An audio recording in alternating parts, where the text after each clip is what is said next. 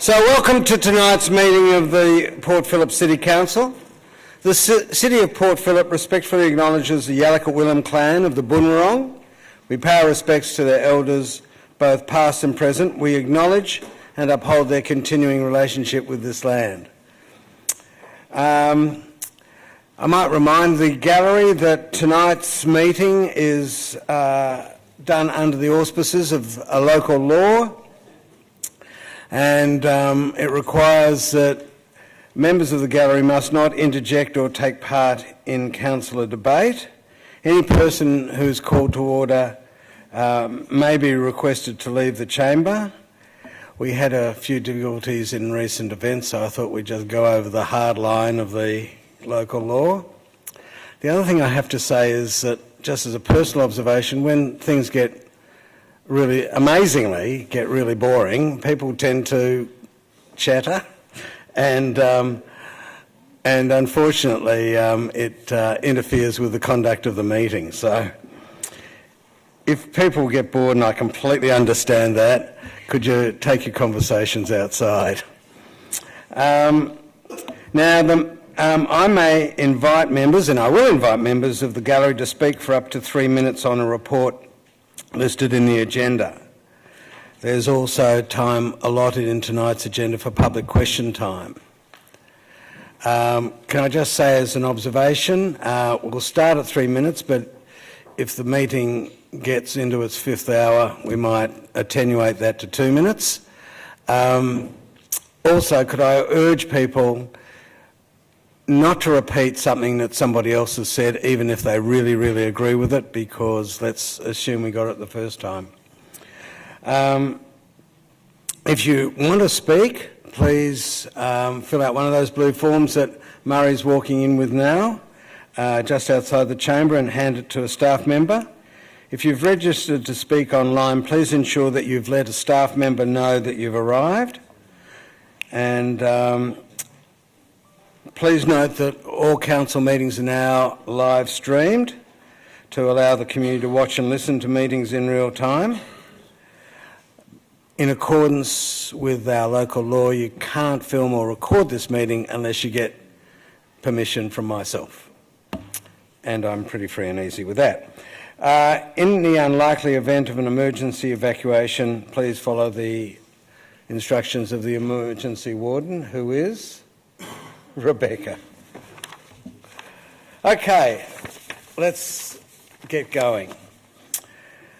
Apologies.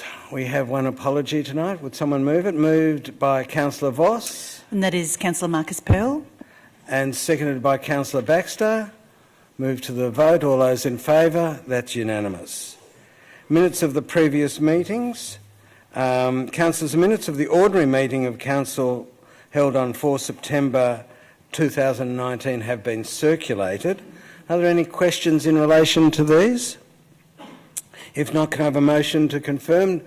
My favourite duo, Councillor Voss moved, Councillor Baxter seconded.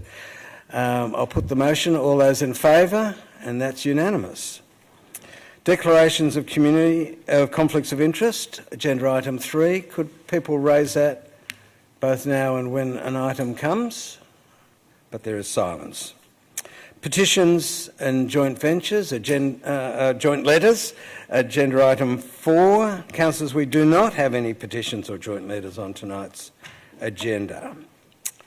5, sealing schedule. Councillors, there are no documents that require sealing. 6, public question time.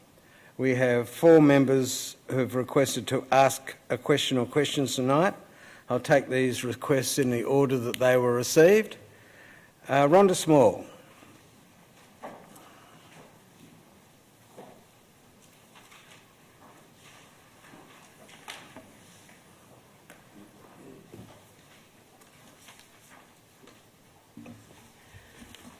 Rhonda Small, St Kilda. Thank you, Mayor and Councillors. At its last meeting, Council passed a motion committing it to developing a business case that assesses the benefits and costs of transitioning one or more of the council-run childcare centres to community organisations, or Alternatively, retaining operation and ensuring competitive neutrality. Council officers have also been asked to undertake a review of costs and fees at council-run childcare centres to ensure best value to the community and effectiveness in meeting council's policy objectives, and to explore the implementation of volunteer committees of management. That leads me to 3 questions to start with. As part of the business cases being developed, will the community be given the full breakdown of what constitutes council's investment in council-run centres? What are the direct and the indirect costs that make up the costs to be reviewed? 2, we've heard that over $500,000 of efficiencies have already been identified. What are these, and are they now being enacted to perhaps do some of the things council really wants to do, which is provide outreach for vulnerable families? 3, will the indirect costs of voluntary parent management of community managed services and any deleterious effects for salaries and conditions of council staff currently be considered as part of the business case for transitioning centres? Now, greater parental engagement in the childcare centres their children attend has been seen to be beneficial. Voluntary committees of management may be one way to achieve this, but other alternatives are possible for parents to influence the directions and activities at their centres. Is this a question? Yes, the question's coming. Will other avenues for increasing parent and caregiver involvement in council-run centres also be considered as part of the business case? Now, 3-year leases are to be offered to community-managed children's services to give them more certainty. This strikes me as not offering much certainty for planning purposes at all. So I ask, why are services not being offered at least 5-year leases, given the stability of service provision the community expects for its children's services? And if the answer has to do with a few services possibly needing to be relocated, then why not treat these as exceptions rather than shortening leases for all services? Just 2 more questions. Finally, it seems to me that a lot of the uncertainty and confusion and disappointment that we have felt in the community in relation to the question of support for council-run childcare and the business case proposal now to be pursued has to do with council's approach to competitive neutrality. What is council's definition of ensuring competitive neutrality? Because it seems that council-run services will no longer be supported if competitive neutrality cannot be ensured. In material sent last week to parents in council-run childcare centres, various terms are in play. Sometimes it's about achieving best value, sometimes it's phrased as determining if council-run services are the most effective way to achieve policy objectives, or even that there is no other way to achieve policy objectives than council subsidising its own services. It appears that modelling of fee changes is key to the development of the development of the business case, which implies that fees would necessarily go up to ensure competitive neutrality, at least for some families. This confusion leads me to the last question. What is the overarching framework for the business cases to be developed? And is developing a public interest argument to justify direct service provision actually part of that or not? Thank you. Thanks very much. And I can leave a copy of the questions. That'd be great. And we'll get back. We'll take them on notice. Judith Cook. Judith, so we ask you to read your name and suburb into the record, please. I'm Judith Cook and I live in St Kilda, half between St Kilda and Balaclava.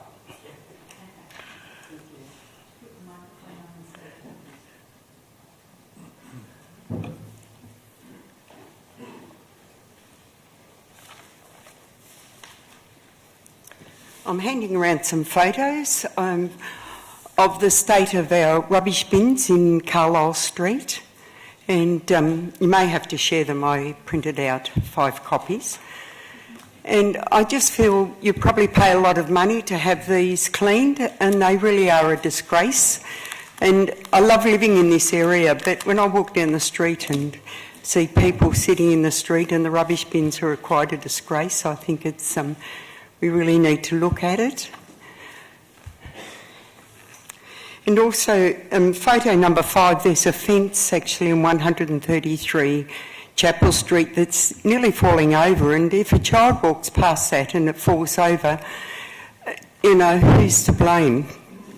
I mean, I know the fence belongs to the people that live in the property, but it must be the council's responsibility to check some of these things. And also photos 6 to 10, there's the building at 145 Chapel Street.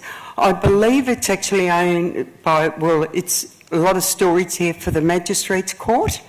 Is that right? And that's what I was told by someone entering the building. And I said to him, don't tell me someone works in this building. He said, oh, we just store stuff here. But the next thing I saw, part of the building was falling down, and the next thing I saw someone all covered in white, all pulling down. There must have been asbestos in there or something.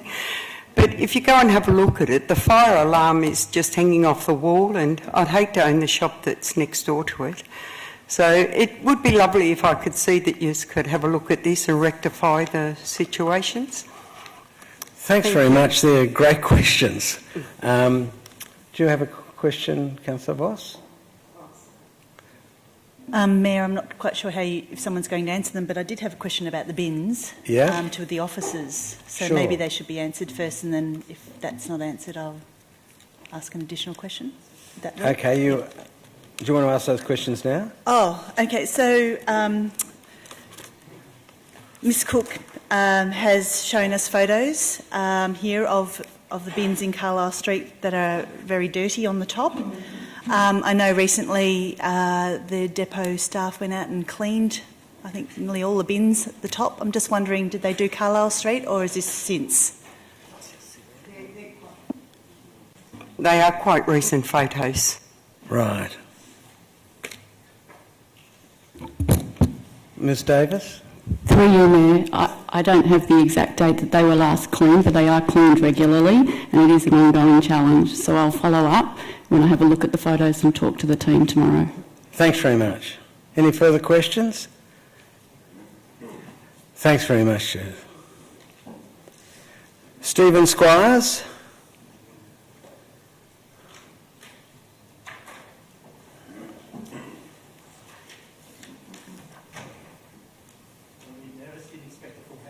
Oh, could you press the button to go on? That one there? You're on now, Stephen. And okay. If you could read your name and suburb into the record, please. Yeah, it's Stephen Squires, and it's St Kilda. Mr Mayor, councillors, member of the public, I'd like to bring up the intersection of Barclay Street and Ackland Street in St Kilda. Now, Ackland Street and Barclay Street is where the tram terminates, and this area has been closed to vehicle traffic and made into a pedestrian-safe area. Now, I'm going to highlight those two words, pedestrian and safety, because they come up a little bit later on. Getting back to the intersection, Barclay and Ackland Street is between 197 Barclay and 203 Barclay.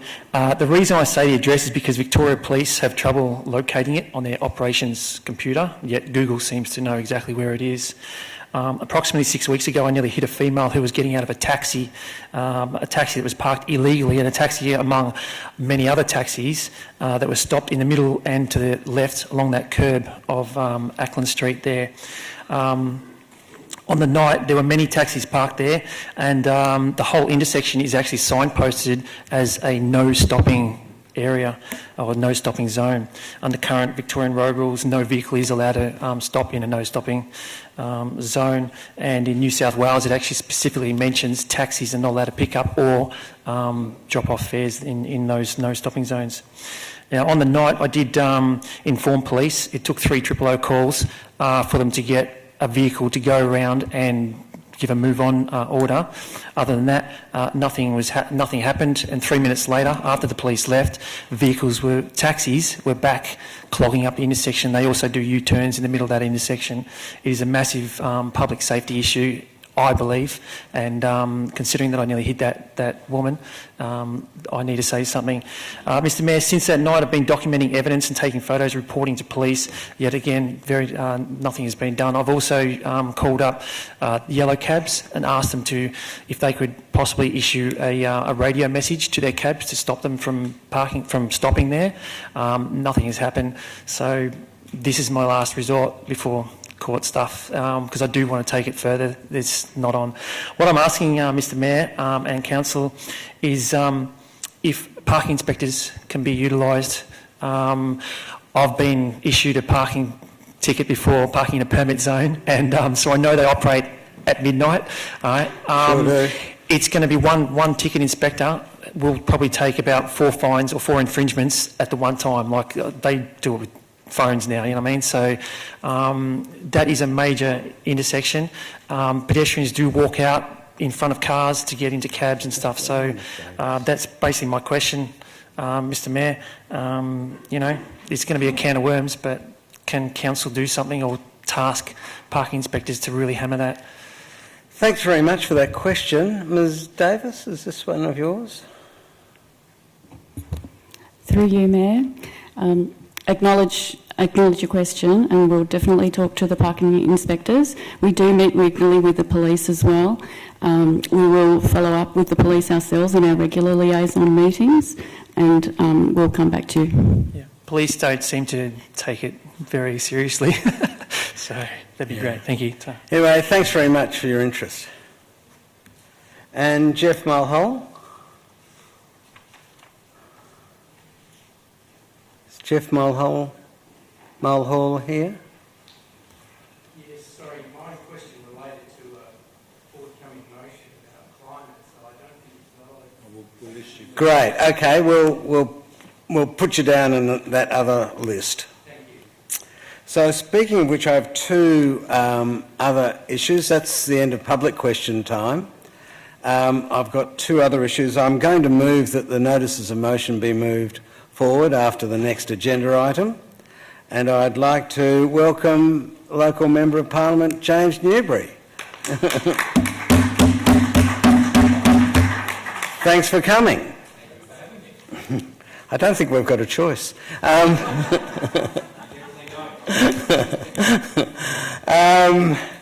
Agenda item 7 is councillor question time. Councillors, have you got any questions? I see nothing. There's a quick and a silent. Thank you, Mayor. I've got a question. It's Councillor regarding the truck curfew along Beaconsfield Parade. I was reminded by some residents today that we haven't had an update on the how effective the truck curfew has been, and I'm wondering whether officers have an update to that effect, and also wondering if any enforcement is taking place by Vic Roads to manage and monitor the truck curfew, particularly given reports from some community members that slowly truck movements are again creeping up in the area. Ms Rosic. Through you, Mr Mayor. As you know, the 24-hour truck restrictions on Beach Road between Port Melbourne and Mordialloc are in place. They were introduced by Vic Roads. We haven't received a recent update regarding how successful they are, but if you are noticing any issues, we will follow it up with Vic Roads. And it is a police matter, so we'll also follow it up with the police and alert them to any issues, and residents are encouraged to do the same. Thank you. Thanks very much, and thanks to all of the Gateway Ward councillors, including you, Councillor Simic, for that activism on that issue. No other questions? I've got a procedural motion that councillors, given the level of public interest in the two notices of motion listed on the agenda, I propose to move a procedural motion that notices of motion items 15.1 and 15.2 be moved forward and discussed prior to the presentation of reports. Thanks. Moved Councillor Crawford, seconded by Councillor Copsey. I'll move to the vote. All those in favour? That's unanimous. Thanks very much. Councillors, we have two notices of motion tonight. Councillor 15.1 is a notice of motion from Councillor Baxter in relation to a motion to declare a climate emergency. Councillor Baxter, would you like to move this notice of motion? We do have speakers, but I just want to get it on the table first. I know that's not usual, but... No. Okay. Yes, I would like to move that. Okay, and I'm happy to second it. We'll now go to speakers. Now, last time we had we've got 15 speakers. So let's suck it and see how it goes. We also, last meeting, we had a number of speakers on this issue, so Council has been well informed on it. So, but I don't want to truncate anyone's democratic rights to have a chat to us. So let's start from the top. Justin Halliday.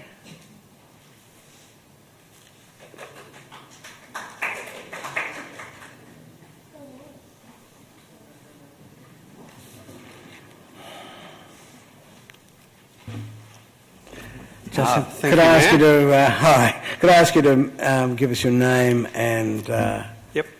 Justin Halliday, St Kilda East. Thanks. Thank you, Mayor. I'd like to first commend Councillor Baxter on moving the motion for the climate emergency declaration today, and I'd also like to commend the council and remind the council of their commitment to reach zero emissions by 2020, and also their commitment to reach zero emissions from your vehicle fleet by 2020, which is not very far away. At the last council meeting, councillors yourselves spoke and the public spoke very eloquently and passionately about the climate strike that's coming up in a couple of days. And one of the comments really stood out to me. One of the members of the public said, "We're facing a climate catastrophe, and if we don't act, we're facing a climate catastrophe if we don't act." And I'm here to tell you that we're already in the climate catastrophe. There's no time to act. There's no ifs about this.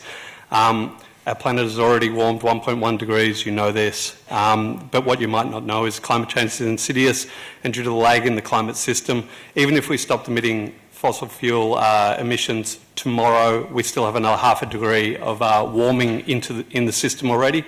And together, this is already at the level of dangerous climate change that the IPCC has nominated, and it's already beyond our commitments under the Paris Agreement.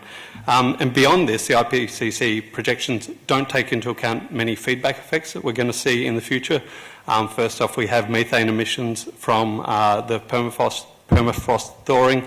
We have changes in the Earth's reflectivity from the ice-free Arctic, which is happening faster than expected, like everything else.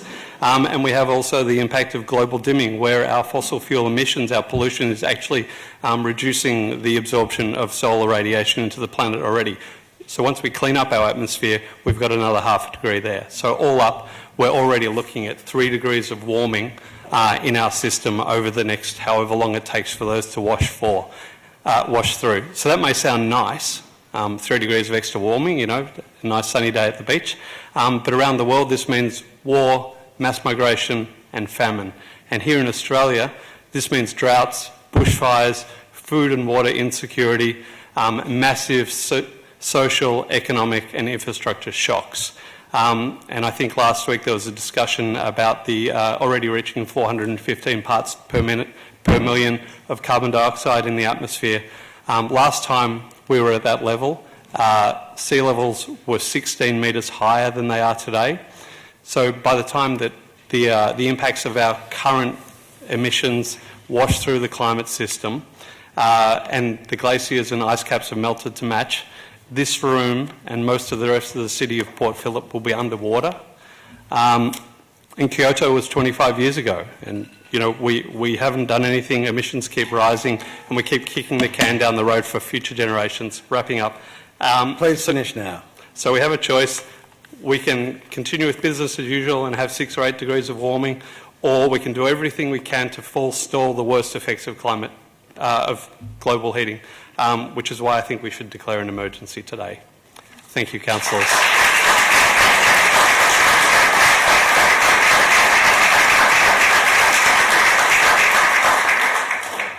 Tamar Simons.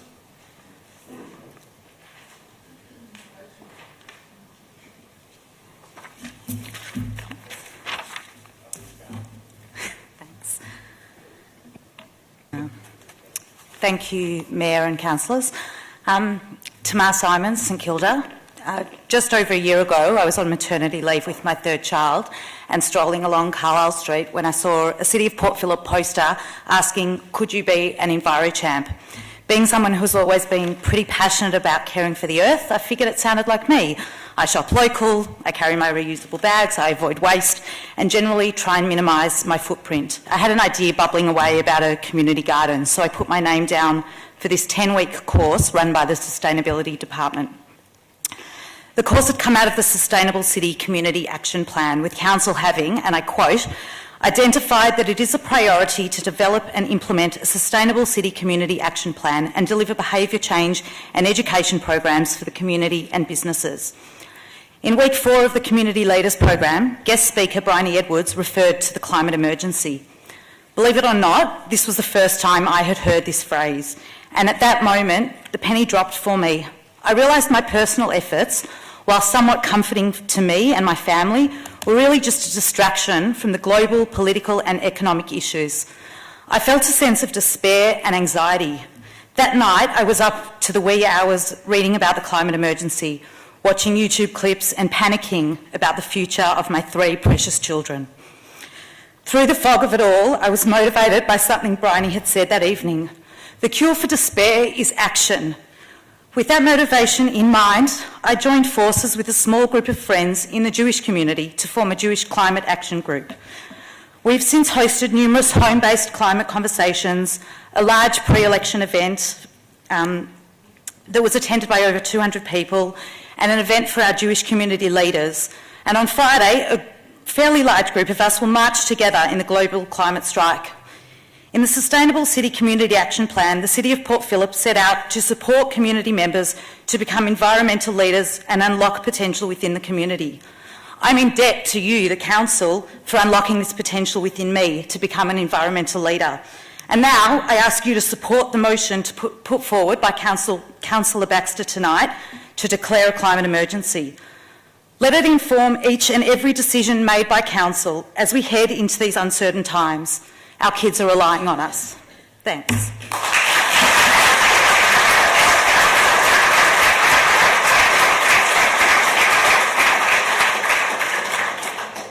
Malcolm Robbins.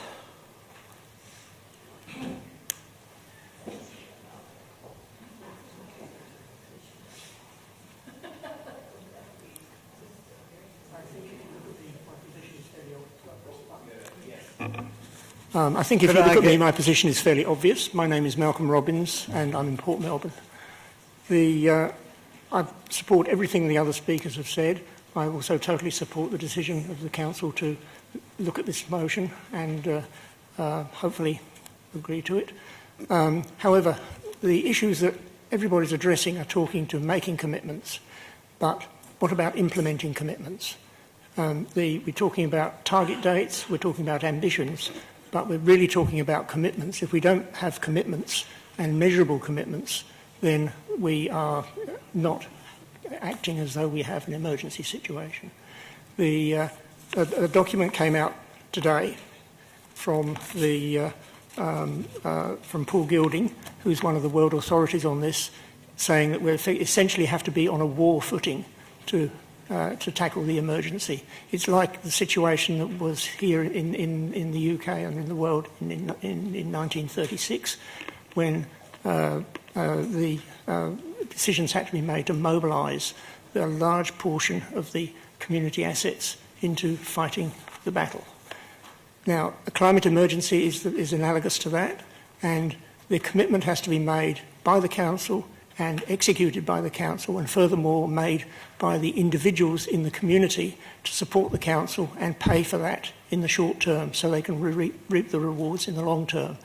Now, I seek a commitment from Council that not to merely make a statement that there is an emergency, but to adopt and manage a clearly defined execution plan with targets which are quantified and key performance indicators are measured and reported on, so that the value of investment in implementing the emergency actions is actually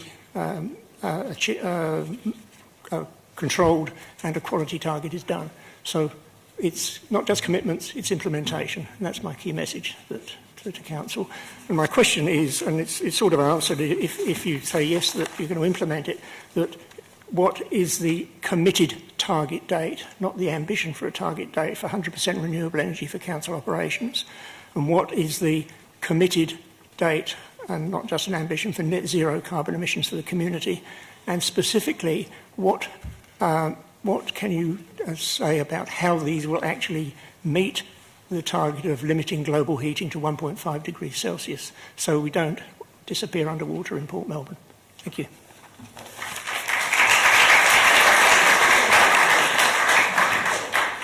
Thanks very much, Malcolm. Natasha Rabbage.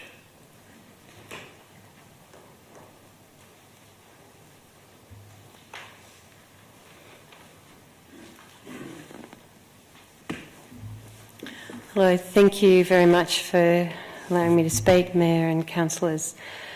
I live in East St Kilda and I've worked in St Kilda as a general practitioner for the last 20 years.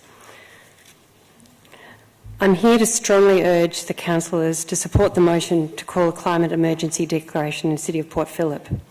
I won't expand on the climate emergency as I believe the speakers have already done that and Councillor Baxter's motion already expands on that point. When I first heard this spoken about, I thought it was alarmist and would get people offside, therefore not generating any change and possibly just becoming words. Until I thought about it in the context of my role as a general practitioner. Climate change is a health emergency. As a doctor, I am acutely aware of the triage process and how we need to identify the urgency of a situation and act accordingly before someone's health or life is at risk or deteriorates to the point that it becomes more difficult to change. The evidence is in on climate change and it is irrefutable, as is the impact on human health and well-being. In 2015, the World Health Organization, the peak global health organisation, recognised climate change as, I quote, the greatest threat to global health in the 21st century. It, along with multiple other organisations, the Australian, the American and the British medical associations, has now called a climate emergency declaration. Why have traditionally conservative and scientifically driven organisations such as these called a climate emergency? Because this is not a political issue. This is a very real scientific event which will impact on all of us, regardless of who we vote for, where we live, what colour we are, or how much money we earn. They have called it because we as doctors know that the environmental consequences of climate change will have major impacts on our health, our well-being and that of our environment, which we rely on. We know that it will impact on our access to clean water, clean air, fresh food, food security and a safe environment. It will continue to impact on the type and prevalence of infectious diseases and of course have major influences on social and economic stability. But we're sitting in the City of Port Phillip chambers. So what has this got to do with us, with our community, with our local council? Why does the City of Port Phillip need to call a climate emergency? Because we know that our council has a sustainability plan. And under the City of Port Phillip Council Plan 2017 to 2027, it has in fact identified climate change as one of the 7 significant long-term challenges to livability and notably the health of our community. The City of Port Phillip itself has identified increased flooding, decreased water quality, decreased water security, health stress, health impacts on our vulnerable, frail, ageing and young children as major climate change related issues. I acknowledge that the City of Port Phillip faces significant challenges, those of being one of the most densely populated and most visited councils in Victoria. But this also gives it a high profile and an influential voice, both in education, advocacy and action. I believe that this is about more than just words. Declaring a climate emergency and responding to this now acute situation is about ensuring that all policies, plans and actions being undertaken by the Council are informed and shaped within the context of climate emergency. There is a clear way forward already being followed by 90 other councils in Australia who have made this commitment. And I'm looking forward to seeing City of Port Phillip join them. Thank you.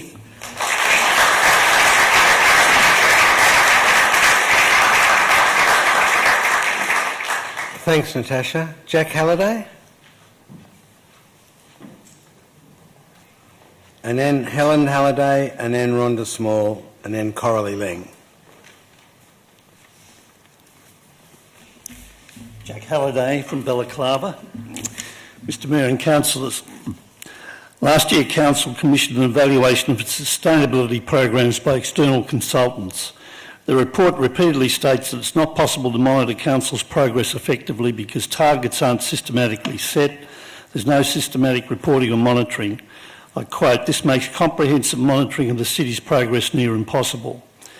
In energy and transport, Port Phillip could do better, and where comparable councils are operating... I'm sorry, I've rewritten this a bit. I'll just talk about council energy and then community energy programs, with council energy first. The evaluation report proposed council could reduce electricity consumption on street lighting by 36% by further upgrades. It went on to say that 8 council buildings could save 380,000 kilowatts annually, or 8% of council's electricity consumption, if retrofitted for efficiency measures.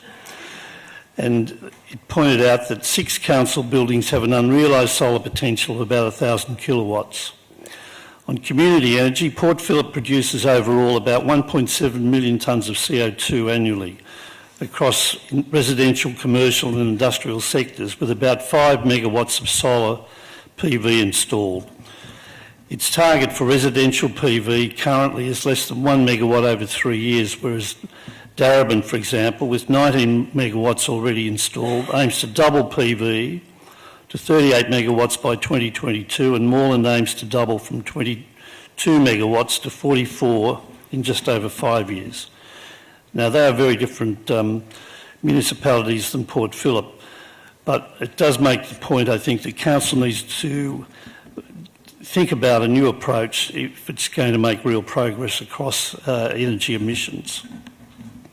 And I think it particularly needs to connect with state and Commonwealth programs. There are developing opportunities for distributed energy systems in urban settings. The state government's funding trials currently of the Community Energy Hubs microgrid project, which has various formulations, but which is basically designed to enable multi-tenanted buildings, enabling both owners and tenants to participate in what is effectively a power purchase agreement with solar and storage, together with system management provided with no upfront cost. Business, commercial and industrial users can now readily access power purchase agreements without requiring any capital outlay. Council's Sustainable City Community Action Plan is scheduled to commence exploration of this form of assistance this year.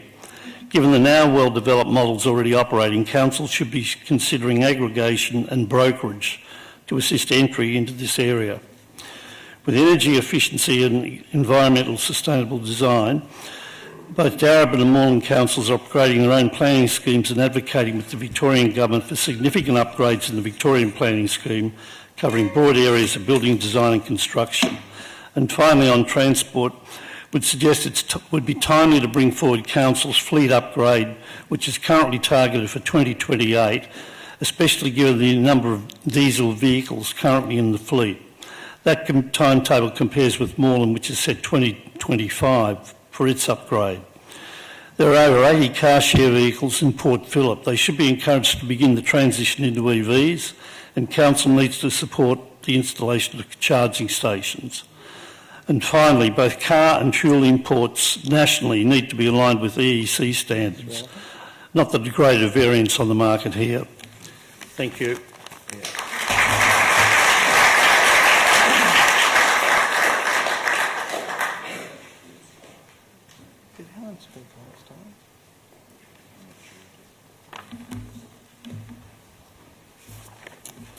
Thank you, Mr Mayor. My name's Helen Halliday.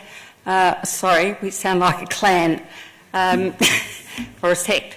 At the last meeting, it was suggested by Councillor Crawford that we should perhaps put forward some positive ideas about where the city could redirect its efforts, and my intention was to do that tonight in a fairly brief way, and hopefully I'll get to the end of it. But when I realised that my son, my husband had both spoken and other people had spoken so eloquently about their children, it came to me that really some of the issues that I want you to remind the council about are things that happened a long time ago. So I'll just go to those particular issues before I sum up. Are you talking to the actual issue of should we declare a climate emergency or about past performance issues? I believe I'm addressing the issue that's in front of us, which is what I'm approaching, Mr Mayor. So if you'll bear with me, I'm sure you'll find that what I've got to say is quite illuminating. But is it relevant to the issue we're discussing? I believe it to be relevant as well. I hope you're allowing me some extra time as a result of your interjections. No. First of all, in 2007, an EDOR report was done by, for the city about integrated water management, of which I think you're probably aware that that's one of the key elements of which the city is concerned. At that same time that the EDOR report was produced, my first grandchild was born. I was aware of the EDOR report, I was aware of the information that was provided, but basically what it said was that the permeability of the city is its major way of responding to climate change issues, including how do you deal with the increased likelihood of flooding in the city. So I'd like to point out that report has now been assessed most recently by the same report referred to by my husband, which claimed that there's virtually no acknowledgement or increase in our degree to which we're permeable in our city at this stage. The second point is that most recently the tree canopy cover of the city was targeted at a 2% increase or 10% in the next between now and 2029, whereas Fisherman's Bend is at a 50% canopy cover. So I suggest that there could be a massive increase in our expectations about canopy cover, which will also assist in global warming, reduction in the impact of global warming. The council is in the process of determining the marina and what should be instituted in relation to the marina. There is apparently no effort being done to consider that this also could form part of a storm surge barrier. I would suggest that would be another way of dealing with the matter. That's with the extra time. Yeah, okay. I'll present the rest of my information for your edification, and thank you for your indulgence in allowing me to speak for so long about water.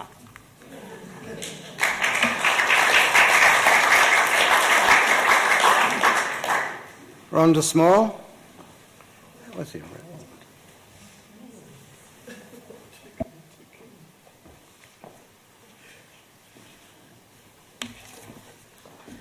Thanks again, Mayor and Councillors. Rhonda Small, St Kilda.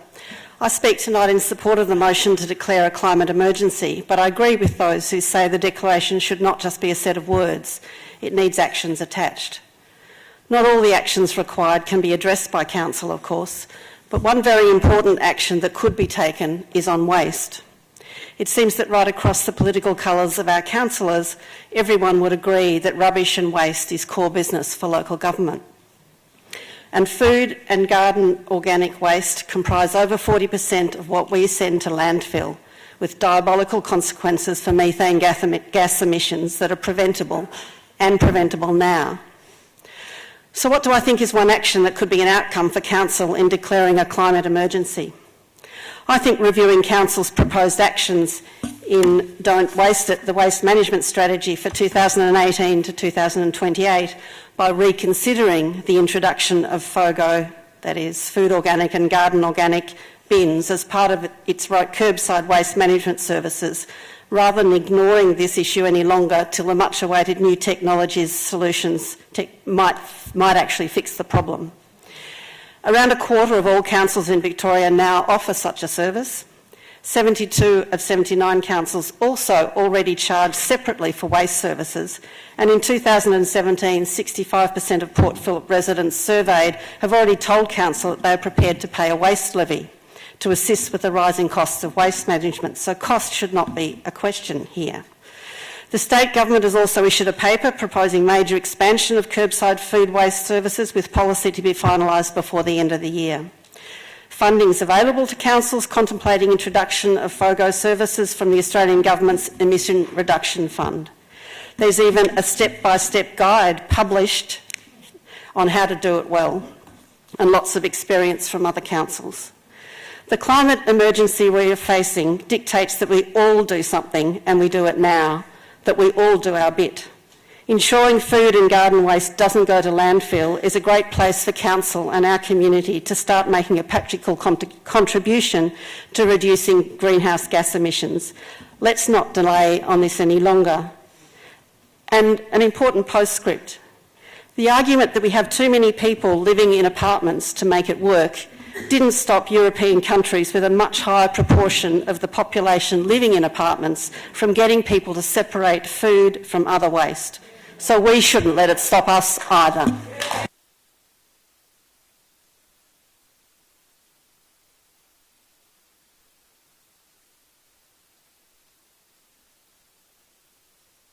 Thanks, Rhonda. Coralie Ling? Should I say Reverend Dr. Coralie Ling?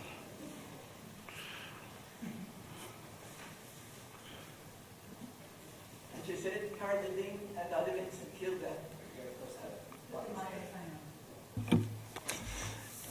Coralie Ling and I live in St Kilda, Mayor and Councillors.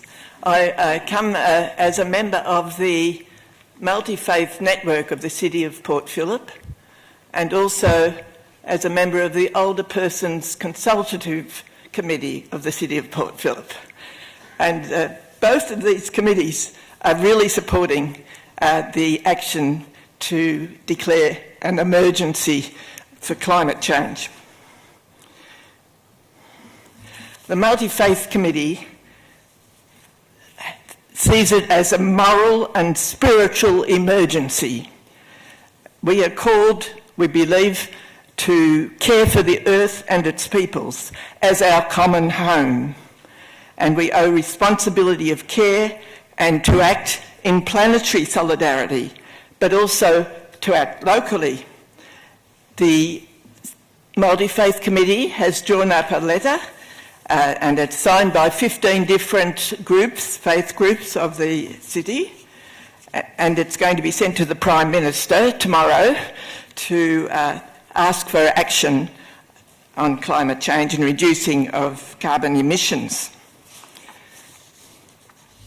It's really important that we act locally. And if the local emergency is declared, I think that will influence also the other councils of Australia, local councils, and also state government, and hopefully also the federal government. Think locally, think globally, and act locally, and act globally. The Older Persons Consultative Committee is concerned about a fulfilling life for older people, and we believe what's good for older people is also good for the whole community. The climate emergency, as we heard from the doctor just earlier, is a health issue as well, and of course older people, health is one of the great concerns of older people, but also older people want to leave behind a legacy that is good for the coming generations. We don't want to have a city, a country and a world that is worse for our living in it. And we want to congratulate the City of Port Phillip for action that's already been taken. I especially love the preservation of all the green spaces. But we now call for this extra step of declaring a climate emergency. Thank you.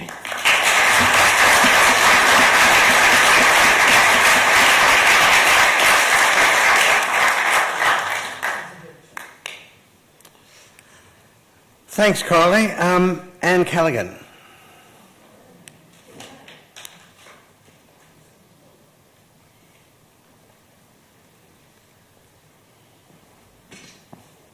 Hi, Anne Callaghan. I live in Port Melbourne, and I'm talking of personal experience because I think it's an experience that's shared by a lot of people.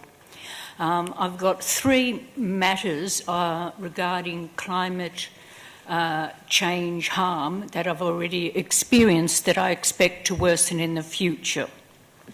So number one was, I think it was late spring last year, it was sudden rainstorms, and I was driving home from somewhere or other and I couldn't drive any further. The traffic was chaos, cars were sliding along the road. I had to park and walk home. I walked down Spring Street, Port Melbourne, which knows very well is a great flooder, and it's just, I experienced it as a fairly fearsome and somewhat dangerous thing, wading through the water to get home, and the drains were incapable of taking it away. And I see this as a crisis that's likely to occur again and create personal risk and damage to house and property. That's one. Number two, I'm speaking of heat harm. I'm a carer for my mother, and she is one of those really gutsy older people living in her own home to a very advanced age. But when it gets hot, she's in trouble. And I'm not too young myself, but I've got to, and now with really old people at home, their carers are pretty old too.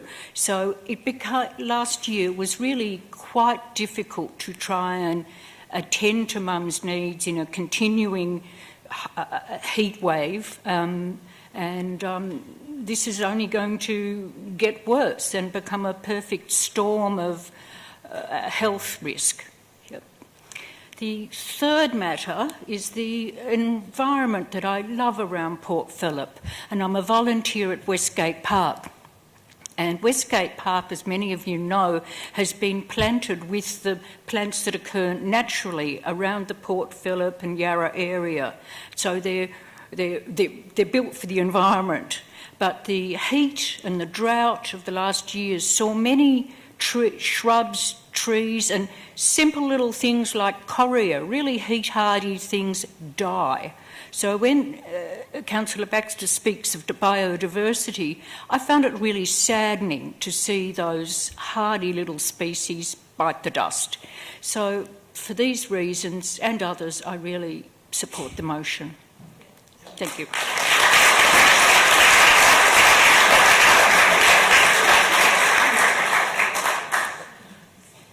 Anna Griffiths.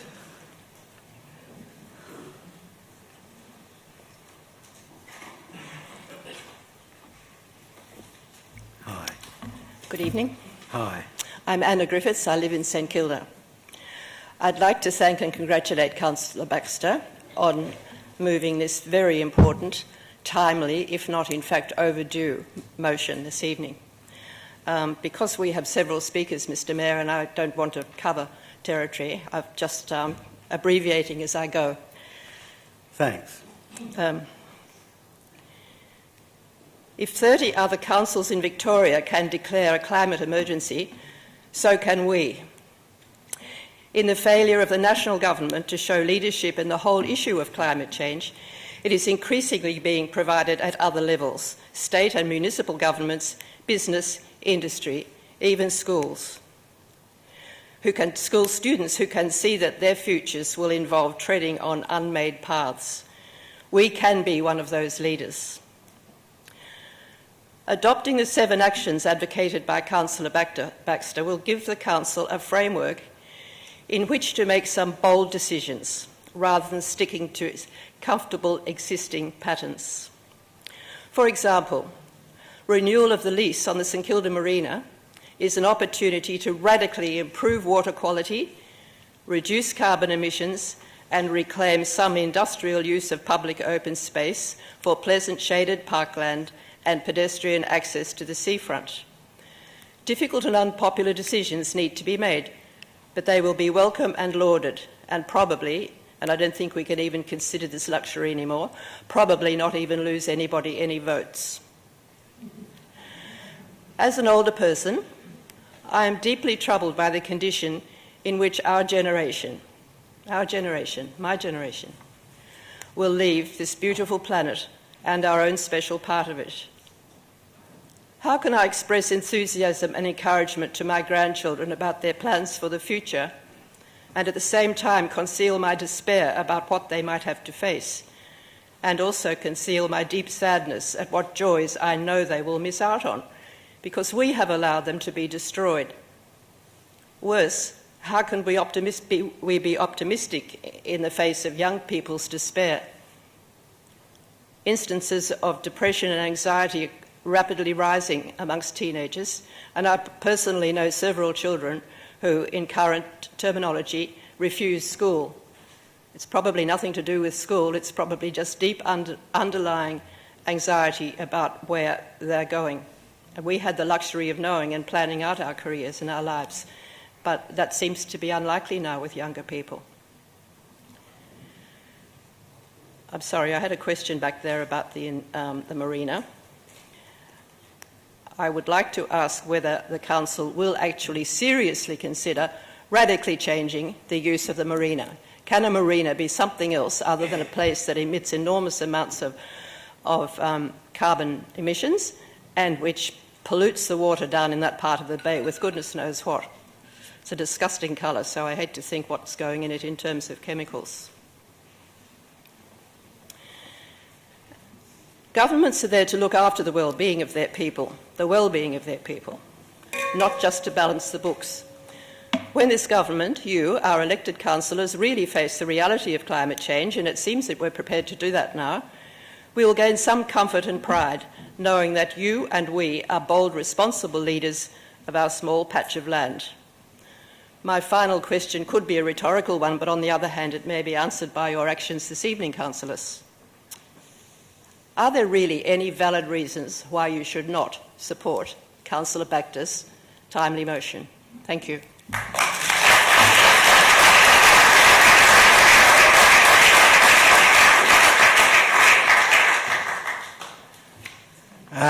Theo Boltman.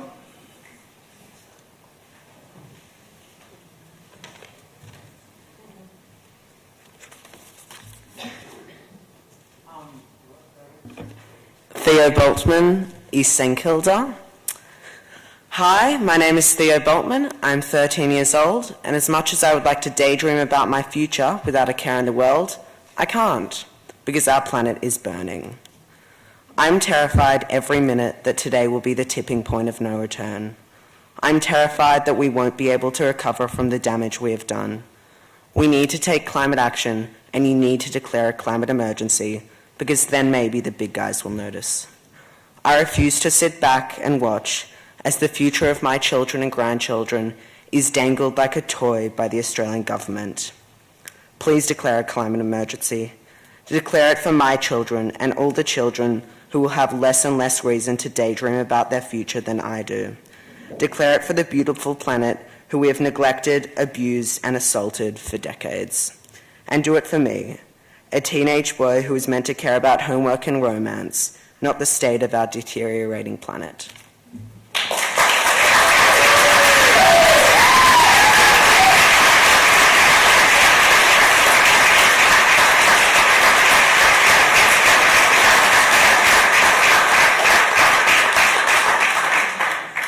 Thanks, Theo. Ella Simons.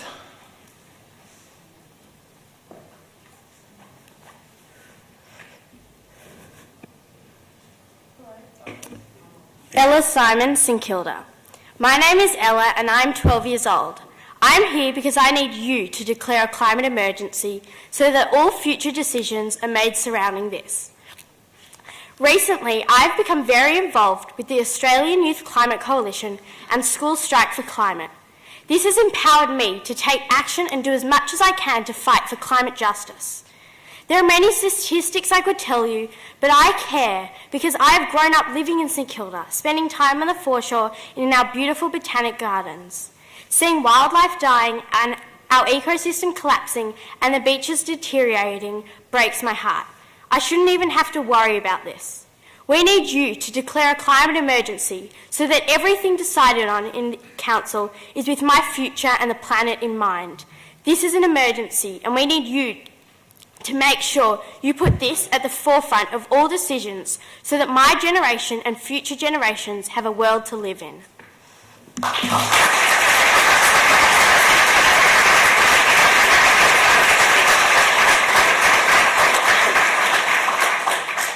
Peter Moratis, and then Luca after that. Peter Moratis? You okay? Good boy. Thanks very much. Luca?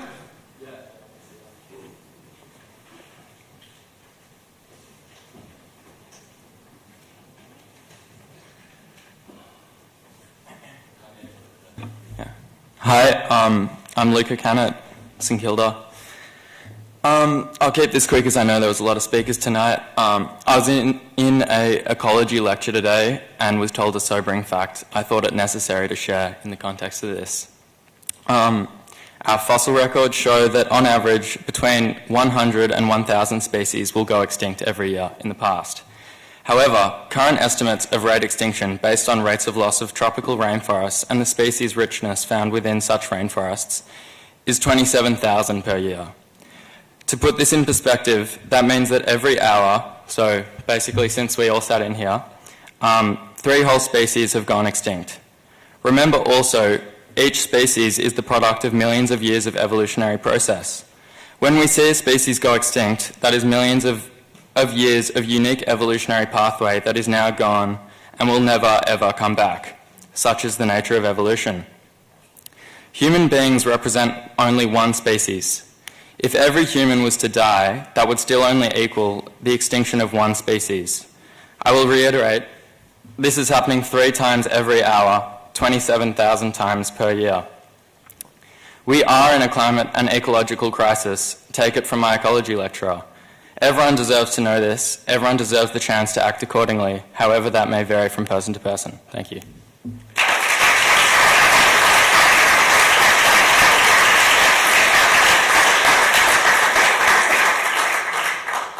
Thanks, Luca. Tanel Jan Palgi.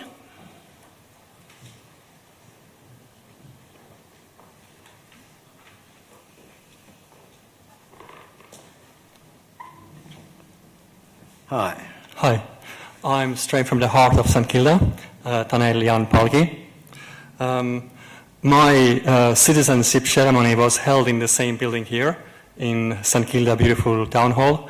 And I remember there was the senior elder of Boonwurrung clan, Caroline Briggs. She said 3 things to us, to every new Australian.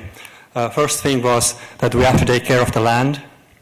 The second one was that we need to take care of the waterways. And the third thing was that we need to protect the children. So now when I open the news, then what I see is that the waterways in Queensland and New South Wales are dry. The Queensland is in drought. The New South Wales is in drought. The rainforest is burning. Rainforest is burning. It's not even yet spring equinox. It's not here. We're still in winter. So, and we are actually robbing the future from our children. So please declare a climate emergency and give the children an opportunity. Thank you.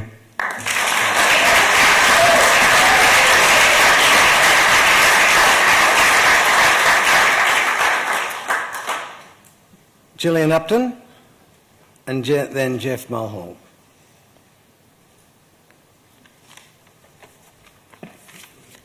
Hello, Gillian Upton from Balaclava, and thank you for hearing me again. I spoke here 2 weeks ago, and I spoke about the longing for leadership on climate action, and I mentioned the word solastalgia, the reuse of a word that is about depression about climate change and how it's a new medical phenomenon.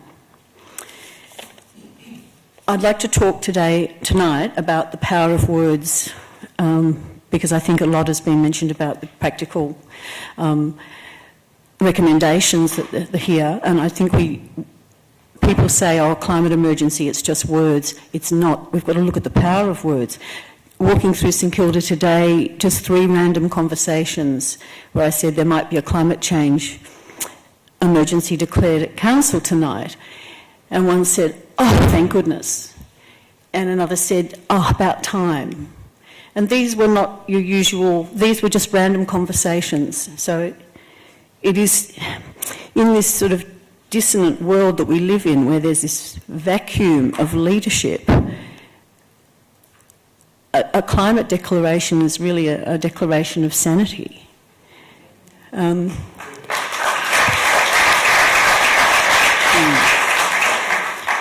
Richard Flanagan wrote in The Guardian a couple of weeks ago of this sense of futility, he said, that haunts us all. He said, there are no leaders or parties, no nation, no gods that will save us. We discover at this moment of shocking truth that we only have ourselves. Having only ourselves, we finally discover bedrock, ourselves. And it's ourselves meeting with other selves, bedrock, abutting bedrock, all round the world. This groundswell that's happening, that's really built since October last year when the IPCC interim report came about, that is where I think we're part of a movement that's never happened before. I think it's unprecedented because we're in unprecedented times. Now, where ourselves really manifest is at local council. This is where democracy is its most real and vivid. This is where we are experiencing climate change and where we will experience it. Just give me, sorry. So, in declaring a climate emergency, Council is implicitly making a commitment to us. And us asking for a climate emergency, we must implicitly commit to being exemplars of residents, of citizens living in a climate emergency. We really have to set that's us. I mean, listing you. And I'm sure you're right there. We're all in this together. We don't know if we'll be successful. We don't know that we'll pull it off, but we're going to really try. Please declare a climate emergency.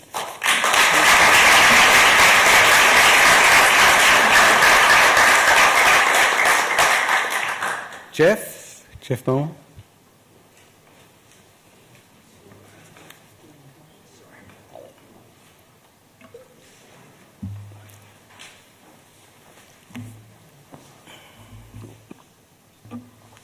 Jeff Mulhall, Caulfield South. I really just want to make the observation that declaring a climate emergency is really only a tiny start. The most important thing following declaring a climate emergency is to make absolutely certain there are targets set, and even more importantly, that those targets are reported against. So in the Council adopting a motion to declare a climate emergency, I would want to make sure that the Council is going to set targets and it's going to report monthly on progress against those targets. If that's not done, I see very little point in declaring a climate emergency. Thank you.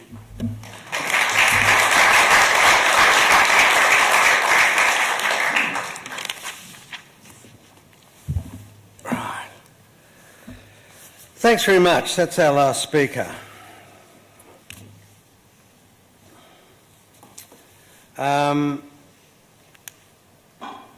I'd like to ask Councillor Baxter now to speak to the motion which has been moved and seconded. Thanks, Mr. Mayor. First, I'd just like to thank everybody that came out and spoke, or even just came in support here. It's clear that the community feels strongly about this. For those watching at home, people were asked to wear red if they supported the climate declaration motion, and all I'm seeing is a sea of red. The gallery is packed, and they've had to bring in extra chairs to do that. And I just want to thank every single one of you for coming in. My only regret, I suppose, is that we haven't done this sooner, but we're doing it now. Or I'm hoping we're doing it now. I'd also just like to thank as well the Multi-Faith Network and the Older Persons Consultative Committee for weighing in on this. It's fantastic to hear our spiritual elders and our community elders speaking with that voice, and to hear that in conjunction with our younger generations coming and speaking to us about their future was also pretty special. So I'd like to just quote a young girl named Greta Thunberg, who is currently in the US as an advocate for climate change emergency. She said, "I want you to act as you would in a crisis. I want you to act as if our house is on fire, because it is." And the reason why I wanted to quote that is because, as was said before, this declaration is not us creating a situation. It's acknowledging a situation. It's saying that this is the reality of what we're in. We need to acknowledge it and start making plans for how we're going to deal with it. And it's pretty important that the analogy of the house on fire there, because we're not talking about stopping the house from catching fire. The house has caught fire. Climate change is happening right now. We are feeling the effects of it. We cannot stop it. All we can do is try to keep it to the least destructive version of it as possible. We feel the effects of it already through increasingly severe weather events, hotter summers, longer droughts, etc. I have two small children, and basically the most important thing in the world to me is to hand them a better life than what I had, or a better planet. And I'm coming to the realisation that this is unlikely. Basically, given the trajectory that we're headed on, we're going to have the next generation, for the first time in a very long time, to experience a lower quality of life than the previous generation before it.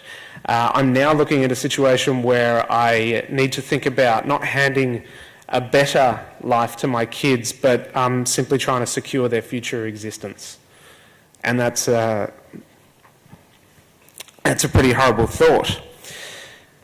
We are headed rapidly towards a world that's going to be hotter than it's ever been during human civilization anyway. We're headed towards a melted Arctic and the mobilisation of massive carbon stores there, releasing as more carbon gases into the air than we've ever done. We're headed towards this is a weird word for it, but a snowball effect, where we will more and more rapidly run out of options to save ourselves. So I want to just sort of ask the community here, does this sound like an emergency to you? That's what I thought. So we're already seeing the effects in our community. We're seeing increased flooding events in Elwood and Port Melbourne and other places. We're seeing beach erosion, urban heat island effect in public housing, high rises. These aren't isolated incidents. These are all coming from climate change.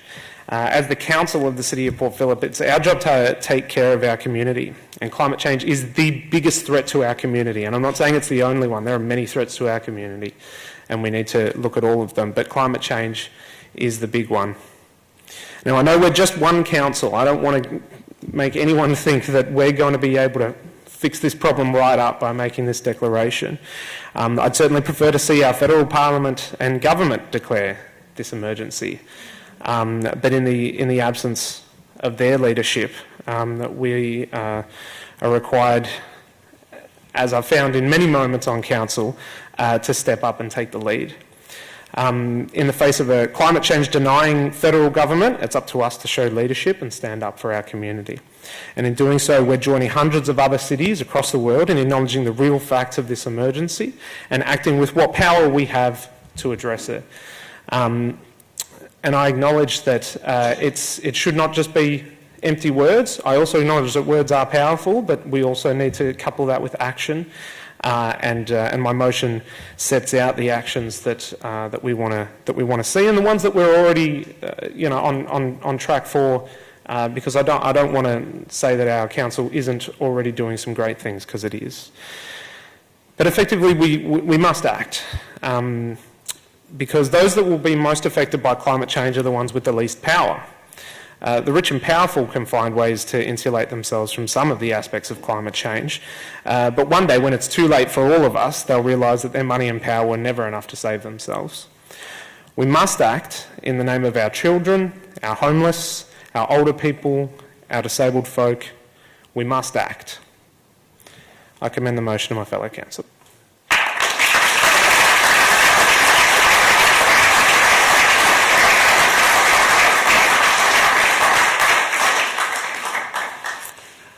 Well, as the second of the motion, I thought I'd speak because I've been fielding calls the whole day by people telling me that council doesn't know what it's talking about, there is no climate emergency, the science is crap. Okay, so I've put up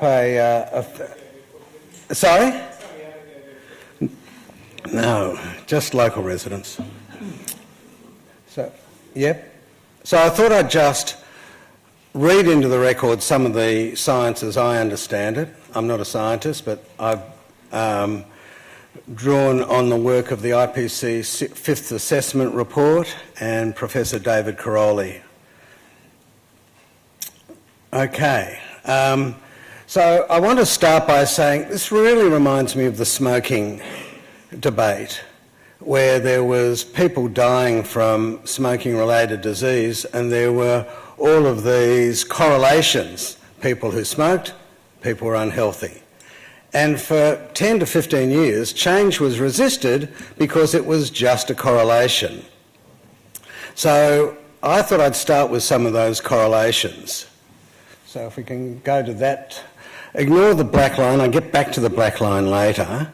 But the red line shows carbon parts per million in the atmosphere.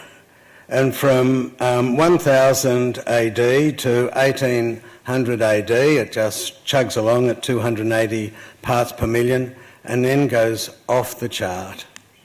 It's absolutely terrifying if there's a relationship between carbon in the air and climate change. Yeah, sorry, carbon dioxide. Let's look at some of the observed changes. Atmospheric carbon, CO2, once again going through the roof.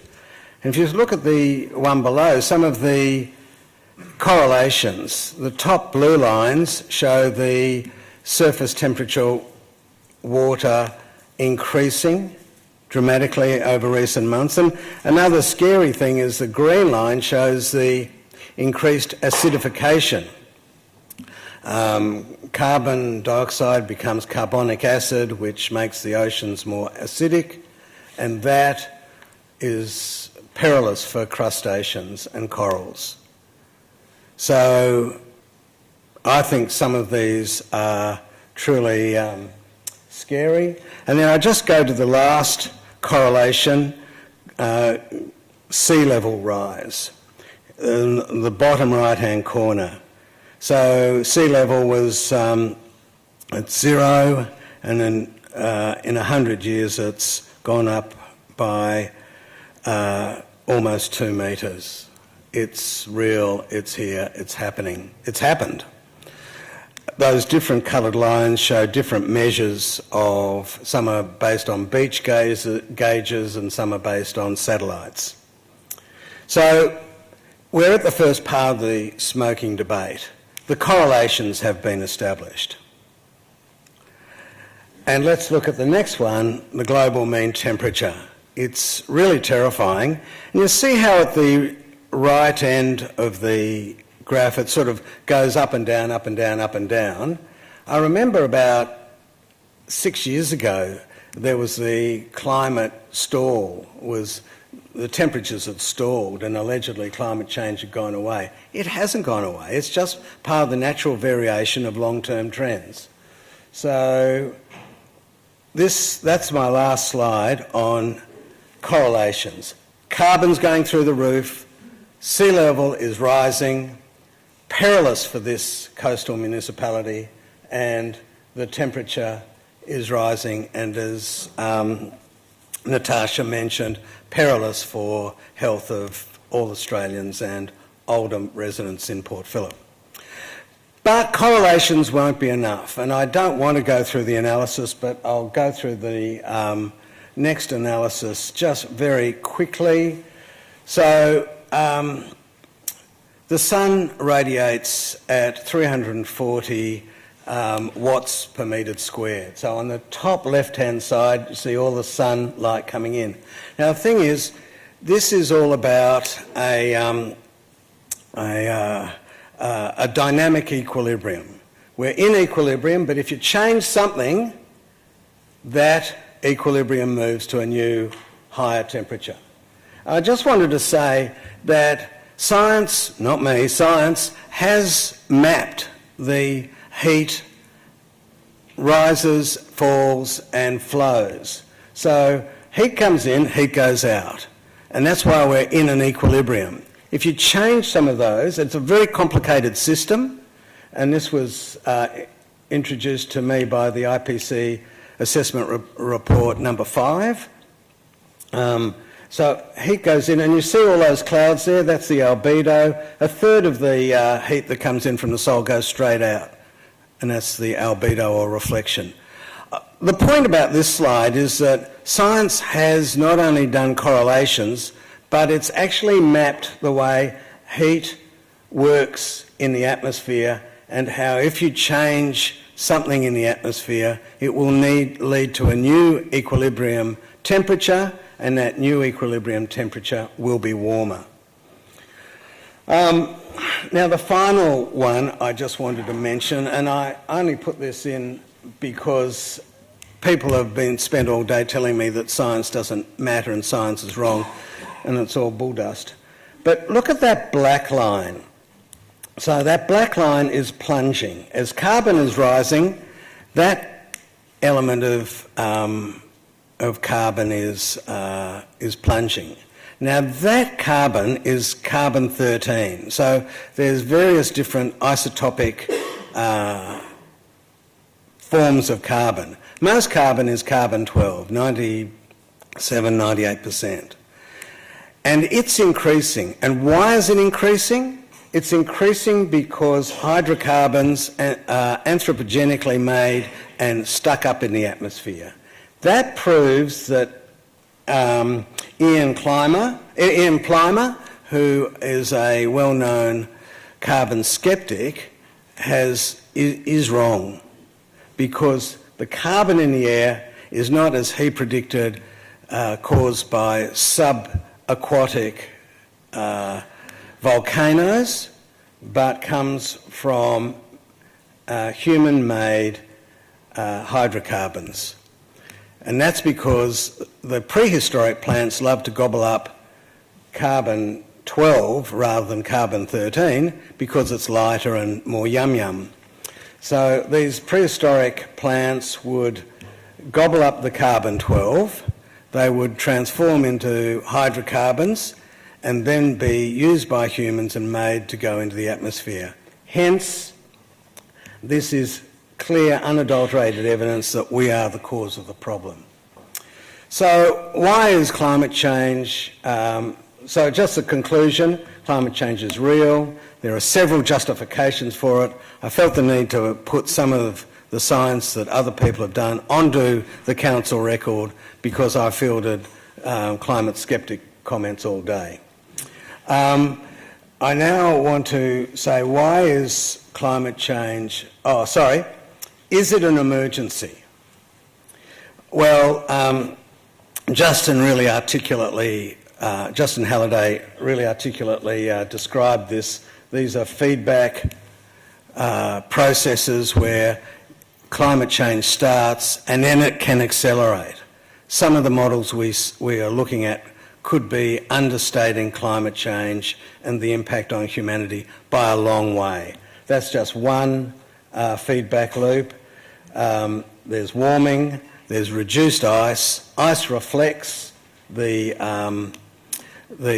energy from the sun. Less ice you've got, the more climate change you have. So it's a feedback loop that feeds on itself, and it's an emergency. And I go to the next one. Comparing Mars and Venus. They're pretty similar planets, except for their atmosphere.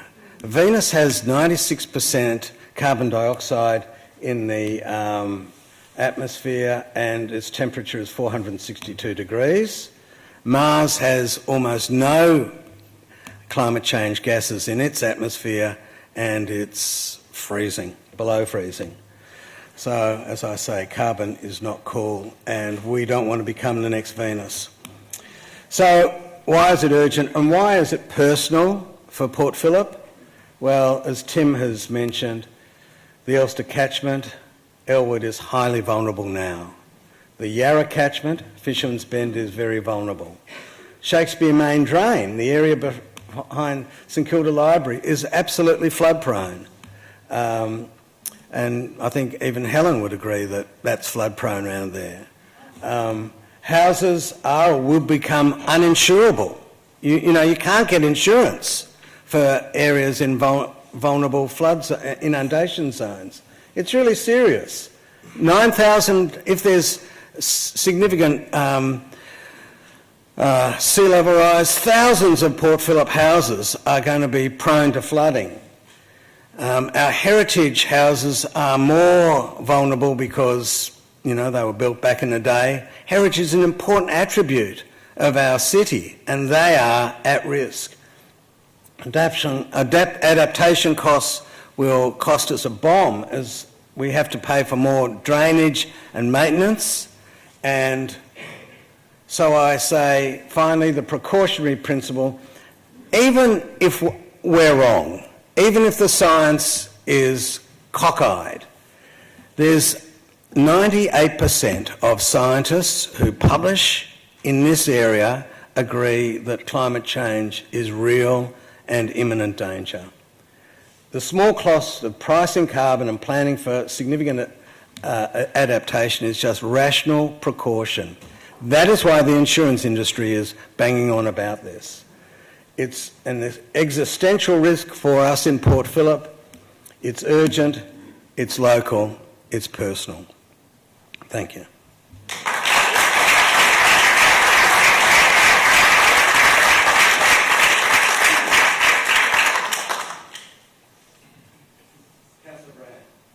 I'm hoping to move a small amendment to Councillor Baxter's motion. Sure.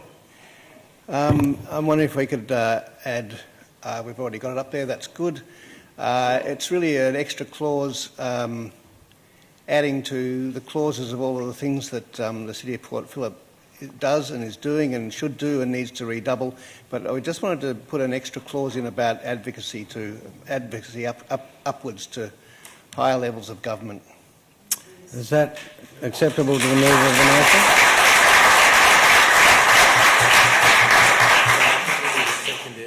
Yeah. Yeah.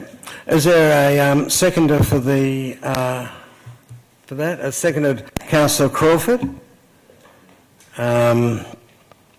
It's been moved. There's been a speech. Can we move to the vote? All those in favour? That's carried unanimously.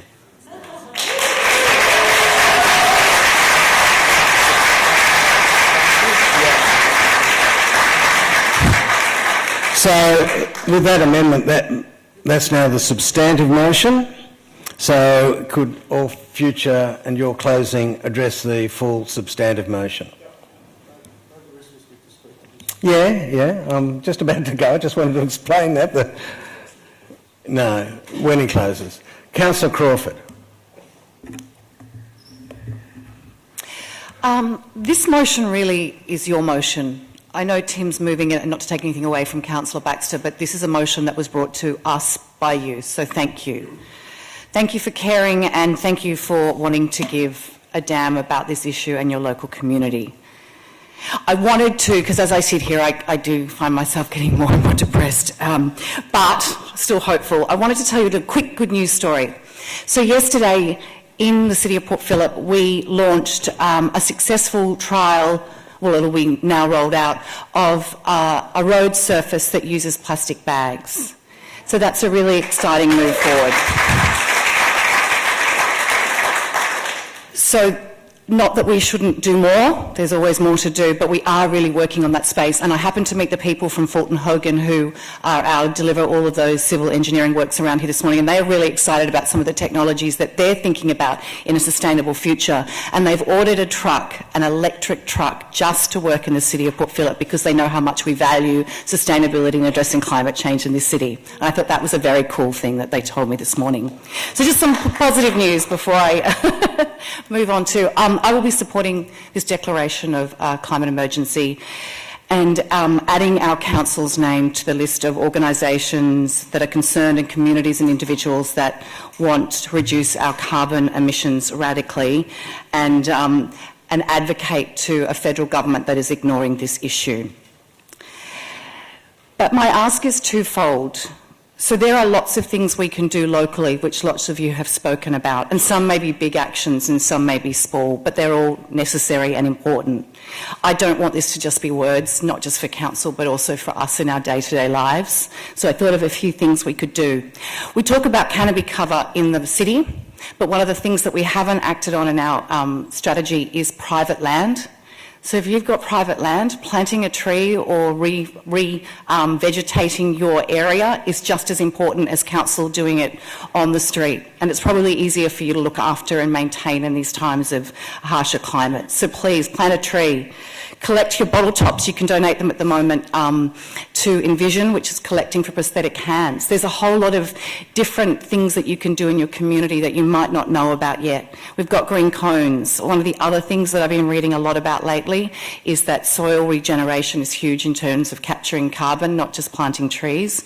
So you can grab a green cone at a discount rate from us, and what it does is you can compost everything and it goes back into the soil and helps regenerate it, which is a simple way that we can help reduce emissions in our community. But I wanted to talk big picture again, and I did mention it last time when we had the request for a climate emergency declaration. I know that it's scary for us as we sit here and contemplate the future, but I also know it must be 100 times more scary in the communities that didn't vote for a progressive government, and they're the ones that have been, their communities are centred around fossil fuels or that old kind of ways of life that perhaps we have, or not perhaps, that we do need to change as we go forward. And I just think that instead of yelling across the divide, we need to encourage those communities to help them find, not help them find, or provide economic futures for them. Because right now, when we're saying climate emergency, all they can hear is, I don't know how I'm going to feed my family, and I don't know the jobs that are going to exist for my community, and I don't want that to go away. So I think as part of our advocacy to the federal government, it's also actually, we need, if we're going to change to a progressive government, we need people to vote differently, and that includes those communities that have to change the most fastest.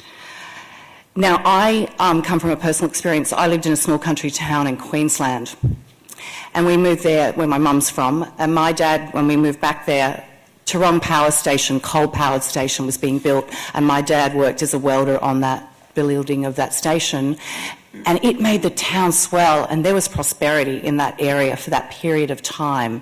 Of course, once the build was over, it lessened.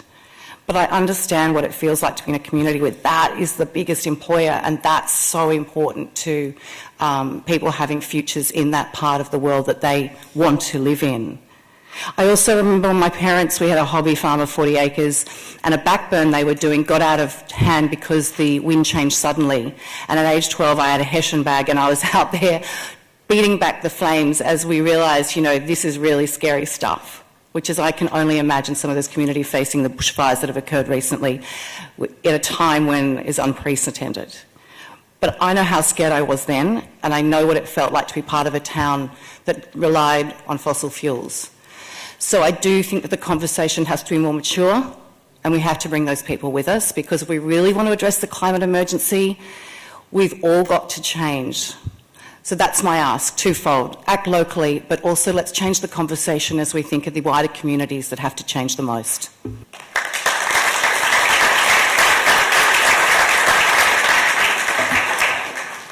Thanks, Lou. Councillor Simic.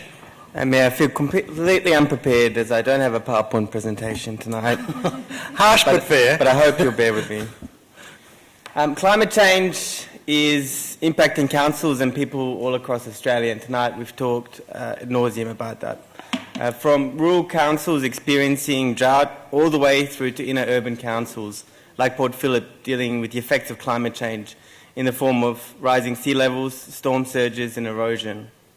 And I'd like to take a moment to congratulate Hepburn Council, who declared a climate emergency as recently as last night. Councils all across Australia are moving on this.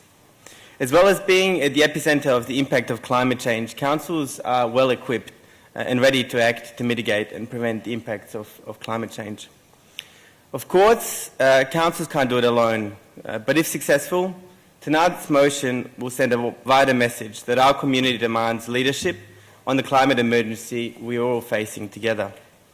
They want us to break the deadlock in climate policy and take decisive action to address the existential threat of climate change. We know that the remit of councils is more broader than rates, roads and rubbish. Councils exist to support communities, listen to their views and represent them. Time and time again, we're seeing an enormous prioritisation by our community of issues regarding climate, environmental and biodiversity. Our community is crying out for coherent and forward-looking policies that represent the challenges we face. And tonight, as we debate this motion, I'm also thinking about my 19-month-old son as we debate. Hearing Theo, Ella, Luca, and last week Edward, Alice and others speak makes me, I can't stop but think about my son sitting in that chair and saying exactly the same words to me. And as a result, I believe it's absolutely important that we acknowledge that young people are not just the leaders of tomorrow, but they're actually the leaders of today. They're the ones that turned out in droves at the first climate strike, and this Friday again will be taking the charge and taking leadership with their demands to our federal and state government. The responsibility inherent in representing my community is not one I take lightly. And tonight I recommit to working with the community and council colleagues to position City of Port Phillip as 21st century leaders addressing the biggest threat that has ever faced humanity. I commend Councillor Baxter's motion to this chamber.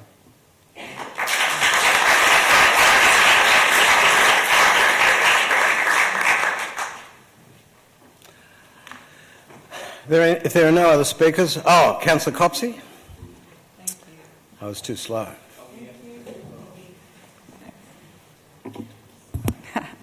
Thank you. I don't feel like I'm going to be able to equal any of the eloquence and passion that's been demonstrated by our speakers from the community tonight. So thank you all so much for bringing this request to Council. It's one, like Councillor Baxter, that I feel personally I would like us to have moved earlier on this, but we have the opportunity to do that tonight. And I'm very, very proud that we're having this debate and that we've seen such incredible leadership shown by members of our community, many of whom I've not seen before. Thank you, and I hope that you'll continue, should this motion pass, to help us really take the steps that we need in order to show leadership at a local level. Councillor Gross, that was a fantastic presentation. Thank you for bringing the science into the chamber. I wish that the science was more readily accepted at all levels of government. The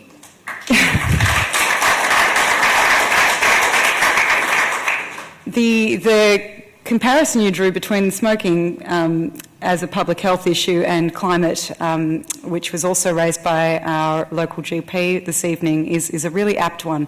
I think one of the points that hasn't really been touched on as part of that your presentation is that there are powerful forces working to ensure that our governments don't take the action that's required in order to protect our communities, and there is a deliberate campaign in order to deny and obfuscate the evidence, to create confusion. But when I see a united community like Port Phillip tonight, I know that that campaign is being lost. The opponents of action and the denialists have got a very worthy opponent in the City of Port Phillip's community, and I'm really, really buoyed by that, because it can feel, I understand the emotions that have been shared this evening. It can be so demoralising to feel like you're the only one who, is seeing the huge crisis that we face, and to not understand why our leaders aren't acting to protect us and acting to secure the future of young people. It's a global issue, but it is a local issue, and it's affecting our lives now. I'm very, very proud of our community. I think that we've got a community that this council needs to work hard to live up to the expectations of, and I really welcome that as a local representative. I believe in the power of grassroots activism, and the party that I am a part of believes in the power of grassroots activism, and we will support you. We will support, importantly, your democratic right to protest and to raise awareness of these issues. This council, last meeting, supported the climate strike that will be happening on Friday, and I'll be there on the streets alongside many of you, I'm sure. This truly will be the start of a journey tonight, not the end, and I hope that I can be there with you every step of the way. It's a real honour to represent this community. Thank you to everyone who's spoken so wonderfully tonight.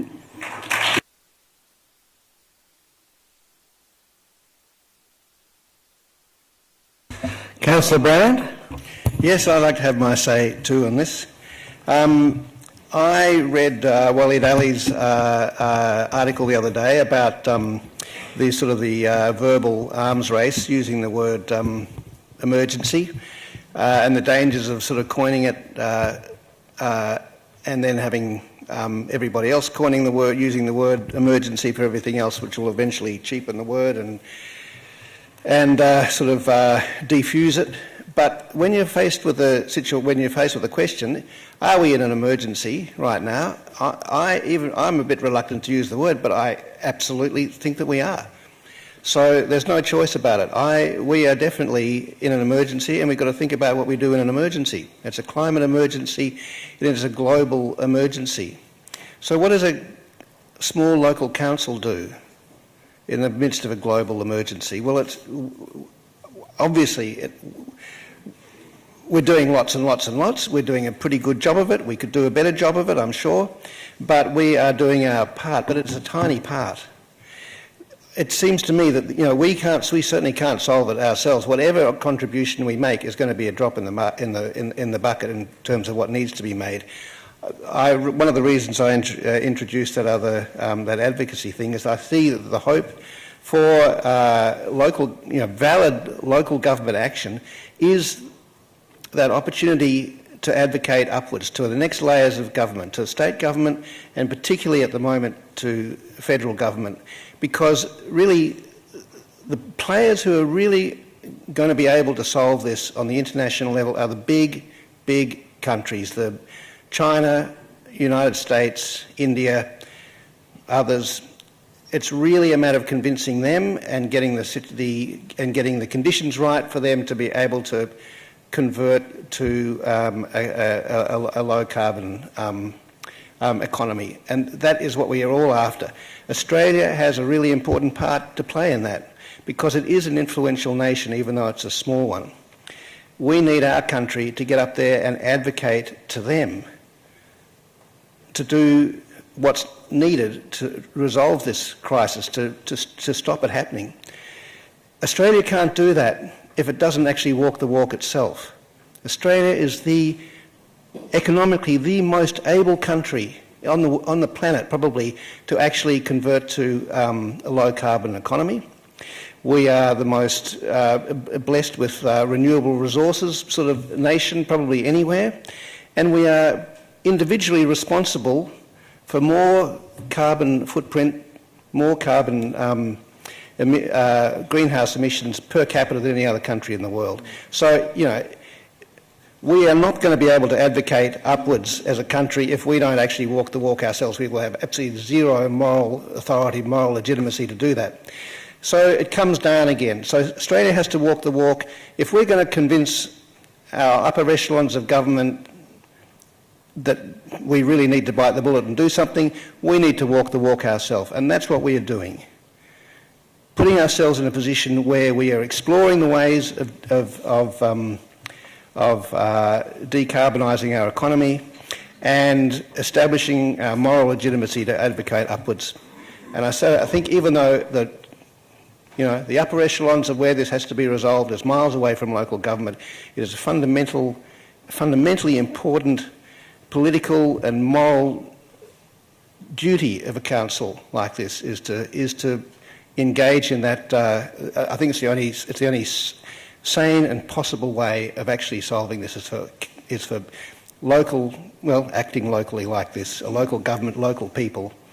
So I'm feeling very happy to be supporting this, which, as Councillor Crawford said, has come from the community, this notice of motion, and thank Councillor Baxter for conveying it to us, and I commend it.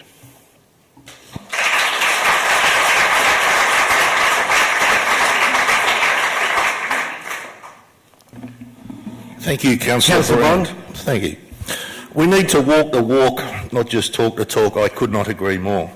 I've sat here tonight and heard about, the climate catastrophe of what will occur if we don't act, dangerous climate change, war, mass migration, famine, drought, bushfires, rainforests are burning.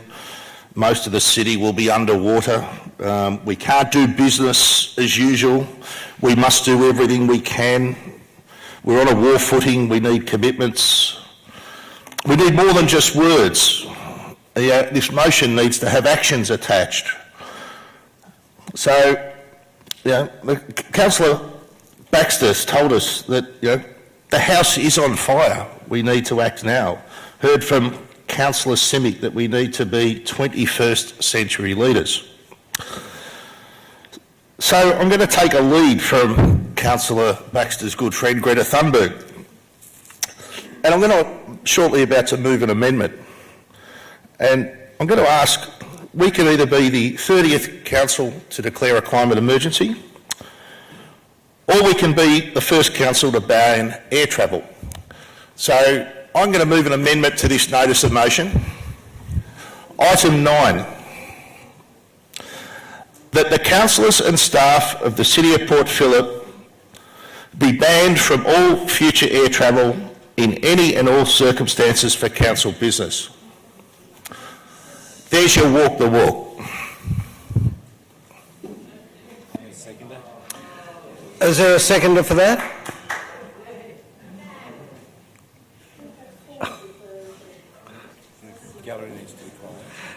Could I order from the gallery, could I ask the gallery to be quiet, please?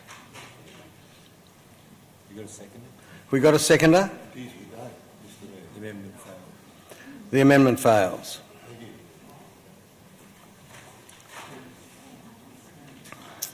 Any other speakers? You don't have to. I don't have to, and I'm not going to say very much, but because I can't add anything further to what's already been eloquently said tonight. But just say that I think I'm demonstrating my position by wearing the same colour as the sea out there. Thank you.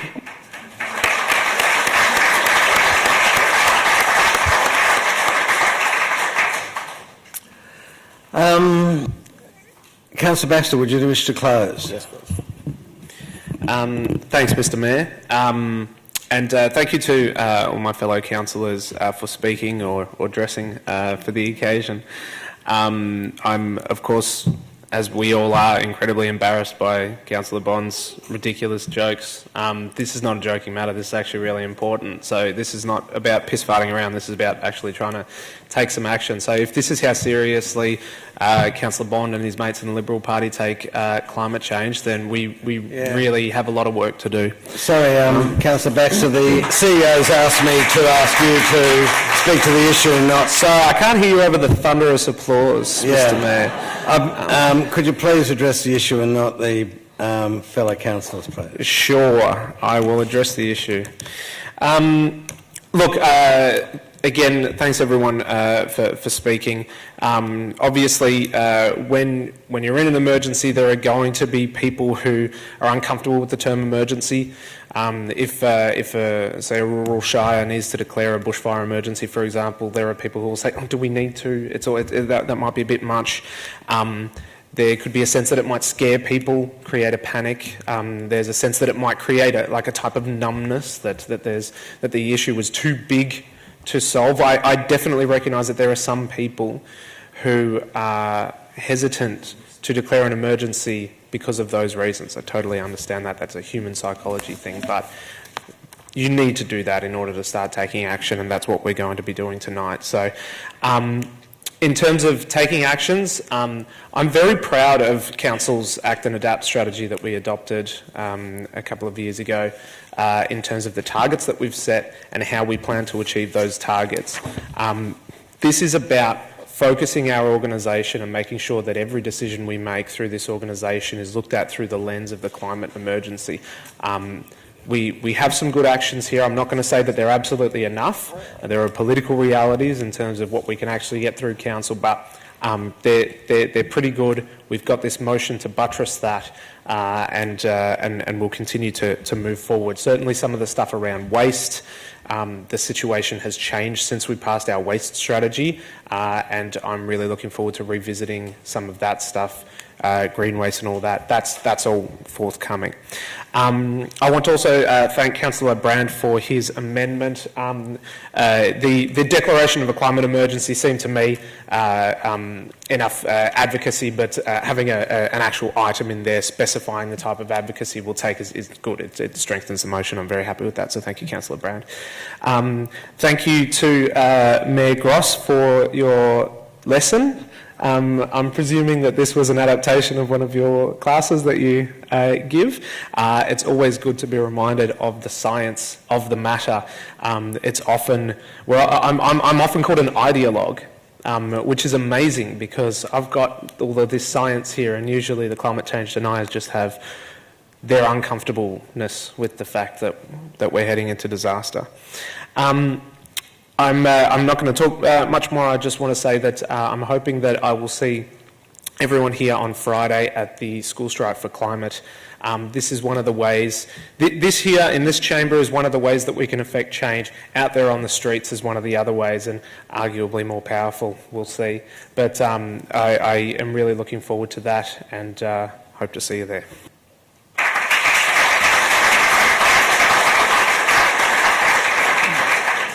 I'll move to the vote now. All those in favour? Sorry, we're doing this under division. All those in favour? Councillor Baxter, Crawford, Voss, Gross, Copsey, Simic and Brand. Against? Councillor Bond. Mayor, may I request a short break if possible? And can I also... Yeah. Can I just declare a carry? Can we just... I'm desperate to do just one more. Can we do one more? I know it's long, but I'm really desperate to do the next notice of motion. Sorry. But I respect what you're saying. So, Mr Mayor, just to clarify, was that motion carried? Yes, I said carried.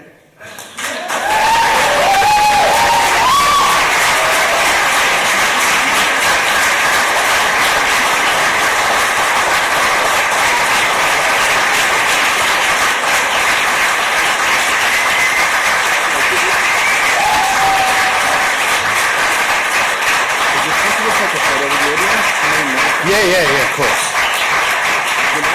Yeah. Sorry, please don't leave yet. There's a photo opportunity that Councillor Simic wants to take. Yeah, but I can give permission. So yeah, if you can just move back with all your red, and we're going to take it now.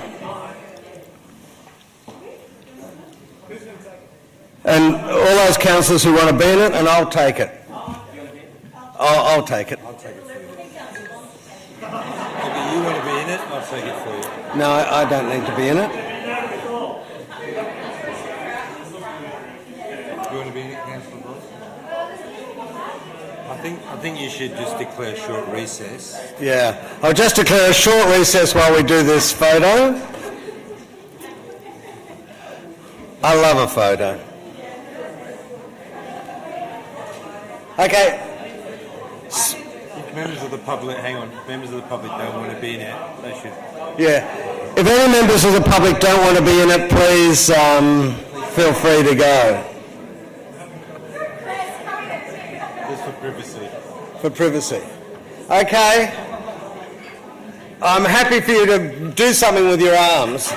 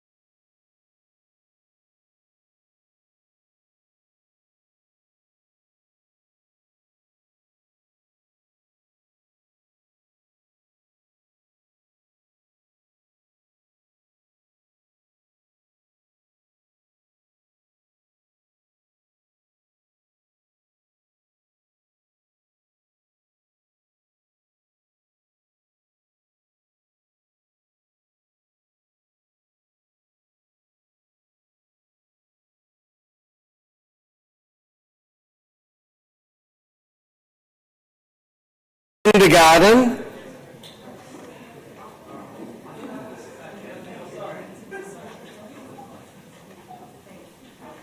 Thanks.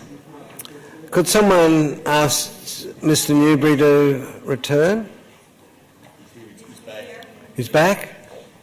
Okay. Notice of motion, Lady Forster Kindergarten. Let's hear from the community first up. James Newbury, MLA.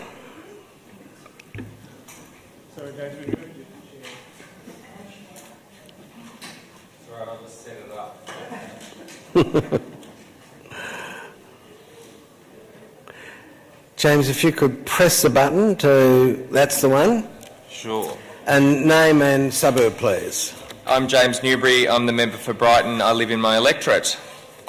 Good evening, Mayor and Councillors. I'm here tonight in support of Lady Forster Kindergarten. Firstly, may I commend the Deputy Mayor for moving the motion. The Deputy Mayor, like me, is a fearless supporter of the kindergarten.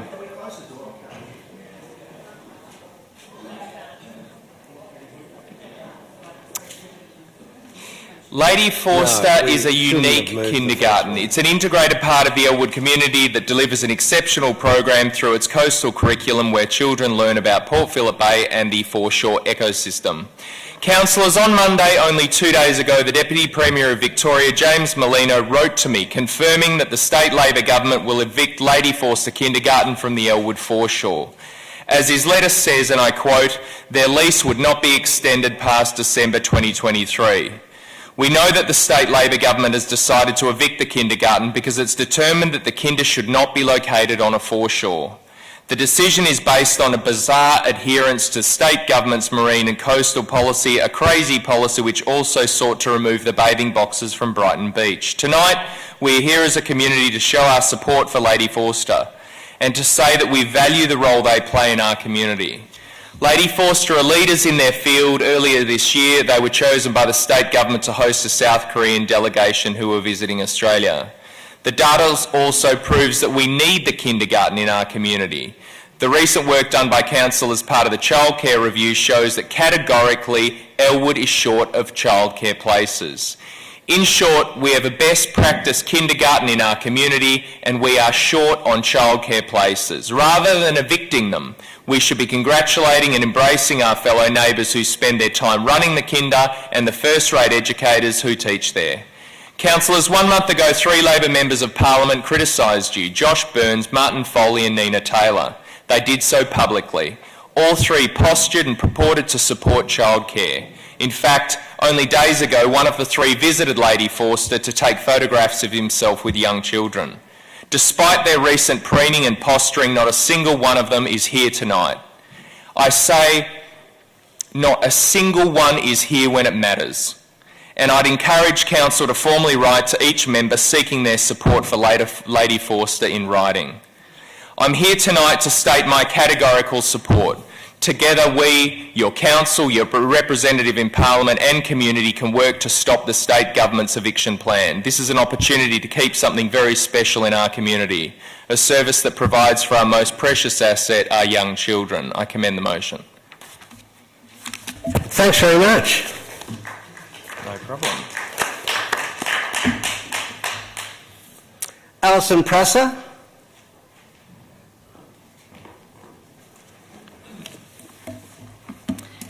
Alison Prasser, on behalf of Lady Forster Kindergarten, Elwood. Almost 10 years ago, I sat here in these chambers and urged this council to save Lady Forster Kindergarten from plans to demolish our urban oasis sitting on almost an acre of green space in Port Melbourne. Today I sit here once more and ask that you help LFK to secure a long-term future on our current site in Elwood, on Elwood foreshore, as our lease is set to expire just as our kindergarten is set to turn 100. We were relocated to Elwood, the Elwood site temporarily, but we have worked hard in the intervening years to not only make the foreshore our home, but to also give back to the community and the natural environment. We are well aware of the privilege of being located on such a beautiful stretch of natural coastline and have forged connections with organisations such as Elwood Beach Patrol to do weekly beach cleanups with our kindergarten classes as we embark on our nature immersion program, as James mentioned. This program has been so successful that we've been able to showcase our work to South Korean educators and officials who were guests of the Department of Education. We are also leading the way in environmental education for young children. We have recently been successful in obtaining a Port Phillip Bay Fund grant for an environmental project which includes revegetation, the introduction of bat and bird boxes to protect and encourage native species back to the area, creating an outdoor classroom and signage that provides information on the boomerang uses of the land and teaches about the botanical species particular to the coast. We hope that this will become a community space for teaching and learning into the future. Last week we had over 30 families at our working bee to establish a kitchen garden. We are also beginning a community compost station to promote sustainability. Our aim is to grow enough vegetables and herbs to sell to our families at a small cost and to donate the proceeds to a local homeless charity. The children see evidence of people sleeping rough in the tea tree, and we would like to make a small social impact in helping. So you see, our connection to the foreshore is more than just a group of children skipping down Elwood Beach on a sunny spring morning. It is about learning about the environment, learning about the history and culture of our First Peoples, and learning about social justice and personal responsibility. LFK completely aligns with the City of Port Phillip's Children's Services Policy Commitment number 14 to support the development and accessibility of natural environments in public spaces where children, families and children's services can engage in nature play and activities that support children's development. We are taking a leadership role in this area and are a model for other services. We are the only entity on the foreshore connecting preschool-aged children to the bay. They are too young for surf lifesaving, Sea Scouts and the Sailing Club. LFK connects our children, our citizens, to coast and country daily. We need certainty for our families and our community. Our current lease is temporary, causing uncertainty and worry, and that detracts from our real core purpose, to care for and educate the young children of Port Phillip. We would encourage the Council to support this motion and appreciate the support that the Council has afforded our kindergarten in the past. We especially thank Councillor Crawford for bringing this motion before Council tonight. Thanks, Alison, and thanks very much for your service to this institution, and thanks to you and James for speaking. Before I ask Councillor Crawford to move this notice of motion, I would like to give the councillors the opportunity of asking questions of the officers in regard to the proposed notice of motion. Are there any questions? There are none. I'll now ask Councillor Crawford to move this notice of motion. Is that okay? Do I need to move it? Do I need to read it or just... Move it. Oh. Do I need to read it? No. Okay. Can I just check that there was... I know there was an error in my document. Can I just... It's been fixed in that one. That's... Yeah. And so, seconder? Do I... Seconded Councillor Brand. Sorry. Go for it. I don't know about you, but when I think about my favourite childhood memories, they usually take place in nature. And actually, if I think of some of my favourite childhood memories, not adult memories, they take place in nature too. And when I think of Lady Forster Kindergarten, that is this special little place, this magical place where children go to be educated and cared for in nature and get that connection at such an early age, I think, wow, that's a really special part of our community. We've also just done a review into childcare, which is still going through it, and as Alison said, identified that connection to nature is something key that we want for all youngsters in our municipality because we know how much it brings to them. So I see Lady Forster Kinder remaining at the site in Elwood as a win-win-win for all of us. How amazing to have a kinder in that space that aligns with our values, aligns with our strategies, aligns with how important we know childcare is. And I'm hoping that all it takes is some clear direction from Council, some support, that might be the tipping point to get a different outcome. I know that that many of our other childcare services have to go out to seek their nature connection. They walk to the botanical gardens and do programs at the eco centre, or they do trips to the beach. So I'm not quite sure where along the line we forgot to think about how amazing it could be down on that foreshore, because Elwood Beach itself, I have this vision. It's a family beach. It's different to our other beaches. All of the services and buildings and groups that are along there, it's really family oriented. And you go down there on a Saturday and Sunday and it's families there. And I have this vision that Lady Forster Kinder is at the heart of it, that we provide more family-friendly uses along there, like water play. We're just upgrading the playground now. There's just more opportunity, and we're looking at Elwood, that foreshore area, in a big picture way in the next period of time. So I think we have a real opportunity to advocate to the state government that there's a really special place that they can help create in Elwood, and it starts with Lady Forster Kinder. I also, on the back of that climate change or climate emergency debate, think, wow, our foreshore is under a lot of threat. And what better can we do than help equip our littlest citizens with the ability to connect with their environment, to understand it, to help keep it clean, to protect it for the future, because that's something they're going to have to continue to do.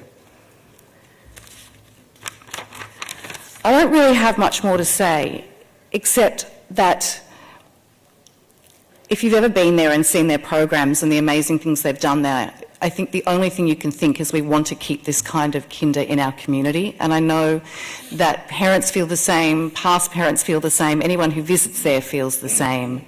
It's a special place.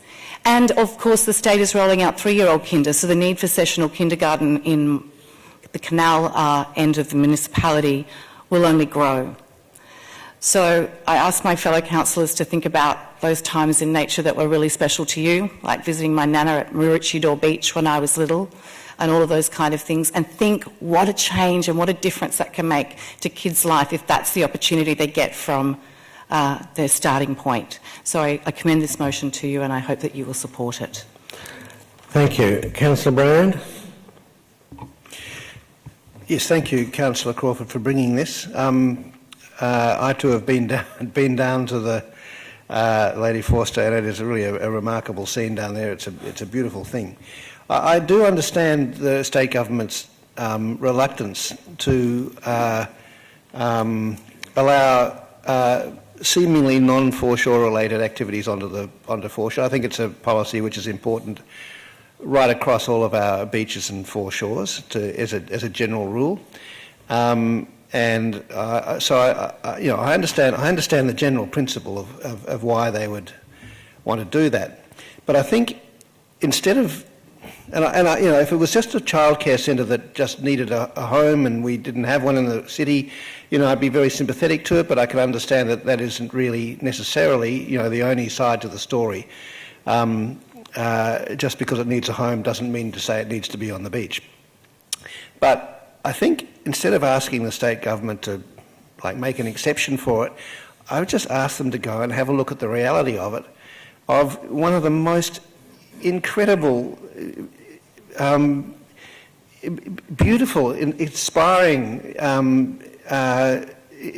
useful, long-lasting foreshore dependence of this kindergarten, the curriculum of this kindergarten, sending off the little kids in their red sou'westers, and it's just one of the most remarkable scenes, these little sort of miniature sea scouts going off every day. It's one of the most incredible, beautiful relationships between humans and the sea, almost. I just think this is one of the most fantastic foreshore-dependent things that we could ever have invented. And we just need to, I think, maybe just get the state government down to have a look and see that this is, there could hardly be a better example of what they're trying to protect. So, I'm all for it. Thank you for bringing it up. Councillor Baxter? Thank you, Mr Mayor. Look, I'll echo my fellow councillors' views on this, and I want to thank Councillor Crawford for her work on this and spending so much time with Lady Forster Kindergarten. I've sort of been around, but certainly Councillor Crawford has done quite a lot of work there and should be commended for that. I've also been down there, and I was going to bring up the sight of all the kids in their little sou'westers, I think you called them. But it's number one, it's adorable. Number two, it's just fantastic to see. And so this is a very special place. I can absolutely see, where DELP, the department, is coming from with regards to foreshore dependence. But I think that for a kindergarten that has managed to adapt so well and essentially become foreshore dependent in the way that they do early childhood education, I think that this is just a case of sort of just bureaucratic intransigence where they're just sort of pushing the line until they have a reason not to. I think this is one of the reasons, I hope, for them to not continue to hold that line and for them to reconsider. So can't guarantee that anything necessarily is going to come out of this. It is advocacy, but I think it's important, and I'm hoping, as Councillor Crawford is, that this will be some kind of tipping point. Councillor Voss. Thank you, and I also want to thank Councillor Crawford for bringing this motion. I'm very supportive of your notice of motion. Not only do I believe and know that Lady Forster Kindergarten is an incredible organisation, it's also helping to raise great kids. But the evidence shows us that there is a significant demand in Elwood for kinder and additional childcare. There's no capacity to absorb any of the dislocated children in the area should Lady Forster close. Lady Forster already has been dislocated, as we've heard from Alison previously, from Port Melbourne, and I feel really strongly that this should not happen again. And I just want to take a moment to thank Alison, because two of my children was their kindergarten teacher in Port Melbourne and also for a short time in Elwood. I also see that the current beachside location is very special and adds an incredible dimension to the education of the children. We should never undervalue the impact that a beach, that sand, that tea trees, that nature and the environment and all those social other things have on our children. I think definitely the location of Lady Forster could be a location that Council invests in the future to keep the 100 children that are there and add more space for more children. I support your motion to formalise our support for the continued use of Lady Forster at Elwood Foreshore, and I hope the advocacy strategy to DWELP is successful and becomes a wonderful partnership with the state in demonstrating the value of the beachside in educating children. Thank you. Thanks very much. Councillor Simic. I too want to throw my support behind this motion. I don't have much more to add than what's been said, other than to thank Councillor Crawford for her leadership on this and bringing it to our attention and giving us the opportunity to discuss this and debate this motion. It's a particularly good one, and it's a good example of where a councillor has worked with other councillors and her community to ensure that issues that are bubbling up in the community are brought to our attention and are supported and dealt with. So every time we've talked about the importance of childcare in this chamber, recently it's come up quite a few times with regards to our policy review. I've talked about my commitment to ensuring that a good quality childcare continues in our municipality, as it's important for our community and the future of our children. So this is a really good example of a practical thing we can do as a community to support a great institution and our young people. Thank you, Councillor Crawford, for bringing it to our attention. Thanks, Councillor Simic. No further. Do you wish to close? No. Oh, Councillor Bondi. Yes, I'll be supporting the motion also. I'd just like to thank James Newbury MP for coming along tonight. It's great to have you in the chambers. Second MP in second week, 2 weeks running, and we're probably unlikely to see James back for a couple of years also, so after having to sit through all of that. So thank you for coming along. Yes, I will be supporting the motion, and I think it's a wonderful kindergarten. We should do whatever we can to retain it in that location.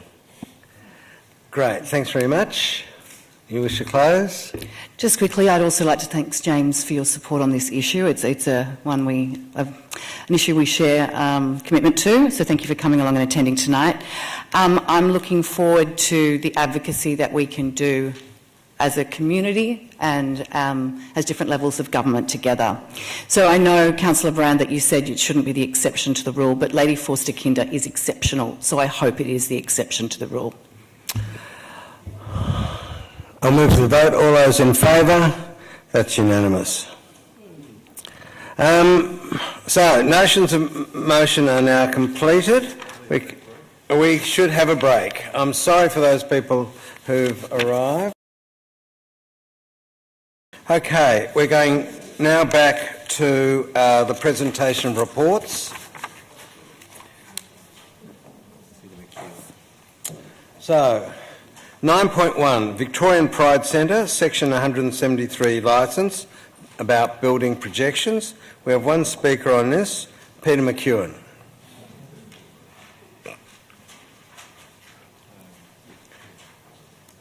Hi, Peter.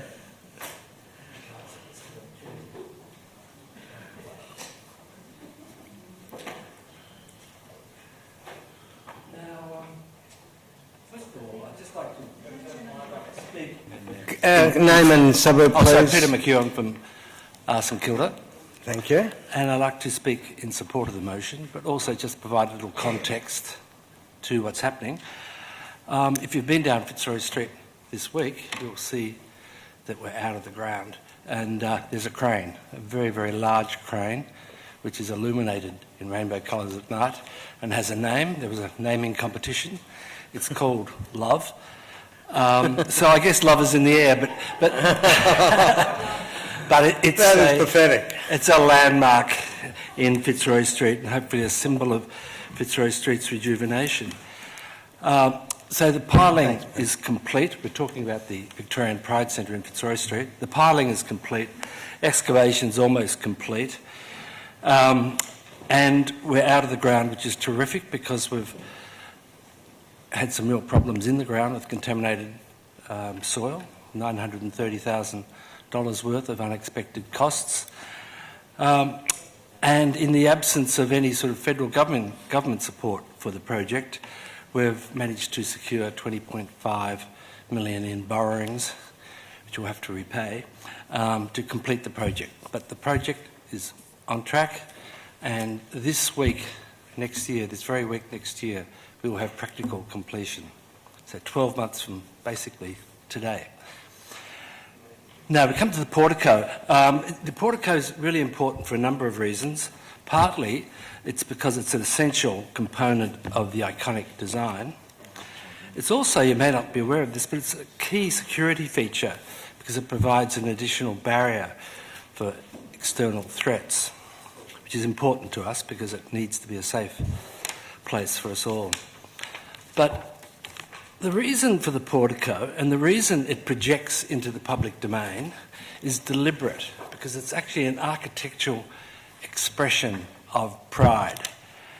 And what it states is that we proudly take our place in the St Kilda, Port Phillip and Victorian communities, and therefore we project ourselves out.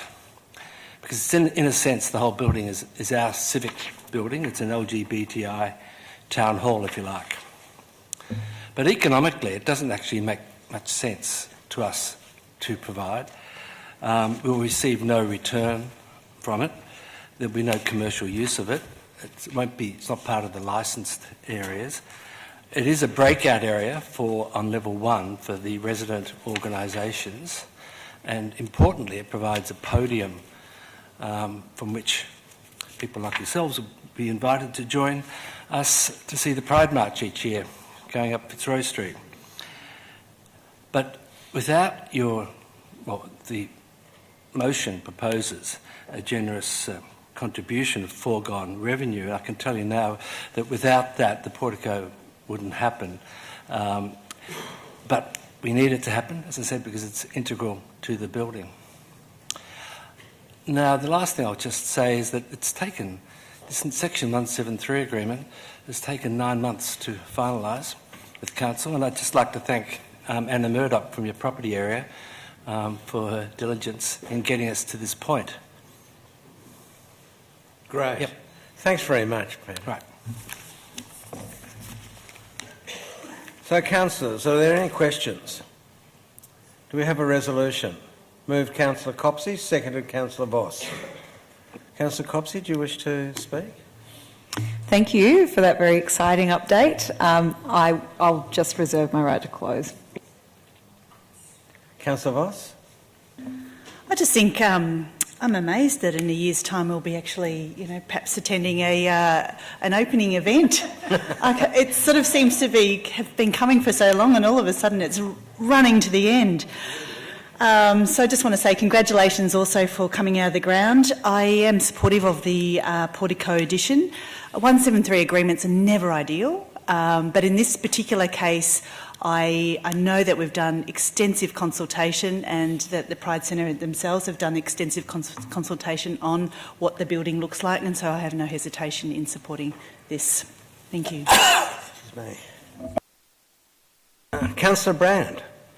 Yes, I'd just like to make a comment on this, just to put it into some sort of perspective. We've certainly been talking a lot recently, especially with our new property policy, with the idea of foregone rent and foregone payments and this we have an estimated value of the airspace over the land of $486,000, and I just want to put that into some sort of perspective. Is it money that we've actually, is that revenue that we've lost, that we maybe shouldn't have lost as a council? As Mr. McEwen said, if we had given them the invoice for that bill before they started to build the Pride Centre, that canopy would not have been built, or not have been even attempted. So it's not money that we would ever have collected. Really, our gift is not $486,000 that we've given away. It's our gift really is the fact that we have allowed the canopy to be built over the footpath, and as Mr. McEwen said, I think it's a really important and great thing that it will be there. It's a very important part of the whole project, and I think it'll be brilliant. But that is what we've given away, not $500,000. Any further speakers? I'll ask Councillor Copsey to close. Thanks, Councillor Brand. I think that's a good way of putting it. This is another way in which Council can support the ongoing development of the Pride Centre. It's really been a theme throughout our term, actually. We've stood with the LGBTIQ community during the painful marriage equality survey through the beginning of this term. It was one of the biggest and first decisions that we made as a council to commit to hosting the Pride Centre. I'm certainly very pleased to support this step to make a practical action that I think will, as the report notes, the design is iconic. The design has been owned by the community and contributed to by the community, and the Pride Centre have already proven to be fantastic neighbours in that regard. So we're looking forward to having you as permanently part of the street, and very happy to support this motion tonight. I move to the vote. All those in favour? Carried unanimously. Thanks very much, and I'm sorry to have kept you so long, and I also extend that apology for all those who've waited for our next item, 10.1, Adoption of the Domain Precinct Public Realm Master Plan. We have some speakers, 9 in fact. First one is Julie Clutterbuck.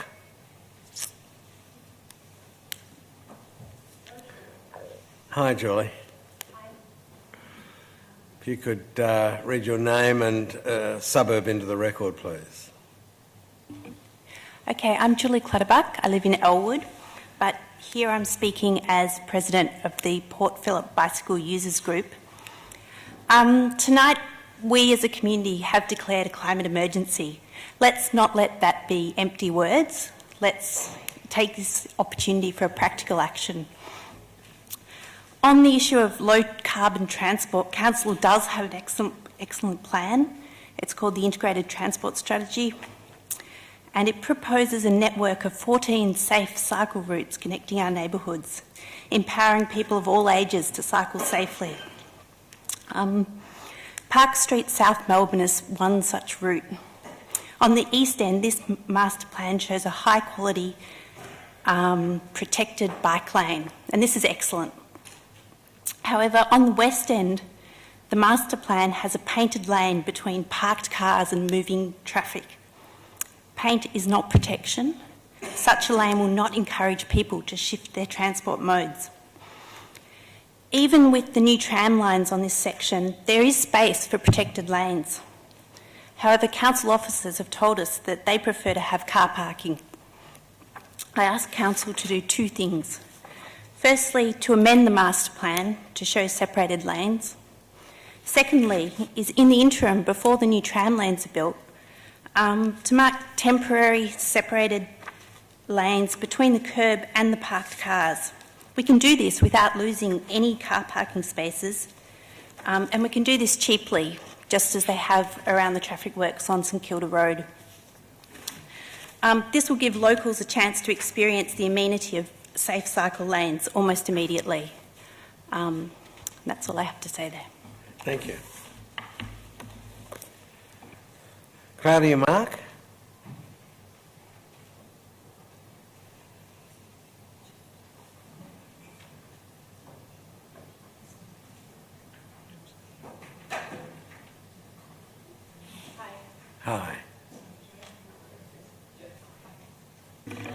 Yeah. Hi, my name's Claudia Mark. I live in Middle Park, and I've been a resident of Port Phillip for over 10 years. However, I grew up in the Netherlands, actually, where just like 43% of the population, I cycled daily from a very young age. So I'm a confident cyclist, and I know what good cycling infrastructure looks like. I still cycle almost daily from Middle Park to my work at the University of Melbourne, and it keeps me fit and active. It's also faster and cheaper than public transport or driving. As a public health academic, I'm well aware of the range of health benefits of active transport, and in particular cycling. In Australia, 55% of adults don't reach recommended physical activity levels, and 2/3 of adults and 1/4 of young people are overweight. This is a major cause of chronic disease. I won't touch on the climate emergency, as others have done that already tonight. However, I do think that the benefits of promoting cycling is overwhelming. And getting more people on bikes also clears up the road for people who have to drive because of disability or other reasons. So in terms of behaviour change, science is actually quite clear that behaviour that's learned early in life is more likely to stick. So I think, wouldn't it be great to get kids and young people cycling to school, students cycling to universities, to TAFE, for people like all of us to cycle to work, supermarket, not having to take the car to the gym. Basically helping people to reach recommended physical activity levels and preventing overweight and associated chronic disease. I think the biggest problem at the moment is that it's simply not safe enough in many places. So I'll get to my point now. Just like Julie, I'd like to ask that you prioritise safe cycling infrastructure. Paint is not safe cycling infrastructure. Safe infrastructure means bike lanes that you would feel comfortable letting your kids cycle on. It means that it should be physically separated from the footpath, from parked cars, and most importantly from the road. If there is no physical barrier, it means that cars, taxis, Ubers, delivery vans, trucks will use bike lanes as an overtaking lane, as a pickup spot, as a loading zone, or they swerve into it when they look at their phone. This is a reality for me. It happens to me every single day riding to work and back. It's unsafe and it stops people from cycling. Also, I want to mention that I do use a car when I have to, and also as a driver, I actually prefer driving where there's a physically separated bike lane. It can be scary overtaking cyclists on narrow roads specifically. So in conclusion, a safe network of connected bike lanes should be a priority for a healthy and active community, and I hope you can find a way to prioritise a continuous separated bike lane on Park Street, including the bit from Kingsway to Heather Street. Thank you. Thanks very much. Betty Josepha, Josephe.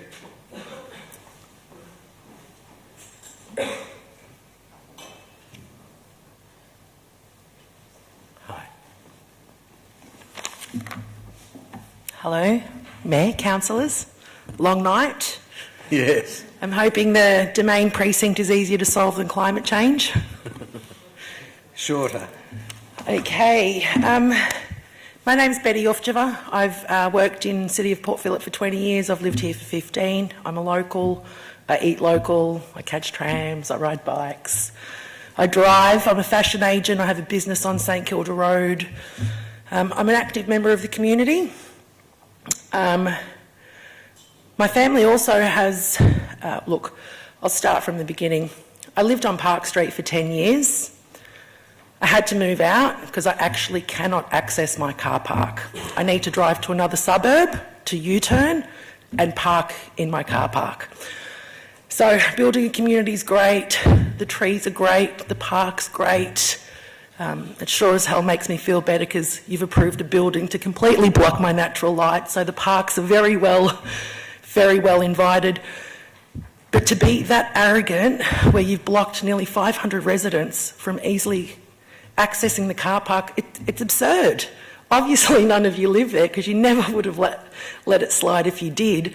It's no right turn after no right turn after no right turn, and it takes me 30 minutes to get 20 metres. It's insane. So I know you've had a lot of submissions. I know there's some other people that are probably going to talk about other aspects of it, but I really need the councillors to have a look at that intersection of Park, Wells and Palmerston. Put a bit of common sense into it. I'm essentially asking for it to be returned to the way it was before you put the concrete barriers and dissected a community that's been there for decades. That's all. Thanks, Betty. Thank you for your time.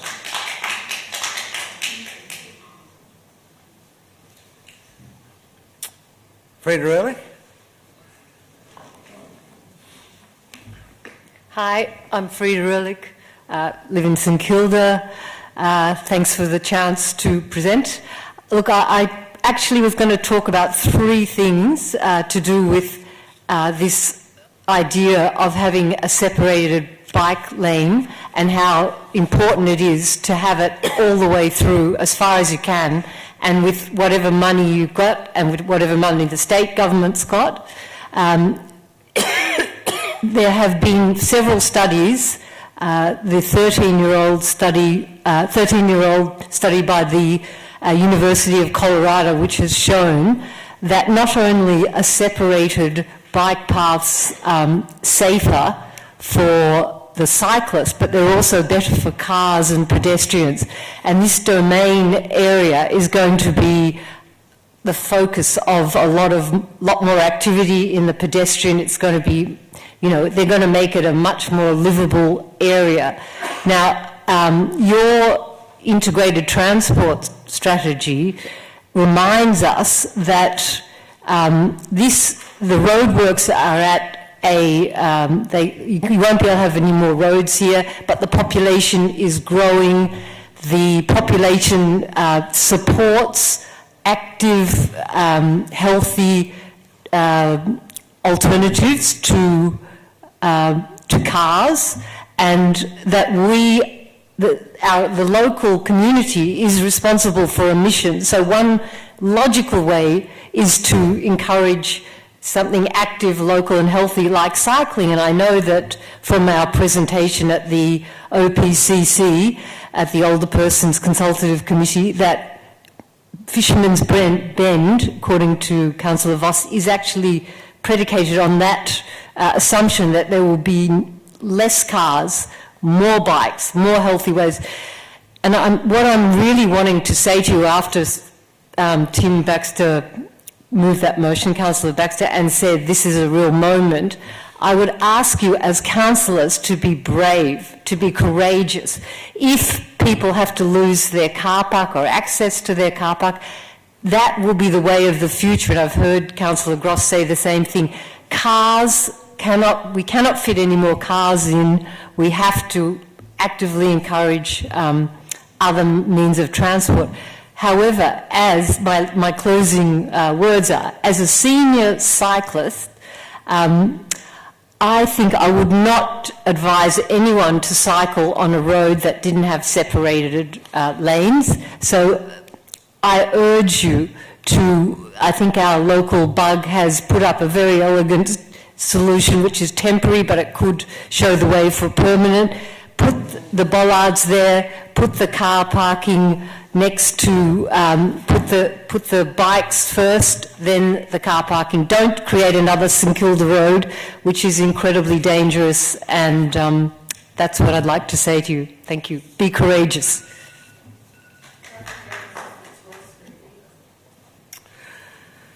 Thanks, Freda.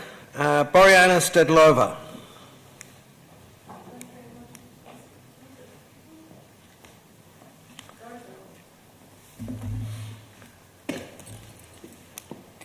Good evening. I'm Boriana Stedlova from 88 Park Street in South Melbourne. That's the building on the corner of Kingsway and Park Street. Our lives have been made a nightmare. If any one of you comes there and just stays for a week, you will know what I'm talking about. First of all, we are not opposing the bike link that's put in front of our building as part of the master plan, but we have huge concerns. There are many gaps and lacking details in your proposal. We don't believe it's wise to vote on this now because those details and unknown situations are not explored to the fullest. I represent a building which we call vertical suburb. We have 96 households in our building, and we have babies from a few months old to retirees, 80-plus-year-old people.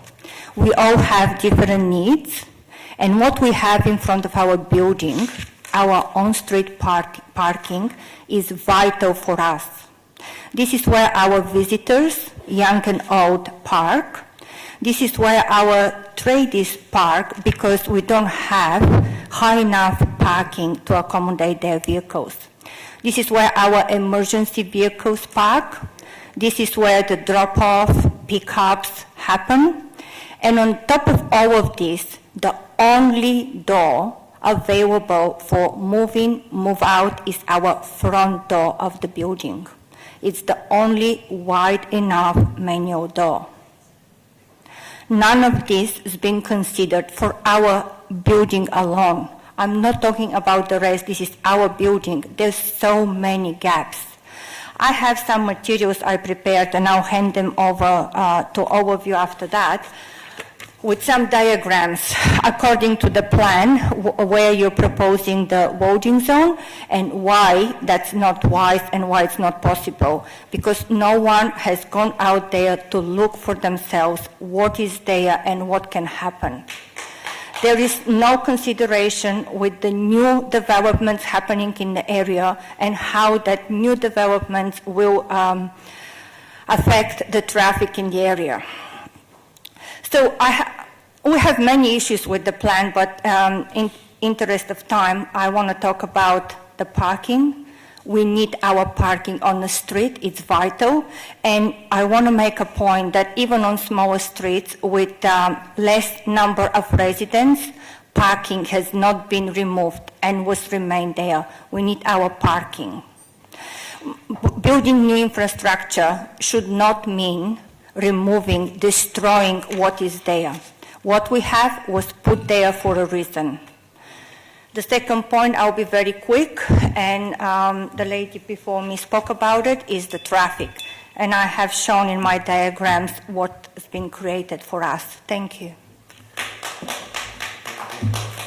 Thanks very much. Bob Talbot?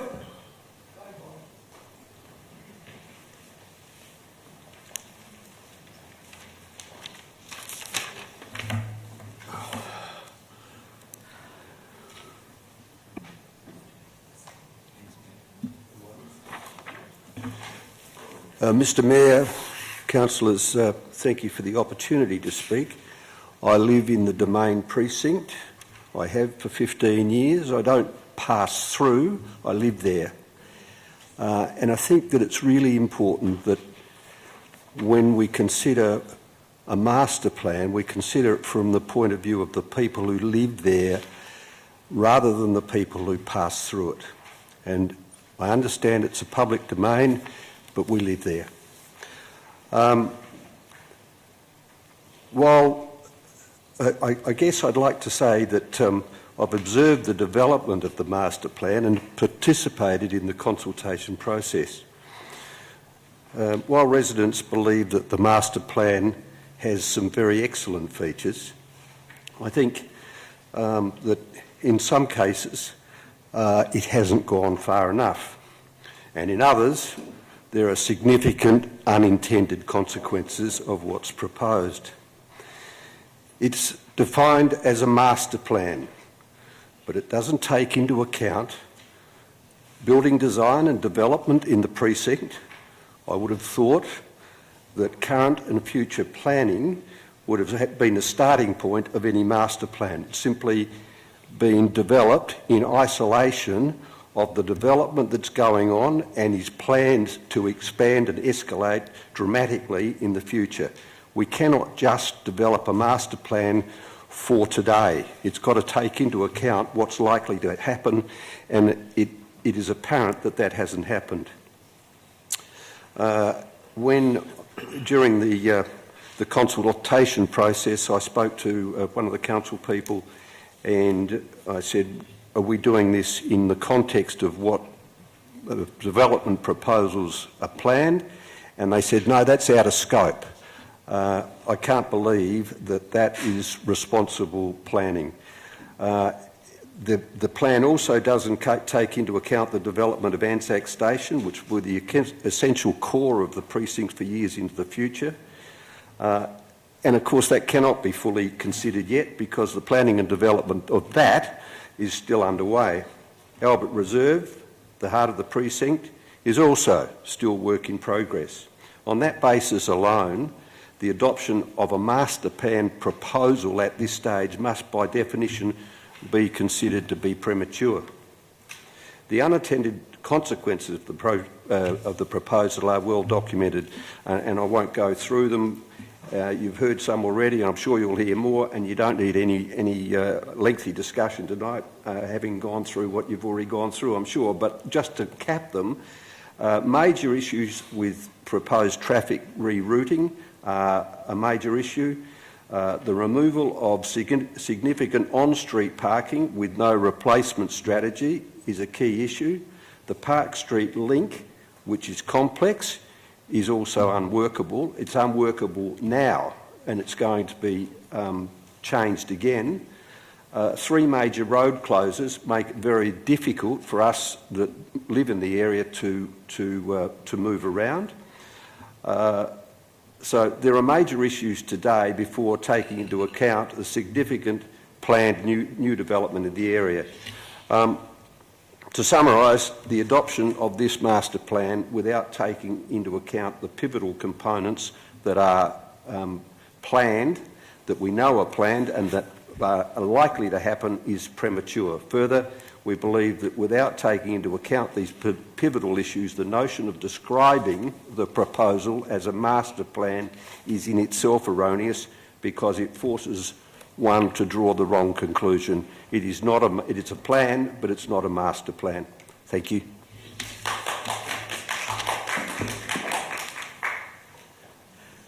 Thanks very much. David McGowan?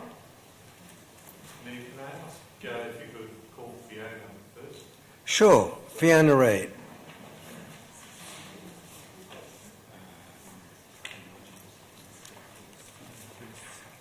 Sorry.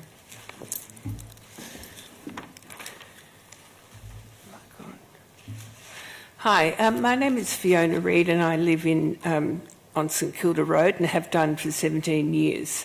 And so I'm concentrating on the Kingsway Reserve. We have a traffic congestion emergency to consider with the consideration of closing off of Queen's Road, which is proposed. That will massively worsen the situation for those of us whose car park entries are on Queen's Lane, because the traffic will be the volume of traffic will be so much greater cutting off one of those roads. And also there's a massive increase in the number of residents who will come to the new high-rises which are going to be developed along Bowen Crescent. So we already find it dangerous exiting our car parks because there's often trucks on either side, and we sort of inch out and then boom, someone comes by and nearly wipes off the front of the car. It's very nerve-wracking. So another problem is we want grass for that reserve. The history of it is that Bowen Crescent Reserve, or we called it, or Kingsway Reserve, was suddenly changed without any consultation with us by the council a few years ago. We loved the trees in the area, and we suddenly there was this beautiful little oasis of unmanicured native trees and all the rest. And all of a sudden we came one day and so many trees had been chopped down without any consultation, and the grass was gone, and global warming, granitic sand was put down. So of course the sun goes down straight up, and it turned it into really, for us, for people, a place for cigarette butts, and it was so disappointing to us. So the council is planning to put in rubber. We don't want rubber, we want green grass, so that birds can come, they can't get their worms from granitic sand and they can't get it from rubber. We want grass, please, and that's more relaxing for people to see green when they come there. So the other thing is heritage. We would like to maintain the bluestone toilet block because that's a heritage building material, and also it connects us up with Melbourne Grammar's bluestone and also Victoria Barracks. It links us in with the area. So we don't mind if there's a fenced off area for children, but we can't see the point. I've not spoken to one person who's in agreement with cutting off Queen's Road, making that reserve bigger. We're also concerned about our safety because there's often drunken youths skylarking in the park at night and some gangs. We've had problems with African gangs with Airbnb and in Queen's Lane, terrifying us. Not one arrest, just told to move on. We're concerned about the emergency vehicles being able to enter. We feel it's a waste of money. We feel it's coming from the council down on us rather than it welling up from the community. So also with the review of car parking on page 46, private garage spaces should not be made to be public car spaces. That's what we're told is possibly being proposed. So we really like how you put in the exercise area. That's terrific. The toilet block is well used. Just please leave it as it is, but put in grass so people can sit there and people are not using it as an ashtray. Thank you very much.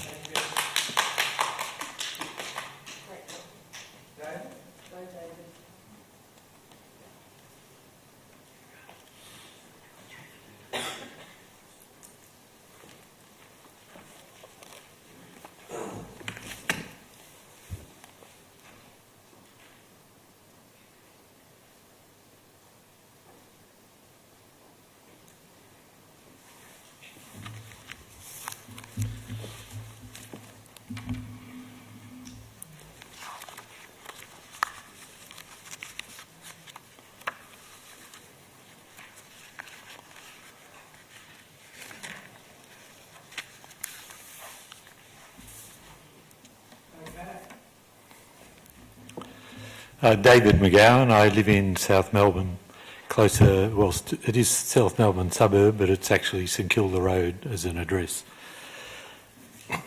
The handouts are just a representative of the Park Street current situation, and I'll touch on those a little bit later.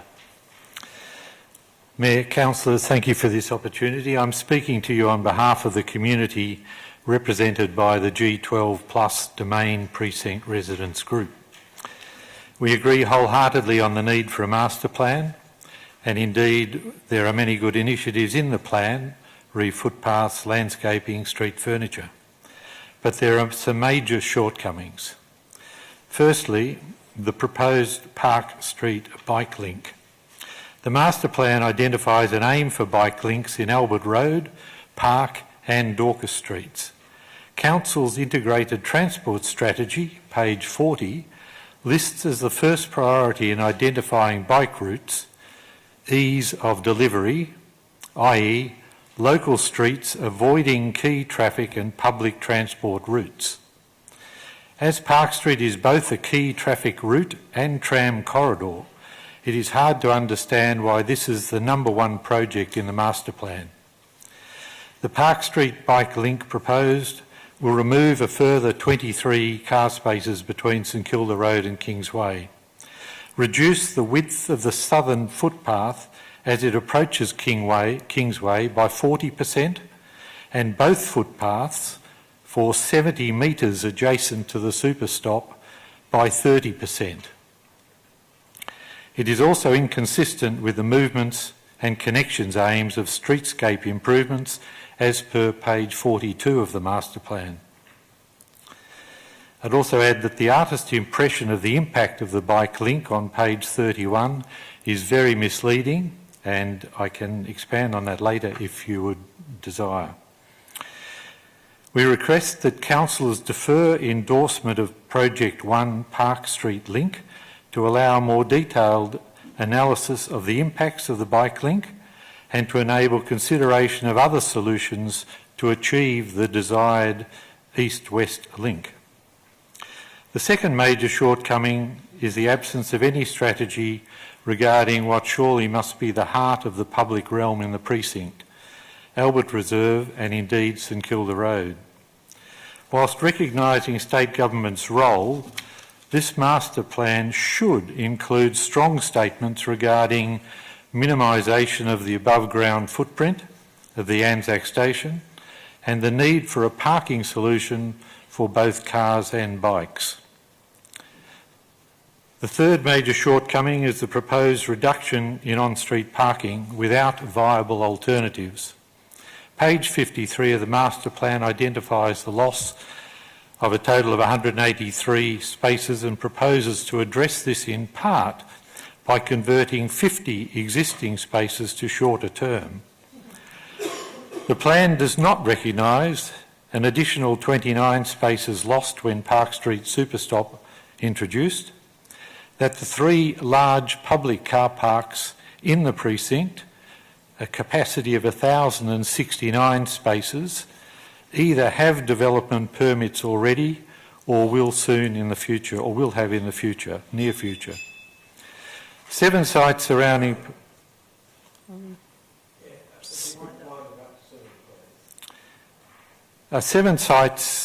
Park Street already have planning permits for 20-storey buildings. The master plan should address the existing shortfall in street space and require all new multi-storey developments to provide on-site loading bays and visitor spaces for tradesmen, carers and other visitors. We're well aware of the government position, but the need is acute and should be addressed in the master plan. The fourth major shortcoming of the plan is its failure to address traffic management. The current congestion in Park Street will be made much worse by the proposed bike link and the numerous developments when underway and in turn completed, and the handout photos demonstrate the current congestion. Wells and Park Street are gridlocked now, particularly during afternoon peak.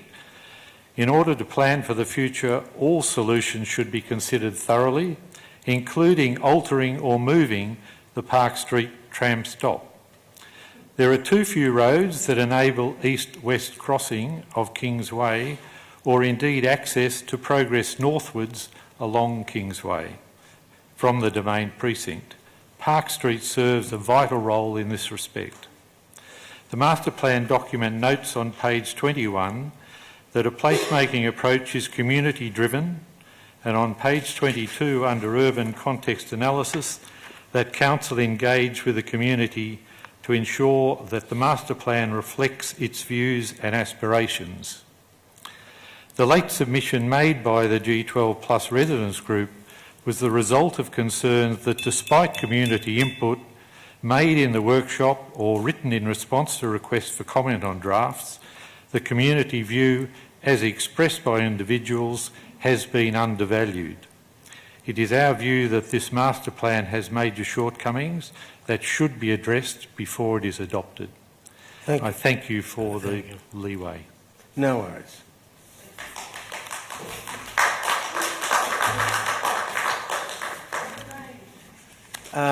Peter Holland.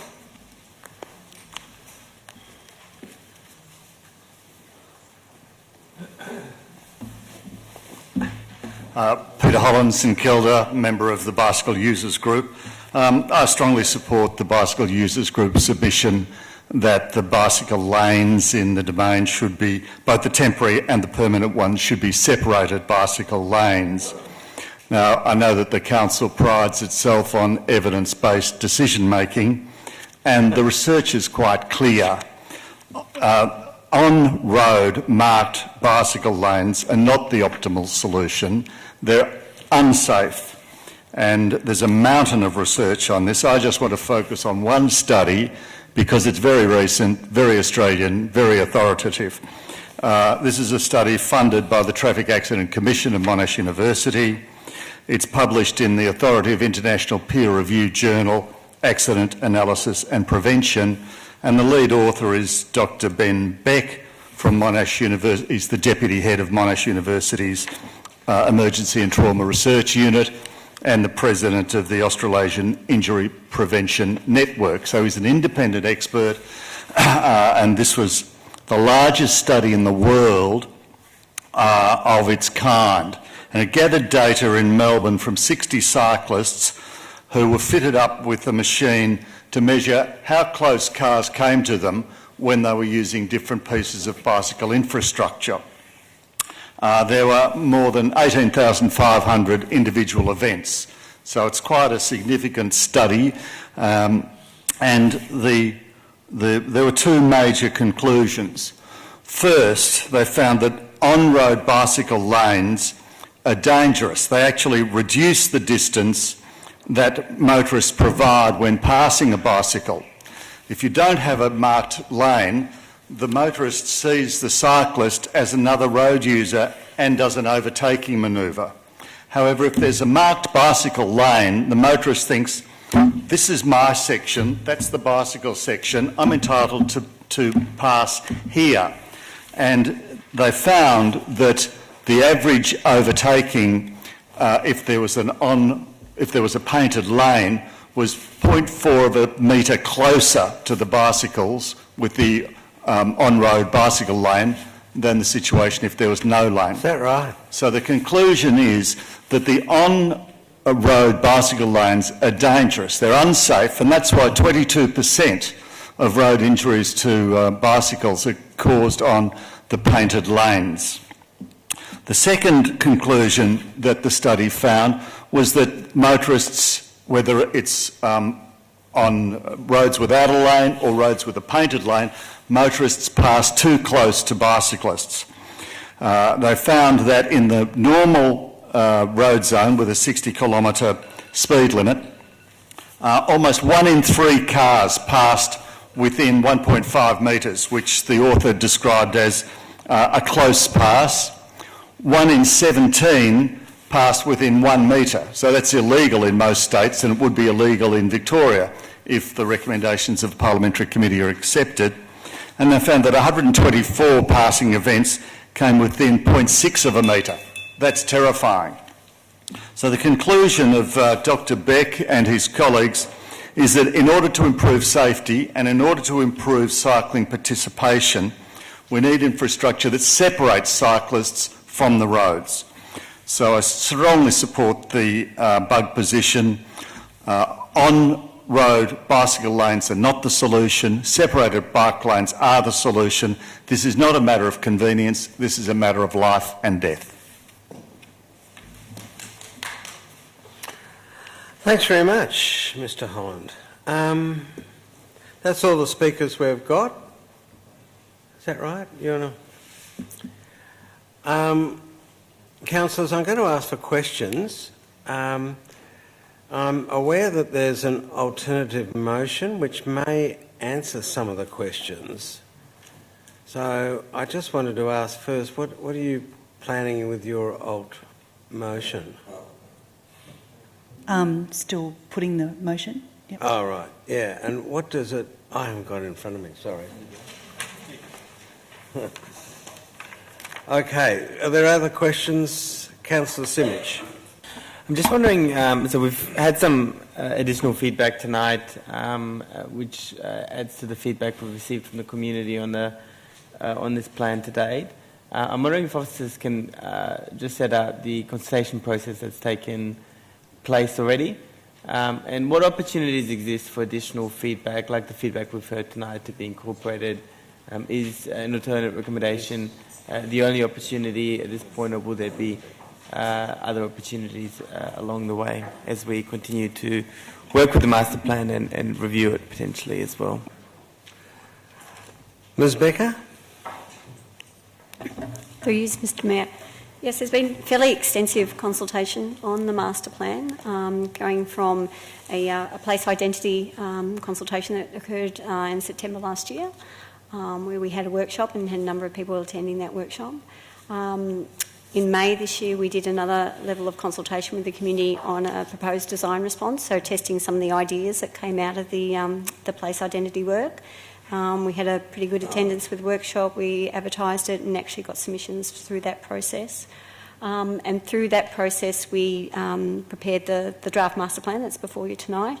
And that involved a very extensive level of consultation where 4,500 letters went out to all people within the precinct.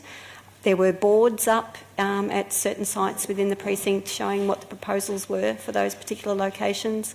A number of a pop-up consultation session was set up on a weekend. We also had postcards and posters in the local restaurants and cafes in the precinct. So fairly extensive and broad-ranging consultation was undertaken. And we received the 58 submissions from that process. So, yeah, very extensive level of consultation has been undertaken as part of the preparation.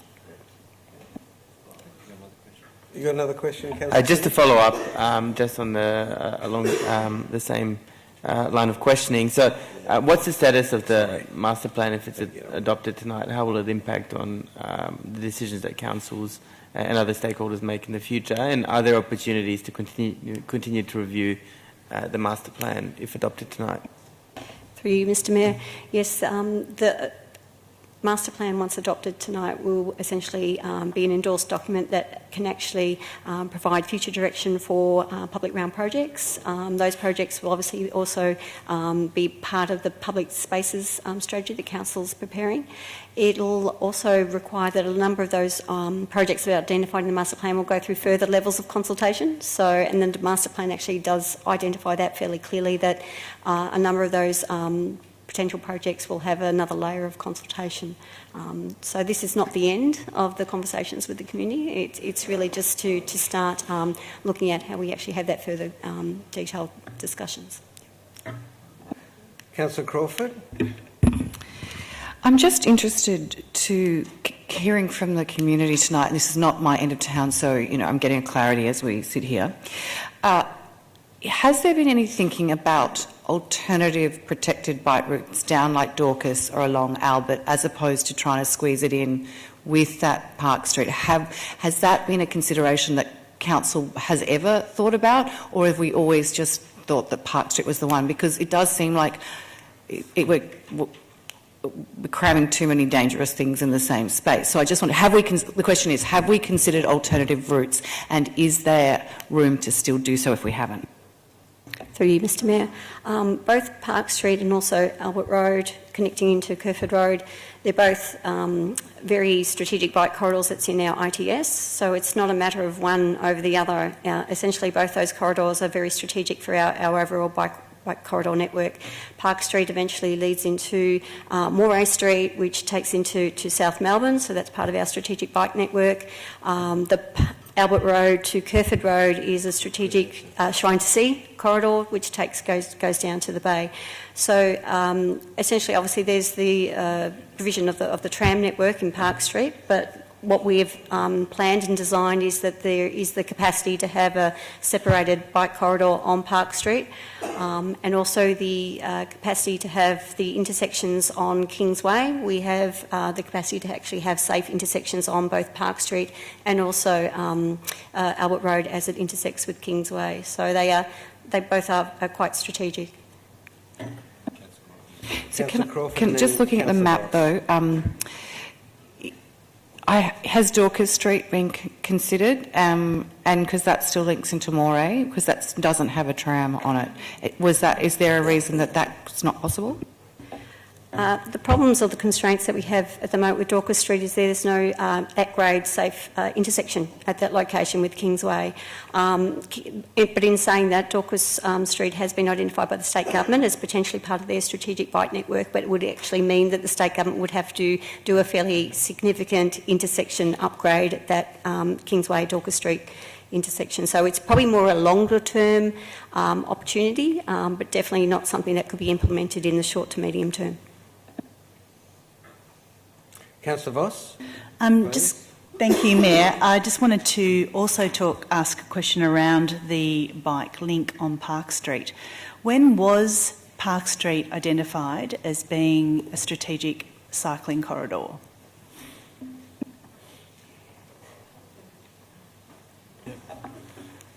Through you, Mr Mayor, as part of Council's bike plan 2010 to 2020, Park Street was identified as a local commuter cycling corridor, so it's been on Council's radar for some time now. Following the adoption of Council's ITS strategy, it's now one of our 14 cycling corridors. So that was before we knew about Anzac Station and before we had a super stop on Park Street. I'm wondering if we had the opportunity to relook at our cycling corridors, would we still choose Park Street to be a strategic corridor? Has that question been asked of our traffic, the people that identify these, maybe it's you, locations? Through you, Mr Mayor. Yes, we believe that Park Street would still have its merits. Some of those are the connections through to the South Melbourne Market, Clarendon Street Activity Centre, and also this is a great connection to the Anzac Station itself to provide a connection for South Melbourne residents and beyond Fisherman's Bend to connect to the station. Councillor Voss? Thank you. So when will the plan for the whole link be devised? Because at the moment it just goes to Heather Street and actually comes to an abrupt halt at the roundabout. Through you, Mr Mayor. The proposal for the bike link is to go to Moray Street. Although the master plan shows it to Heather Street, that's because that was sort of following the alignment of the proposed tram link. But the ultimate is, and part of our ITS, is that it would go to Moray Street and connect into the Moray Street bike corridor. Councillor Voss?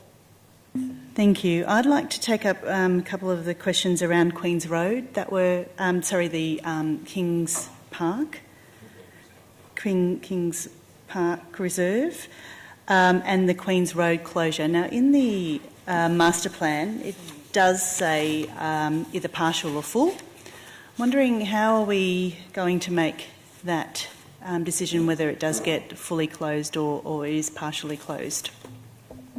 Through you, Mr Mayor. Essentially that potentially picks up on previous questions about further consultation. So there, before anything is identified for closure or partial closure in that location, it would be subject to a further round of consultation and further analysis on traffic impacts. The plan that actually was put on exhibition showed full closure, and the plan before you tonight shows the potential for partial closure of that. Sorry, can I just clarify the answer to Councillor Voss's question? So it's partially closed? Through you, Mr Mayor, that's correct. It's shown as partially or potential for full, but it's subject to further consultation. Okay, sorry. Councillor Voss? Thank you. Around the toilet in that reserve as well, it's bluestone. We've heard pretty loud and clear that the community love it, but it needs an upgrade. I'm sure we can upgrade it without actually moving it or changing the bluestone. Is that correct? Through you, Mr Mayor.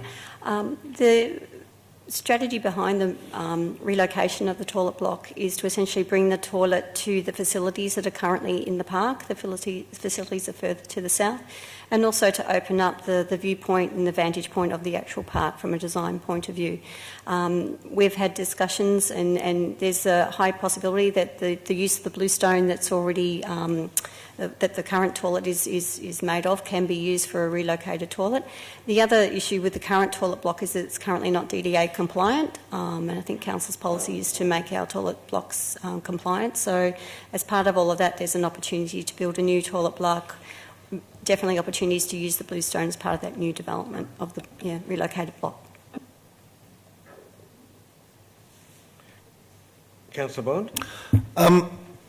One of the speakers tonight mentioned about making changes to this master plan in order to strengthen the controls over loading bays, visitor parking and other forms of parking for future developments in this area. It's my understanding that that's not the role of a master plan. That sort of information should be contained within, I think it was C107 and DDO 28 for that particular area, which is already 26, sorry, for that particular area, which we already fought and lost, I guess, for want of a better word. If we were to include something into the master plan that would support development in this area, having visitor parking, loading bays, sufficient off-street parking, would that have any impact or any sway in a future development application in that area, or would it not be taken into consideration? What would be the standing of something in a master plan over a development application?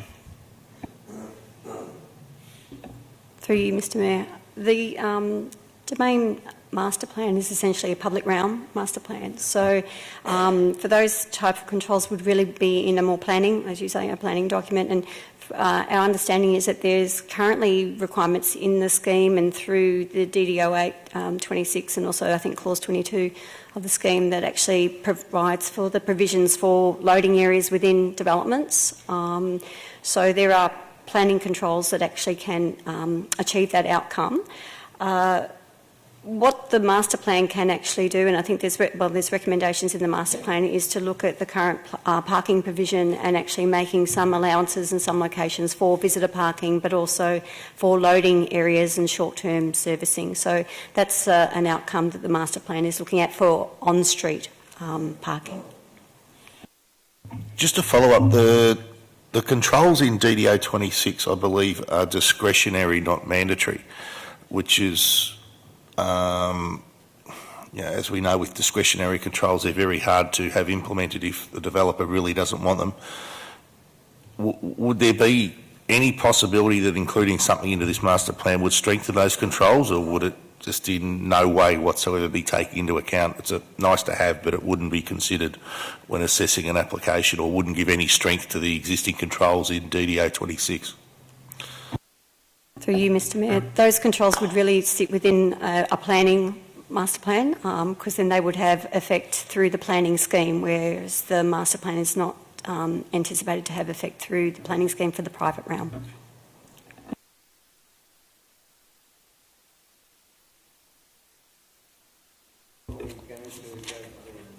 I guess my one concern is if we endorse... I'm going to ask a question. If we were to endorse this, does it prevent us from making changes if, down the track, the Park Street bike link is not identified as workable and that there is a better alternative? Does it lock us into that by endorsing this tonight as is? Through you, Mr Mayor, the master plan does identify Park Street as a separated bike corridor, so you would be endorsing that corridor as a proposed separated bike corridor, and it also essentially supports the ITS, which also shows Park Street as a separated bike corridor. Thank you. Ms Becker, we've heard from Boriana and the other lady about their concerns about being able to get out of 88 Park Street, and they have to go to another suburb just to be able to turn right. I've heard these concerns from numerous people and many, many times from some of these residents. What is the solution here? How can we solve this wicked problem? You, Mr Mayor. Council officers do sympathise with local residents. A lot of the changes that have happened, especially in Park Street, have occurred through the Superstop infrastructure that was put in from the state government. The master plan can't change the way that the Superstop was actually planned, and the concrete barriers that were previously mentioned, they've all been implemented through RPV and through the state government's design of the Superstop. What we do strongly advocate for is a signalised intersection at Parks and Wells and Palmerston Street, and we believe that having a safer intersection at that location will alleviate some of the concerns that we're already experiencing in that location. So, Ms Becker, if we had a signalised intersection at Wells and Park Street, would it allow for two cars going towards St Kilda Road on Park Street so that one could sort of sit there and wait and do a U-turn, which would probably solve one of the issues. Would that be how it would be designed? Through you, Mr Mayor. The detail of a signalised intersection are yet to be resolved. We're currently working with the state government to look at several options of what could be completed at that intersection. This is definitely one option that could be considered. However, there's obviously tram priority considerations from other state agencies such as Yarra Trams and PTV that need to be looked after. And if I could add to that answer, Mr Mayor, just to add that we are advocating for signalisation at that crossing, and we've been advised that there'll be some modelling undertaken of the signalisation option.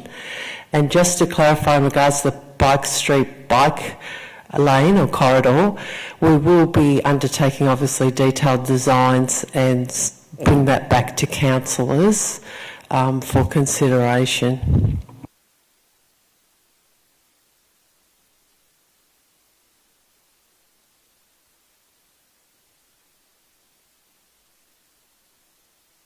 Come on, everyone else has had a good go.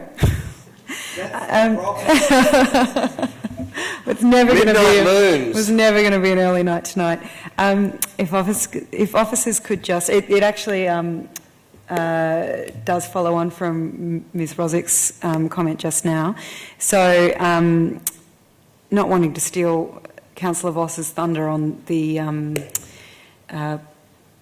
amendment that we might be seeing tonight, the alt-rec, in the normal course of events, would moving forward with detailed design of the Park Street bike link include community consultation? To you, Mr Mayor, yes, that's correct. Through the design of the bike lane, there would be further consultation with the community in this area. And also, my understanding in relation to the elegant solution that the bug members have brought forward is that the section between Heather Street and Kingsway could accommodate, for example, a temporary solution like flexible bollards without further impacting on car parking. Is that correct? Through you, Mr Mayor, yes, that is definitely an opportunity that we could test with the implementation before the tram tracks are installed by the state government. Okay. Now, it's no secret that there's an alternative motion, and I would invite Councillor Voss to move it. It's an alt motion, not an alt rec, because it's coming from a councillor. It is. Thank you. Now, do I read it? You may read it. I sense don't you're have desperate. to. You don't have to? Well, it's just, well, I can. All right. So I think basically, it's important that this is quite intricate. Okay, so essentially what this does is adds 5 points to the motion. So I'll only read the changes. So we start at 3.3, actually replacing the other 3.3, and that says, strengthens its advocacy to the Victorian Government's transport statutory authorities and Rail Projects Victoria to resolve safety and traffic issues at the intersection of Park Street and Wells Street in South Melbourne through the delivery of a full signalised intersection. 3.4 advocates to Rail Projects Victoria and Cross Yarra Partnership that opportunities are provided for stakeholder and community input and feedback on the design of the Albert Road Reserve and surrounds. 3.5 optimises opportunities for short-term servicing and visitor car parking in the Domain Precinct and minimises any further reduction in car parking where practical without compromising safety and in accordance with Council's Move, Connect, Live 2018 to 28. 3.6 undertakes community consultation on the Park Street Bike Link project following the adoption of the Domain Precinct Public Realm Master Plan to enable opportunities for affected residents and stakeholders to provide input on the design. 3.7 considers the feasibility of a protected bike lane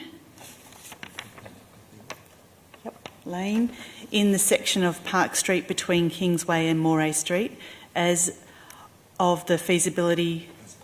As part of the feasibility, officers consider testing a temporary separated bike lane prior to the implementation of Park Street Tram Link. Officers to report back to Council on the cost and the feasibility of the trial. And lastly, the other one's just the same. Authorises the Chief Executive Officer to make my editorial. That's moved, Councillor Voss. Seconded, Councillor Simic. Thank you, and I'd just like to thank everyone for their feedback and suggestions on the plan. That's been quite extensive, and I've had a lot of communications with various people over the last few months. But what we're doing here is really creating a lasting legacy that will take a number of years to realise, but it will have lifetime effects. So it's really important that we get this right. In particular, we've got a metro tunnel project and the creation of Anzac Station happening right here.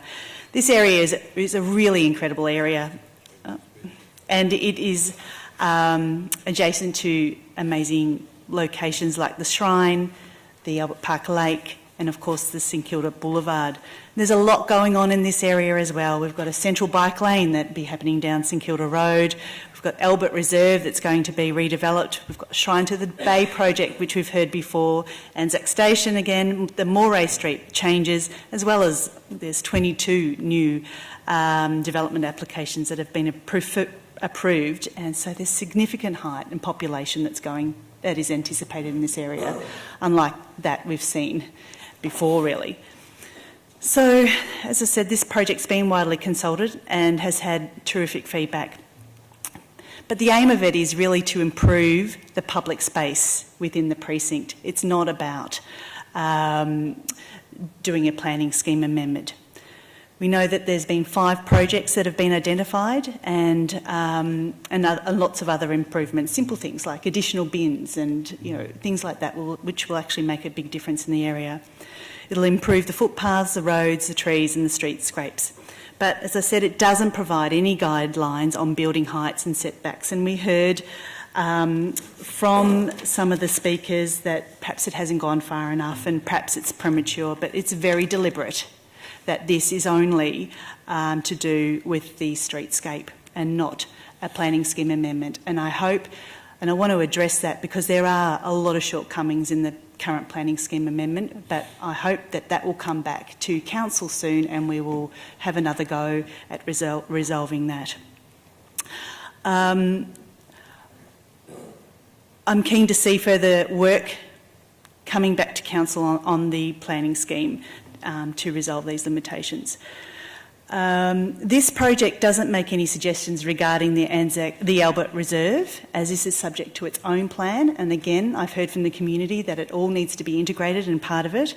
But it does make suggestions to capitalise on the development of Anzac Station, and this will help to develop the precinct further to a better and more coherent area. And that's why I've added these additional points to this motion today, because I really think that we need to show that we do value the community's concerns over many of these points. The Wells and Park Street intersection is an absolute nightmare, and we recognise that. So we've pulled it out, even though it's in the master plan, we've pulled it out and we're making a point of it because we really do want to work for you to change the schmozzle that it is. It's really not good enough. Anyone with any foresight would have seen that this is going to happen, and unfortunately we just weren't at that table. Advocating to make sure that we are we talk to our community around the design of the Albert Road Reserve. Again, that's part of another process, but we are making sure that we're going to, and we're committing to communicating with you for that. Prioritising the really important car parking that we need to have there, such as the service vehicles and the visitor parking. And I too wish, as Councillor Bond said, that we could strengthen the ability for the buildings that are going in there to make sure that they put in loading bays, to make sure that they put in short-term parking for all those services. It's really not good enough with what we're doing at the moment. But this doesn't go that far. This is only the public realm. We're going to consult further on the Park Street link, the bike link in particular, and whether it's down Park Street or not, We definitely need an east-west link, there's no doubt about that. We need protected bike lanes, no doubt about that. But we need to make sure it's the right place and that it's going to work for us, all of us in the future. And that's probably about it. So I hope, councillors, you'll endorse this motion. Thank you. Thanks very much, Councillor Voss. Councillor Simic? As the other Gateway Ward councillor here tonight, we're missing one who's on a well-deserved holiday. I would like to endorse this alternate recommendation. I personally don't think that the master plan covers absolutely everything that we need to make sure is covered, but it goes some way towards ensuring that community feedback is taken into consideration. The domain precinct is under pressure. It's growing, and we hear time and time again from residents about the pains that they've experienced as a result of what I believe to be a lack of forward planning and organising. Some of those issues are a result of the planning scheme, and I echo Councillor Voss's desire to look more closely at our planning scheme as well and the impacts of the planning scheme on the area. But for our public realm, there are significant improvements that need to be planned for.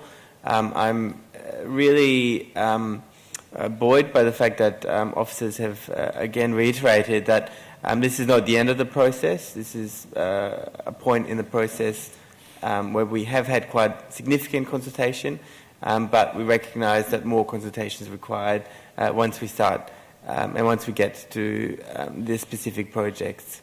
So I won't say much more, as I don't have much more to add to what Councillor Voss has said already, but I am really glad that Council has gone on this process, and really glad that we'll continue to work with the community to keep listening to the views that are put to us and look for ways to continue to improve this area as we grow.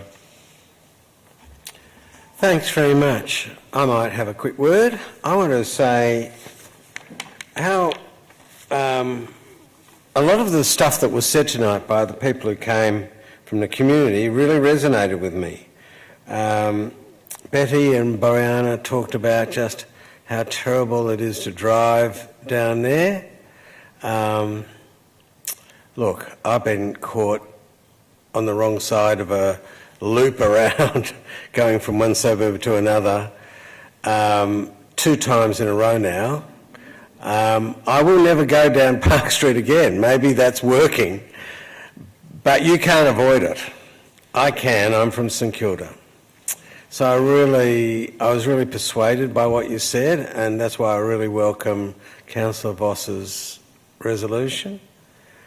And I was really impressed by a lot of what the bicycle advocate said, particularly Peter's evidence, which surprised me. It was quite counterintuitive how unsafe those painted bike lanes are. Shocked me, really, because I use them all the time and have advocated for them to be painted on roads all the time. Felt noble doing it, and yet we're probably making things worse. So yeah, I just hope that that Councillor Voss's alt motion sort of helps solve this issue. Part of the issue is that it's just incredibly complicated as thousands of people pour into this tiny part of the world, and it's difficult, nay impossible, to serve everyone's interests adequately. It is a very difficult issue.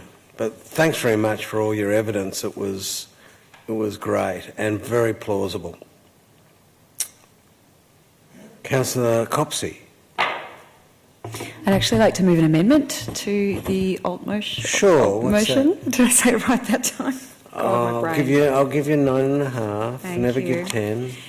So it would be, I'll provide this to officers in a moment, I'll just read it out. It would be to replace 3.7 with the paragraph reading, show a protected bike lane in the section of Park Street between Kingsway and Moray Street in the Domain Precinct Public Realm Master Plan, and in the short term implement a temporary separated bike lane in this section prior to the implementation of the Park Street tram link. Seconder? Councillor Baxter? So I'll speak to it while it's being put up. Essentially, there's two elements here. To deal with the first part of it, we speak in the Domain Precinct Public Realm Master Plan about providing a safe, protected bike link. And I think it's actually dishonest of this document to say that if we are not representing within the actual document itself a safe, protected bike link for the entirety of the section of the Park Street bike link that this document deals with.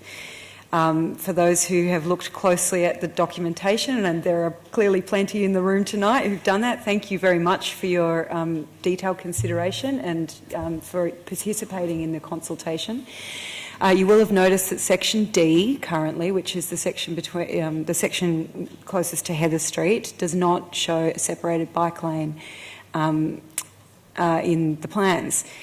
So I frankly think it's a bit dishonest of council to champion that we are taking the action on this if we have shied away from doing that in the document.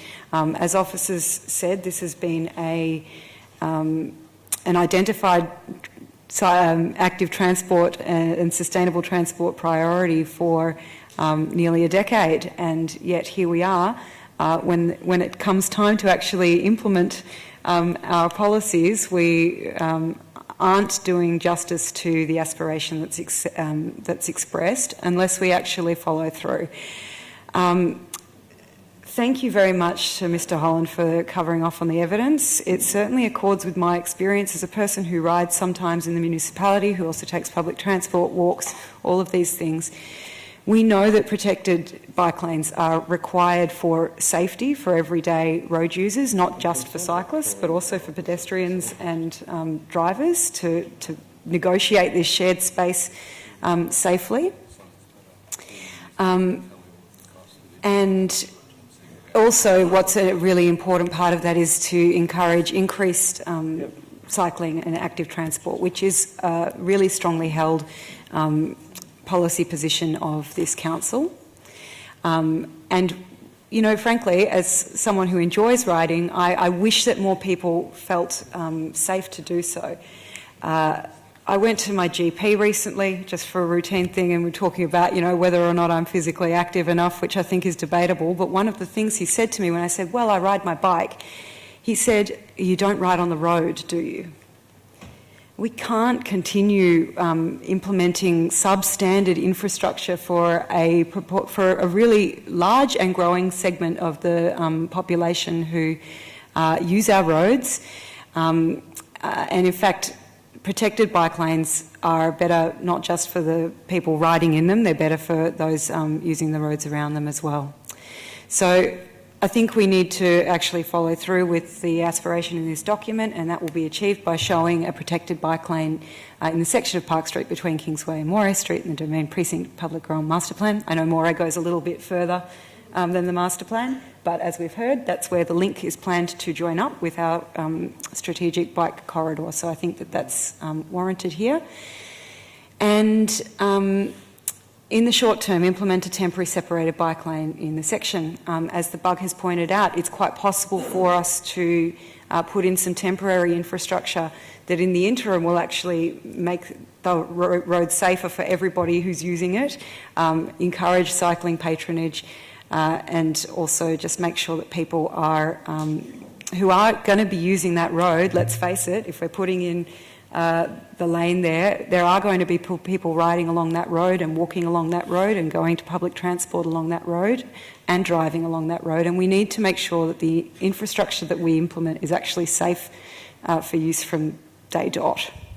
Further down that road, there's a great example of what we don't want to repeat, which is I call it the Cecil Street squeeze, which as you're going up Park Street, and there is another central tram stop, and a painted lane on the road for bikes, which is, frankly, it's very dangerous. I get very worried when I'm riding through there or my partner's riding through there, because I have experienced the effect Mr. Holland spoke about, where cars are trying to squeeze past you and they'll come very fast and very close. And so this is actually a matter of people's health, well-being, safety, life. We know that vulnerable road users really do come off worse if we don't provide the infrastructure that people need to use our roads safely. So the great part about all this is that we can actually implement this amendment this evening without compromising some of the other issues that have been raised tonight. It won't actually implement, it won't, in the temporary treatment, reduce any further the car parking issues, and as Councillor Voss's amended alternate motion discusses, there will be an opportunity for further community consultation and discussion on the overall design of the Park Street bike link. I fully take on board the comments that have been raised tonight by local residents, and I have to ask, change is coming to this precinct. There's already been huge change visited upon it by the improvements in public transport infrastructure and the growing development. If we don't actually change and provide the infrastructure for people who can make a choice to not drive around that precinct, I think that the congestion is just going to get worse. So, how do you expect it to get better if we don't make some changes that allow those who can make the choice to travel differently through this precinct to do so? I think that overall this will really help with the issues that have been brought up around congestion, and I'm very strongly supportive of the other elements of Councillor Voss's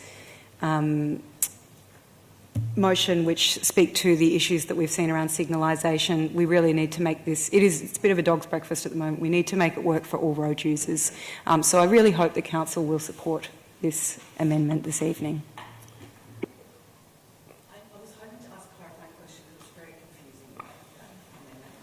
Okay. I'm just very unsure. So are you advocating for a protected bike lane, which is fine, but what's the temporary implementation at the same time as the whole bike lane is going in, or what? When is that? I don't understand the intention. I guess to implement a temporary I don't know what that means. Yep, the intention is to provide, so the ultimate design, as I understand it, for the domain master plan is for protected bike lane, and that's shown in the sections at the moment. The intention here is to say that ultimately we will have a protected bike lane in section D as well, and in the interim we can actually implement, I understand through some discussions with the bug, there's a possibility of putting in place, for example, flexible bollards that provide an actual separation rather than just a painted line on the road. But not at the same time as doing the separated bike lane on the other half. We get the questions through the chair. Sorry, through you, Mr. Mayor, but I still don't understand. So why would it be temporary? So are we doing it all at the one time? So therefore, why would you make that when the other part's not is not being protected? Why are we putting in a temporary? Is that what you're suggesting? Temporary section there?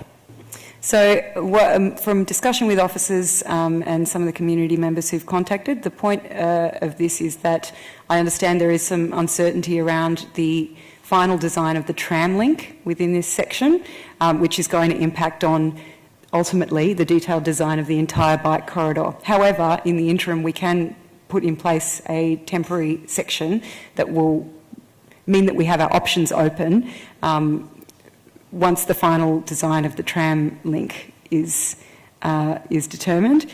But in the meantime, we can offer that protection right now with a temporary solution. Councillor Voss? Just got a couple of clarifying questions as well, and probably of the officers.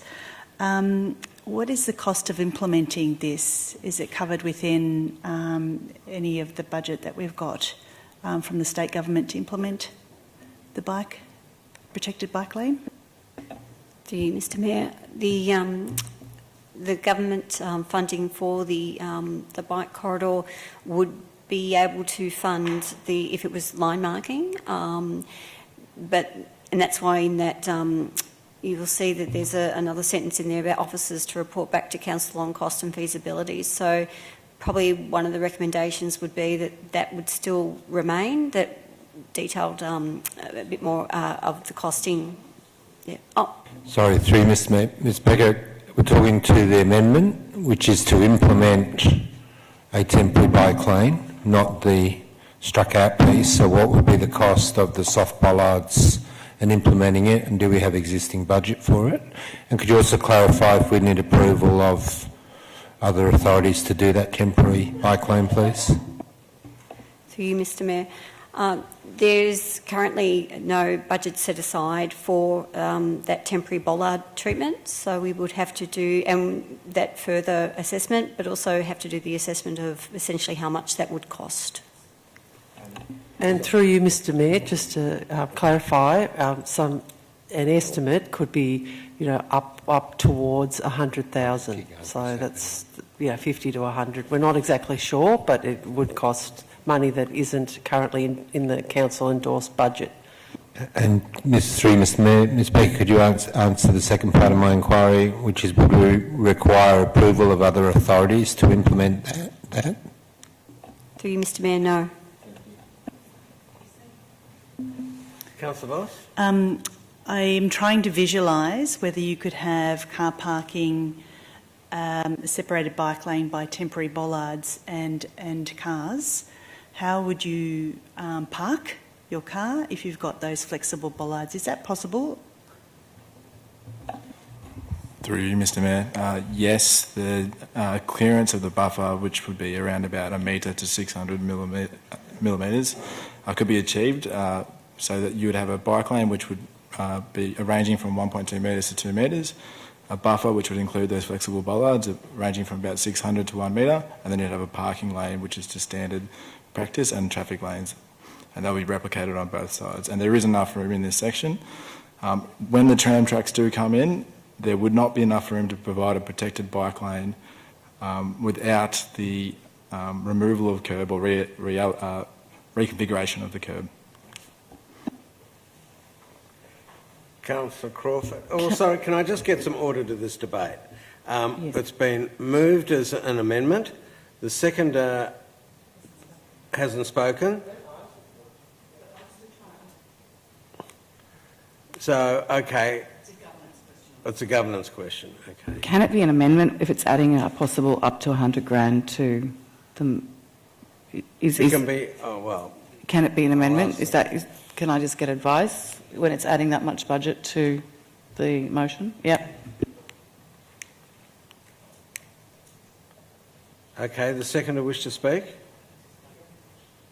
Yeah, look, I won't go on and on too much because I know it's getting late at night. I'll just say that the particular area that's referred to, I know quite well. It's very close to where my parents live. I will just say that there are safety concerns on this stretch of Park Street, particularly the closer you get to the tram stop at Moray and Park, which is all going to change. But in terms of the behaviour of the drivers in particular, I've gotten off that tram 200-300 times probably, and nearly been cleaned up by cars, like almost every single time. So anything we can do to encourage separation of different modes of transport so that somebody doesn't get killed, I think is definitely worth looking at. That's one of the reasons why I would support this. Any other speakers about the motion? We'll move to the vote. All those in favour of the... All those against? What did you vote? Division required. Councillor Voss. Okay, so you're following Councillor Voss? You might have to put your paw in the air. Okay. I'm completely with you, though. I think you made the correct strategic decision with the peanuts. I'll go again. All those in favour? All those against? Declare it lost. Go back to Councillor Voss's original motion. Any other speakers? We're all tired, yeah. Okay, so Councillor, who seconded Councillor Voss's, and you've spoken? Yes. Any other speakers? I think I'm going to move to a vote. All those in favour? Declare that carried unanimously. Thank you very much, Councillor Voss. We've still got 4. When you're talking, maybe probably I can hear you talking about the form. We've still got 4 public speaker items. I wonder if you want to take them. Yeah, I'll do that. So you've got 12.1, 14.4 and 14.5. You can take them in that order, and then we can probably... Oh, you've got this one too. Yeah. Okay, I'm going to go in order. Unfortunately, I have to apologise to Barry Voss and Rhonda Small because we're just going to have to move through the agenda. 12.1, Fisherman's Bend Suburb Name Change Motion and Fisherman's Bend Community Forum. We have one speaker, Lucas Riley. Sorry, Lucas, for keeping you. So we've got an alternative rec. And there's also an alt-rec being suggested by the officers. Lucas Riley, as many of you know, through the community forum, the company I work with has a large block of land in South Melbourne. I'm pleased that the forum is continuing. It's a great way of everyone communicating. But the main thing I wanted to talk about tonight is to draw your attention to one part of the report, and that is that the task force identified the suburb name South Melbourne resonates, it's well known, supported, and to change it would cause unnecessary confusion. Whilst it's being deferred, I would ask that you consider that when the time comes. Thanks very much, Lucas. Councillors, questions? Councillor, motions? On the alt-rec? Moved Councillor Voss, seconded Councillor Crawford.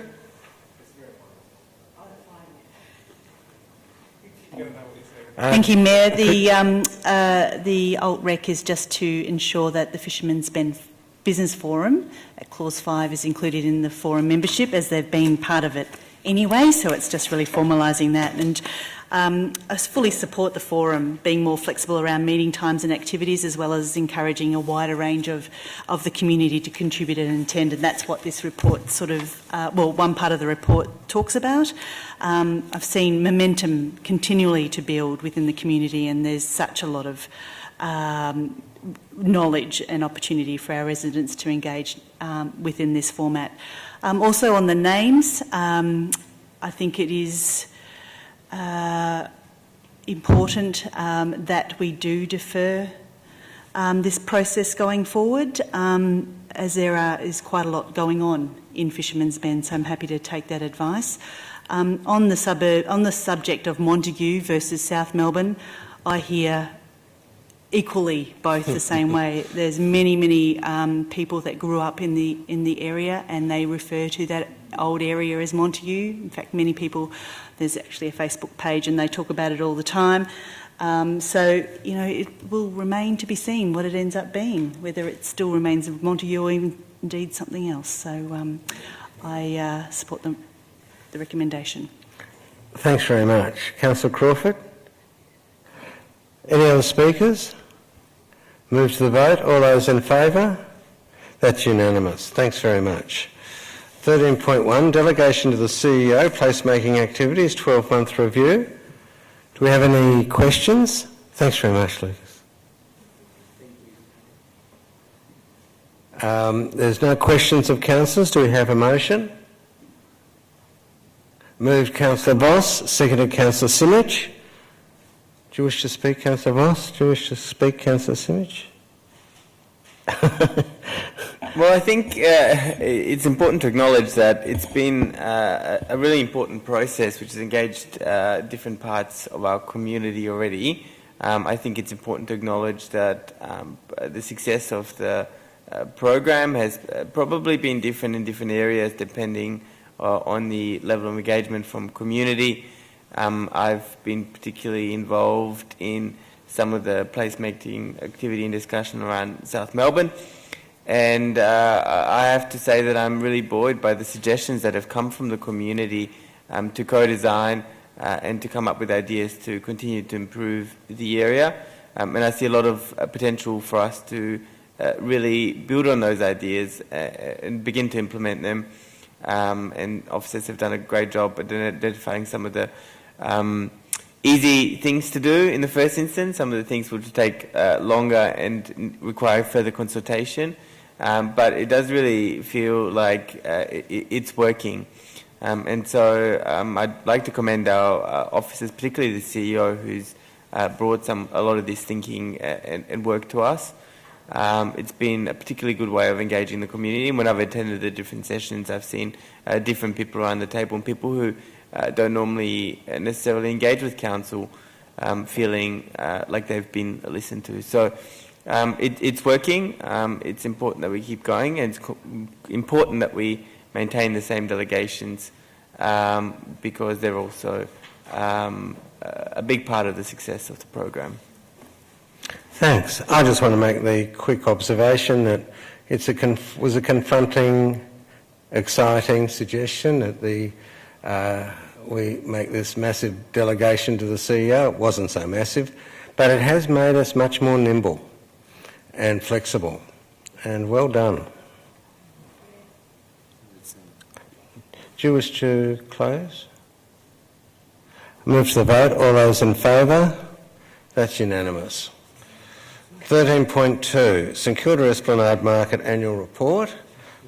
I have two speakers, Susan Zagroon on behalf of a third party and on her own self.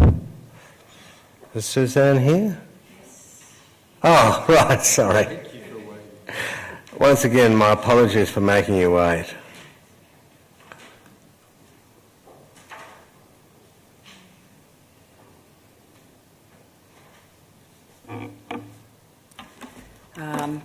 Hello everyone, the Mayor, Councillors, people that are still left. We're happy for you. My name's Suzanne Zagron. I'm a long time stallholder at the Esplanade Market, St Kilda Esplanade Market. First of all, I would just like to thank Council for your continued commitment to the market. Thank Councillor Bond especially for his work and the other members of the Market Advisory Group, Reference Group. Thanks very much. And I might as well throw in a thank you to our recently departed coordinator, Gabby Alenye, for all the fantastic work she did as market manager. I'm representing Alana Fangold, who's not well and couldn't make it tonight. So I've just got some questions that I'm going to read out on her behalf. Can you please advise what the advertising has been in July and August 2019 for the Esplanade Market? Can I just ask, do you want me to read each question or do you want me to wait for a response after each one? I think... Can you just read them straight out? Yep. So that's the first one. Please. Secondly, how does this advertising for the years 19/20 compare to last year's advertising at the same time of year? Next question, how much money has been spent on advertising this financial year, 19/20, and why? Next question, has the customer attendance been monitored for July and August? What were the attendance numbers? At the last question, how many members attended the last Esplanade Market Reference Committee meeting, and how many of that committee represented market stallholders? So Right. They're the questions that Alana Thanks very much. I might ask Ms Bennett or Ms Donnelly or Ms Yeah, Ms me. Bennett. Through you, Mr Mayor, I'm advised in terms of marketing and advertising that has occurred between July and August 2019 for the Esplanade Market. The market has been featured in the official Visitors Guide for Melbourne, and that particular publication targets international and interstate travellers. 250,000 copies are typically issued per season, and there are 4 editions per year. The market has undertaken free social media advertising and posts. We've also worked with Tourism Australia and utilised their channels.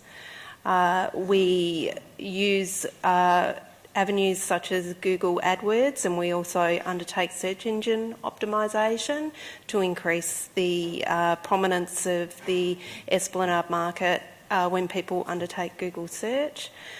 Between July and up until September, there will be DL brochures distributed in hotels, and we also use channels such as Explore Port Phillip and other City of Port Phillip channels.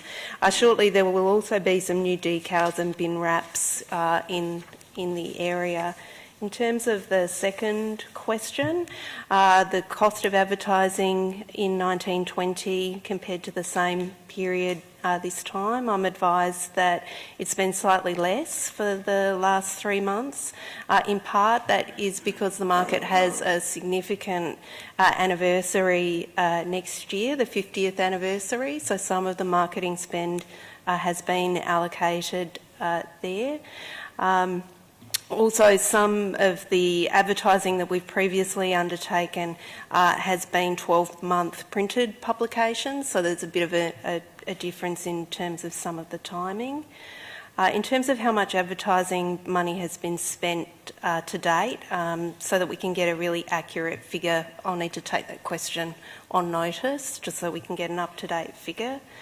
In terms of monitoring customer attendance in July and August, no, we haven't measured attendance numbers in July and August, but we did in February and March undertake a consumer survey and pedestrian count, which was a new initiative that hadn't been undertaken previously. Certainly there is obviously some seasonality in terms of visitation in that area, and that may well be something that the Market Reference Committee might want to explore further in future years. The final question in terms of the number of members that attended the last Esplanade Market Reference Committee, I'm advised that 2 of the 3 committee members were present, and 1 of those was a stallholder representative. Today's council report in part seeks council approval to strengthen the number of traders to that committee. Thanks very much, Ms Bennett. Councillors, questions? Councillors, motion? Moved, Councillor Bond. Officers' rec? Yes, I will move the officer's recommendation. Seconded, Councillor Voss. Councillor Bond, do you Thank you. I have a seconder.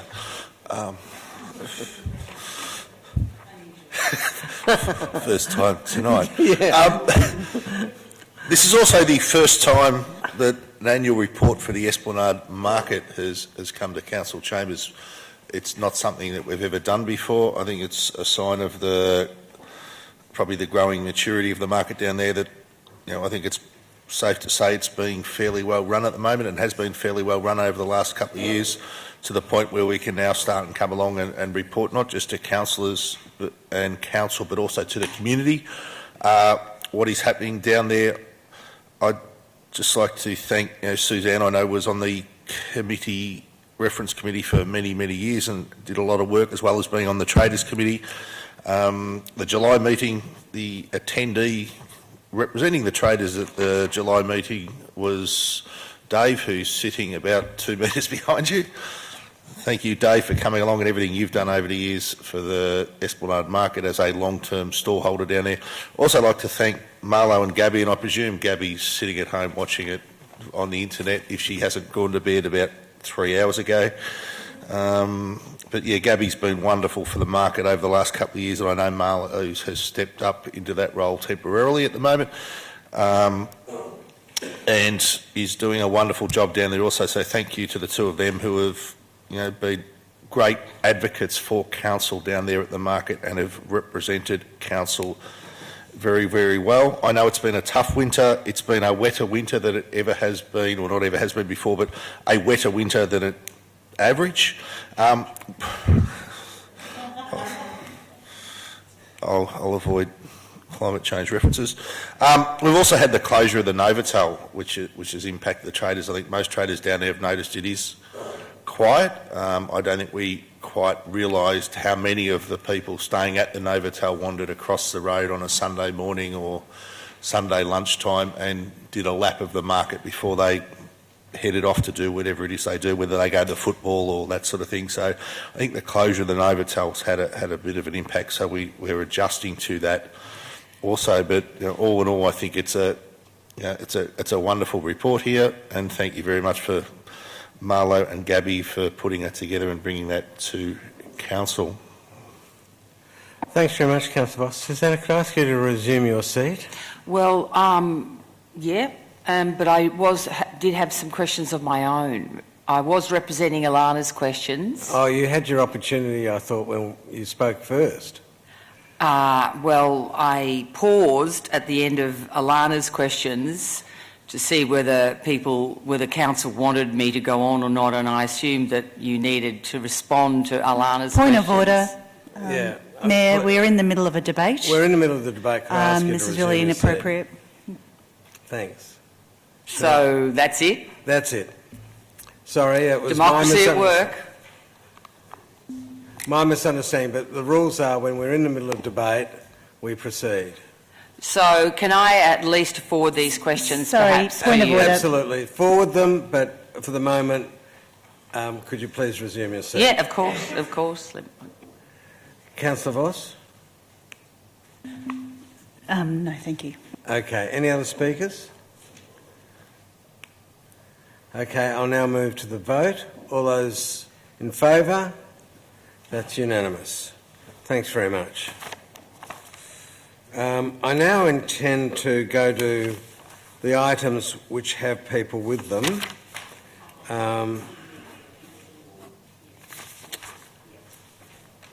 14.4, Proposed Tenancy Agreement, Sandbar, 175B, Beaconsfield Parade, Albert Park. The applicant, Barry Voss, is here, but he's available just to answer questions if we've got them. Councillor Voss? I've got a question for the officers. Sure. And my question is related to the picture that's in the report on the last page. I can see what the line is around the building. That's the lease line. What's the red line? Normally a red line relates to an alcohol licence, but I'm just not sure what this red line is.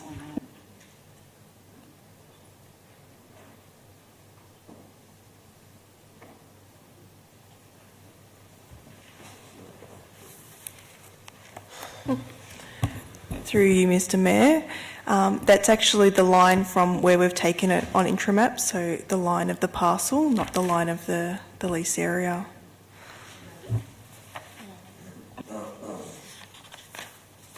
Right. So the lease area is the blue line, the red area is the nothing. Thank you, Mayor. Correct. Councillor Voss. And I understand as part of this proposed new tenancy that council will be upgrading the ramp and a few other things around the building. Are you able to talk to that? No. Through you, Mayor, I'll have to take that question on notice to provide an update on works. I know we've undertaken some works to the deck already, and I'll just need to clarify the other works that are in progress. Thanks very much. Any further questions? Do we have a resolution? Councillor Bond and seconded Councillor Crawford. Do you wish to speak, Councillor Bond? Yeah, just quickly to say, I think it's good to see that the owners and council have come to an agreed outcome that both parties appear to be happy with here, and look forward to the renovations that are going to take place, the improvements down there, and that restaurant becoming a wonderful asset for the city of Port Phillip down there on the foreshore. It is. Any other speakers? Move to the vote. Oh, Councillor Voss. I just will quickly speak because I know I can see Barry here, and I just want to thank him for coming and also for taking the time to, I think, communicate with all the councils around this tenancy. You're a terrific operator. I do go there and have coffees, although we hadn't actually formally met until recently. And I'm very supportive of the 10-year lease and the upgrades that you'll be doing to show off this lovely building, such as painting inside, toilet renovations, additional storage. And I was really curious and pleased to hear that the cool room you currently have is basically a suite of fridges, and that'll be upgraded to a proper cool room and will save significant money for you per annum on electricity costs. And one thing that's always bothered me whenever I go past the building is the bins that are stored out the front. And I'm actually, it's very minor, and you always keep them pretty clean, but that to have some covering to stop the view of the bins of the lovely building is actually quite major in my book. So I just want to thank you for having such a good relationship and liaising very well with the officers as far as I can see, and I wish you all the best. Thank you. Okay, move to the vote. All those in favour? That's unanimous. 14.5. Thanks very much, everyone. 14.5, proposed property policy adoption. Rhonda Small. And Rhonda, I apologise for keeping you here.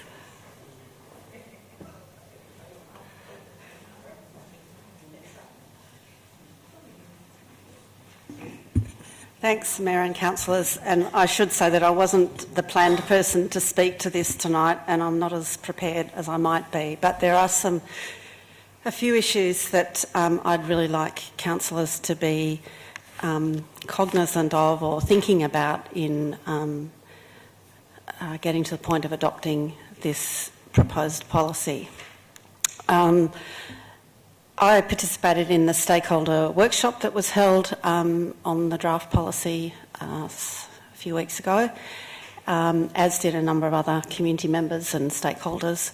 And as has been summarised quite, I think, well in the officer's report, a lot of the concerns that we had in trying to grapple with the policy also related to either other policies still in progress or to do with the implementation plan, for example, for the community funding policy, which is still a work in progress, so that often the comments that we were making were about how this policy might actually be implemented. And I appreciate that you have to have a policy in place to have an implementation plan, but there are some things that we found it quite difficult to comment on the policy without some knowledge of how they were going to operate.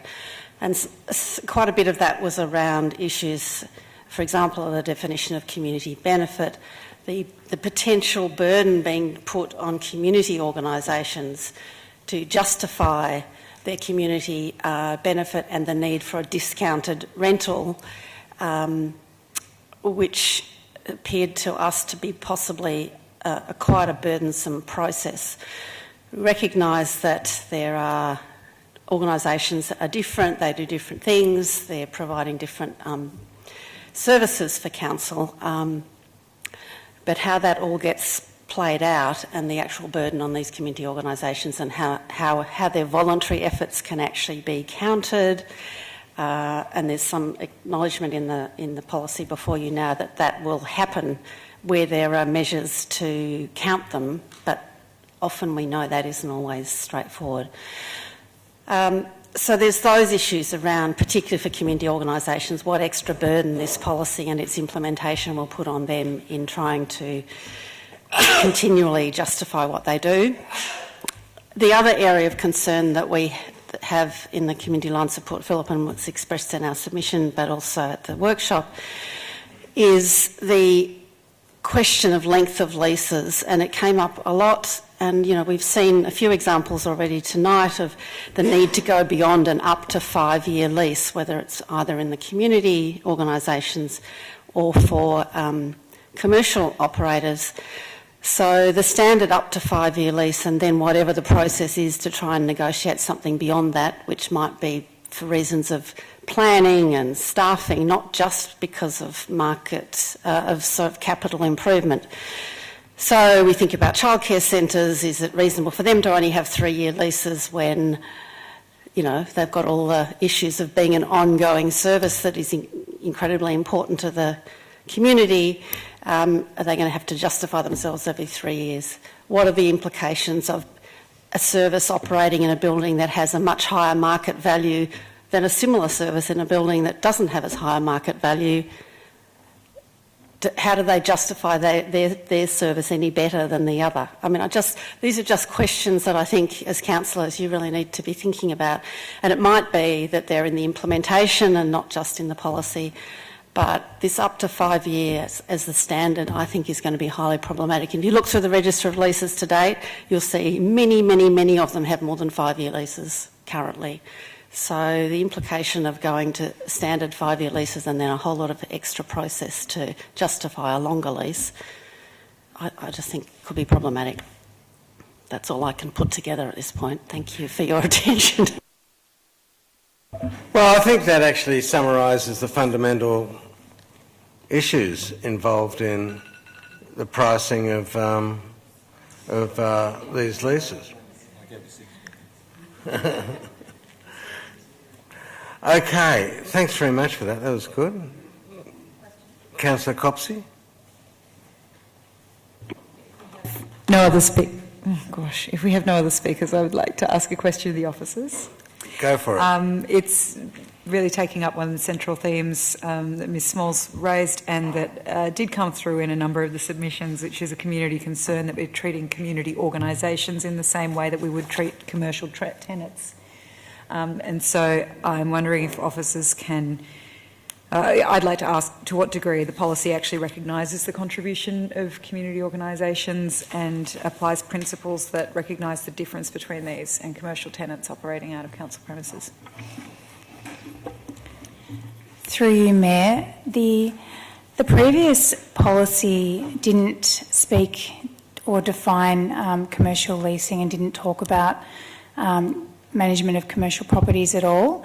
And it was recognised that there was a need to be really clear about how we need to manage commercial leases in a very different manner to community leases, and that is why we've added some sections in here that speak specifically to commercial leasing. And the key, there's a number of parts that do speak to that, and the first one is section 2.1, which basically says there's 2 objectives for undertaking leasing and licensing. The first one is about service delivery and delivering benefits for the community. The second one is about commercial leasing and generating revenue from commercial leases. The second part is in 2.2, where it talks about commercial lease management, and that is very specifically saying that we need to act as a commercial agent when we're entering into commercial leases, and it's a different way of managing leases than for community leasing, and that there are different expectations around commercial tenants, both from the tenant but also what our obligations are under the Retail Leases Act.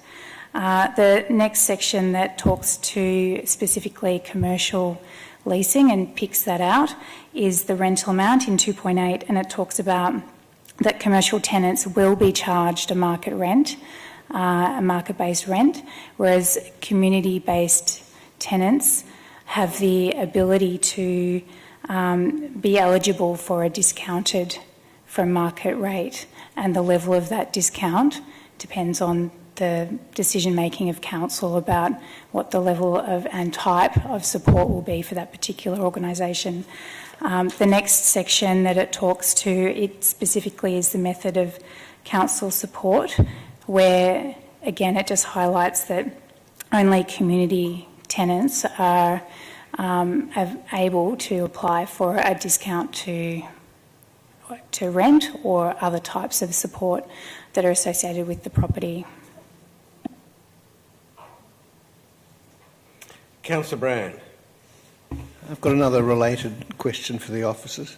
On the question of transitioning from the existing arrangements to the new arrangements under this scheme, I've been made aware of an example where there may be some sort of problem. I'm just interested to see to understand how it would be handled. I've heard of a childcare centre that, for whatever historical reason, had not been charged for the utilities, but now finds that they are about to be charged for the utilities under the new policy. And while I completely agree with the fundamental purpose of this, which is transparency and consistency, I'm just wondering what negotiations are open to sort of making that transition from a historical situation which is inconsistent to eventually compliance with a situation which is much more consistent. Through you, Mayor, just to clarify, all of the childcare leases that are currently in place and that have been for a number of years require them to pay their utilities.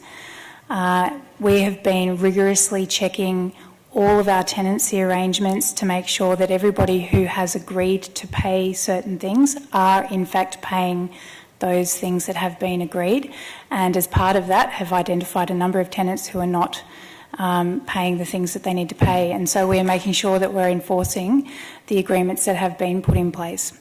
So that is actually not a change for the childcare centres, that's just enforcing the current agreements that are in place. In regards to transition for any change is really important, and it is a key consideration moving forward for the property policy. So we would be looking at what is the scale of change that is being contemplated, and then how long is reasonable to implement that change. And the type of change will be for all of the existing tenancies that are in place is entirely up to council. Council, through the application of this policy, will have full decision making around what kind of change they might contemplate to long-term tenants that may have been in place for a long time and had a particular arrangement in place. Councillor Voss. Thank you, Mayor.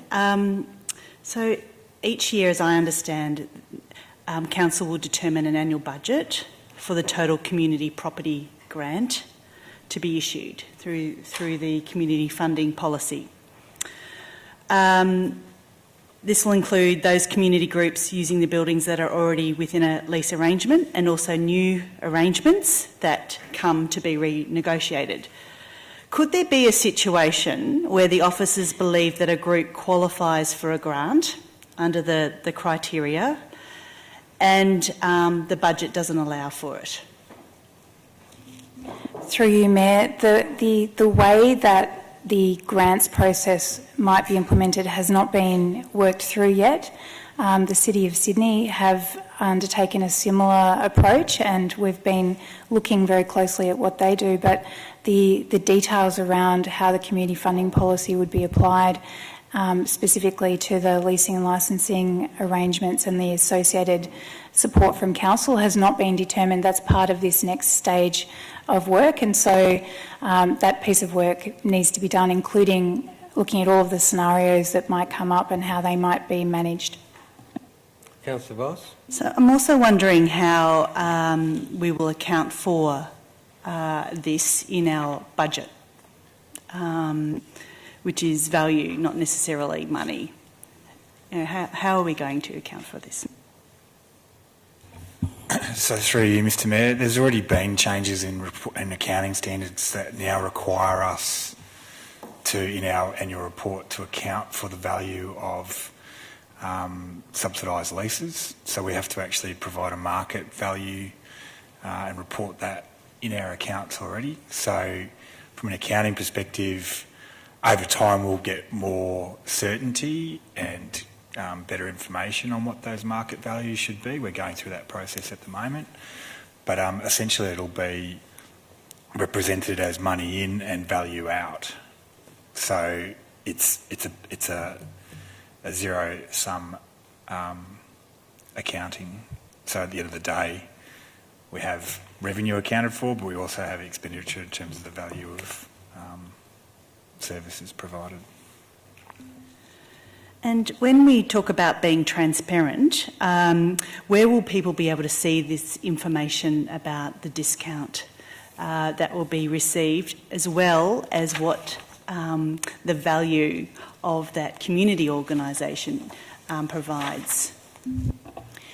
Through you, Mayor, we will have to work through that detail as we work through the implementation, but already in the budget process and the council plan budget process, we do report the value of leases. So we'll be getting more rigour around that. It will also be as leases are adopted. We already report that as leases go up to council and are approved as well. So it'll be just looking at what are the other ways that we might do that as we work through implementation. Yes, it's after 11. I know it's after 11. This is a property policy.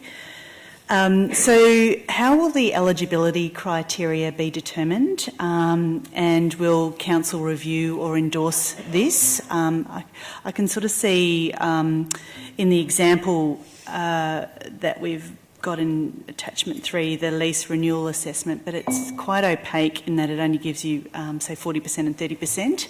I'm just wondering how all those criteria are going to be sort of worked out. Through you, Mayor, so we provided an example of what it might look like. So that's the City of Sydney example in the pack. And so the work we need to do now with council and with some consultation with the community around how we implement the community funding policy in relation to leasing and licensing particularly, but there are many different ways that council provide grants and funding, and the idea of the community funding policy is that it provides a house for all of those streams to come through, a way to be consistent and to have a structure around that. So that's a fairly large piece of work, and we will be prioritising those aspects of the policy implementation that relate to the property funding and other types of support, so that we can provide the community and tenants and council with the clarity and confidence around how the property policy will be implemented. Sorry, will it be coming back to council? Through you, Mayor, yes. Go for it. So I have a alt rec, but I know in the officer's recommendation it says that this will come back to council in 1 year to be reviewed. Is that 1 year starting from today? Will that be 2020, or when does that 1 year sort of come back? Through you, Mayor, we did anticipate that it would be 12 months from adoption.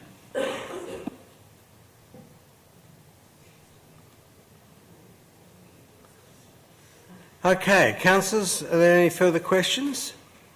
Do we have any motions? Councillor Voss, you've got an alt motion. I do. I'm not sure if you guys got a copy of it. So this is something that I won't put any context around it. It's 3.2. Notes that a key objective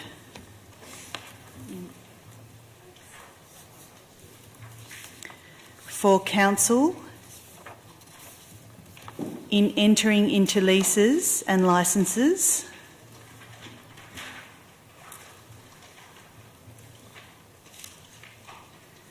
with community organisations for council assets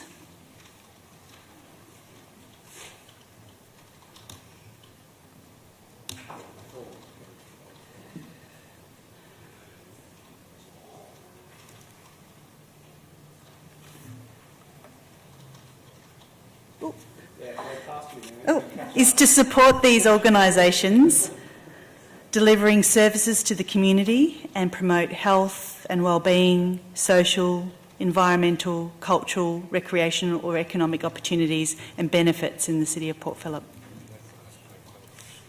Yeah. Mr CEO, can I ask? Through you, Mr Mayor. In terms of the 12 months, I'm just noting that's very close to caretaker. So I'd suggest, Councillor Voss, that after the first year of implementation or prior to the caretaker period, whichever comes first. I think it's just for safety. If you want it back before the next council election, you might want to add those words in. Thank you. We're getting very close there. Mr CEO, I think that's wise advice. Thank you. So after the words after the first year of implementation, you might say, or prior to the, I think the official term is council election period, whichever comes first, just so that you're clear that you want us to bring it back before you go into the next election. So after the word implementation? There's a term around election period through you, Mr Mayor. So I think Ms Bennett might help with that for you, Councillor Voss. Just to get the right phrasing. Thank you. Do we have a seconder? Yeah. Okay. Do we have a seconder for that alt motion? Brandy? Councillor Brand? Thanks very much. Well, I'll start speaking while that's going on, but just wanted to say thank you to the officers. There's been terrific work on the economic value and the costs. You know, that this property policy, you know, is worth to us something like $2.1 billion worth of assets we seem to have. However, you know, I have felt that we sort of have undervalued potentially the community part of this whole equation in this document, and I think just adding this might actually just raise it up. I really believe there needs to be a balance, and I'm hoping that this does it. This report has been developed and written for property management and best practice asset management, but we also need to recognise the value of our not-for-profits and the community groups and value the work that they do on behalf of council in this policy. So in adopting this policy, I'm really pleased that the officers will get on with developing the implementation program against the guidelines of the policy, and I'm really very interested in seeing that part going forward.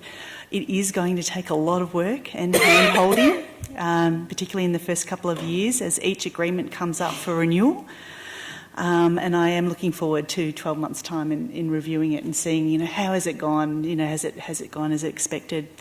I do worry about the significant impact this policy change will have on our tenants, but I do welcome the flexibility within the policy to deal with this on a case-by-case basis. So I think it's a big step that we've taken. It's been an enormous amount of work, and I know how much we've had to do with it, let alone what's gone on behind it. So, you know, well done. Let's hope it delivers all the things that we need in a property policy. Thank you. Councillor Brown? This is about the amendment? No. All right. The whole thing. I'm still. I do support the new property policy. I have had some reservations about the way it goes about. I guess evaluating the council's the cost to council. I think that the amendment that we've put in is goes some way towards addressing the problem. We are now quite intent on grounds of transparency, which I think is perfectly fine, that we actually put a dollar value on the rent foregone that, when property is leased to not-for-profits and for community organisations, which is fine, except it tends to it speaks a language of well, you're lucky to actually be getting this place, or you're privileged to be using it, or you're probably using it just for your own amusement or fun or enjoyment or something, and so, you know, we're letting you off lightly. I think that we've got to change that language a bit, and we've got to recognise that the purpose of what these leases are generally about, they are very often a matter of important council services that council might otherwise be doing itself, like leasing things like Linden to become an art gallery. It's very unusual for councils. Councils either do it that way, or they will run their own arts centre or their own performing arts centre or whatever, which are huge expenses. So it's not like Linden and Gasworks are getting a place to amuse themselves at the public's expense. They're actually doing an essential service of councils, probably at a better and more efficient and more economical way. So there are economies in providing, in the services that are provided to council. There are economies and values to council for doing it this way. So we shouldn't be just looking at it as a handout that they'll be lucky to be getting. It's the same with community groups doing so many constructive and important cultural and social, environmental advocacy, various values like that came up in that amendment. So that's just it's a gesture, at least, to make sure that in our language that we actually don't reduce these relationships to purely commercial or commercial sounding terms, that we recognise what the whole purpose of this is. Given that is what the whole purpose of this is, I'm very happy that we're getting a much more coherent, much more transparent, much more consistently organised policy that everybody will be able to at least know where they stand much more easily, and know what the expectations are, and know what the what the channels are for actually putting their case for their own special circumstances and their own values and their own differences. So I'm happy to be voting for it, just on that on that proviso, that the understanding that we have of the value of volunteer work, the value of not-for-profit work, the value of the what's the word, devolved independent bodies that we ask to do this work for us, is values beyond just getting a discount.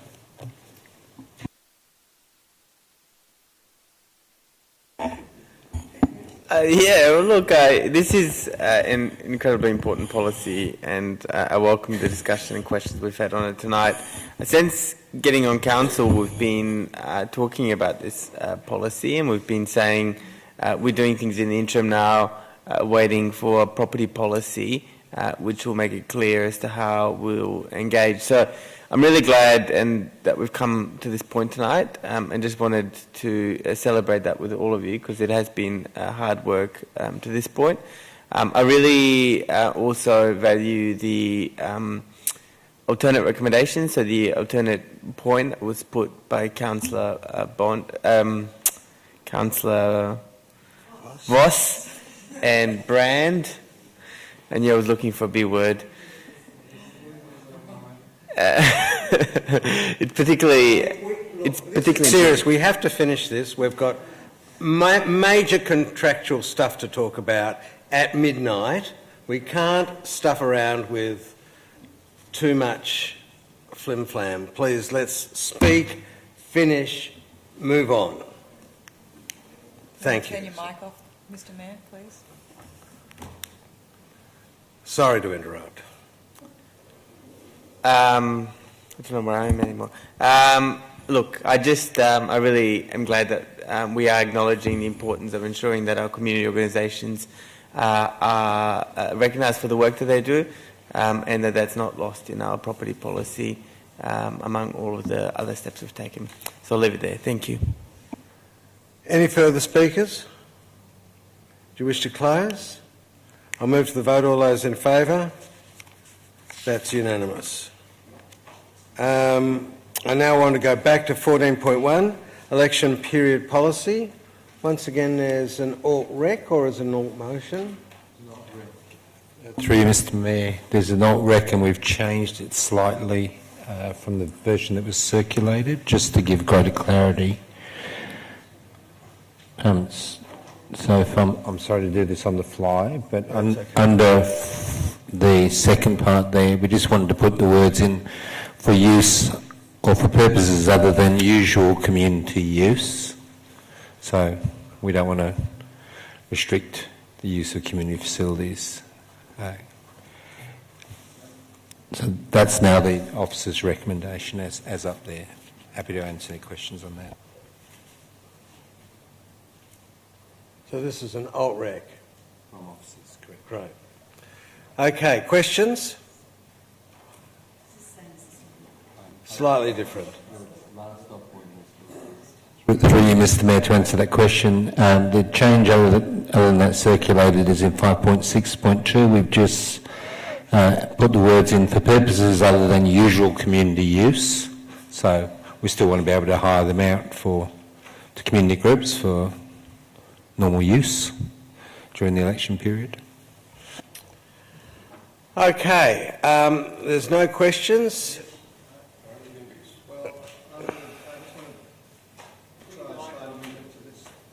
Sure, move your amendment.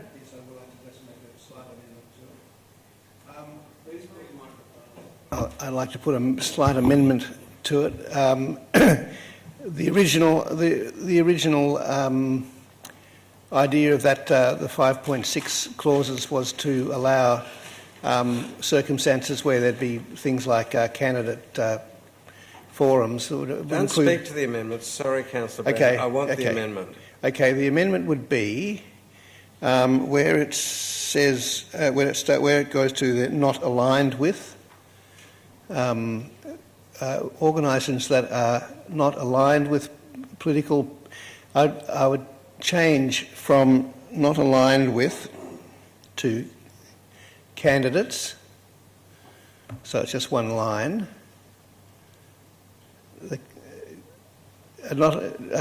Strike out not aligned with a political party or campaigning for a political candidate or candidates, and change that to neutral with regard to the participating political parties or candidate campaigns. Is there a seconder for that?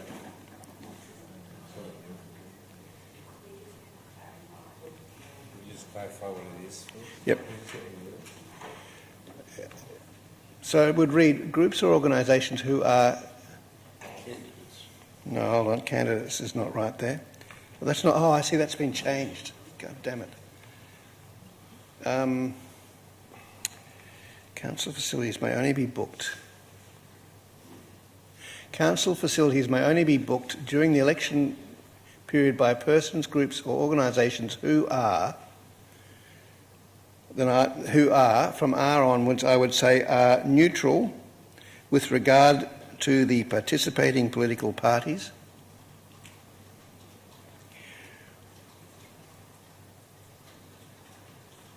or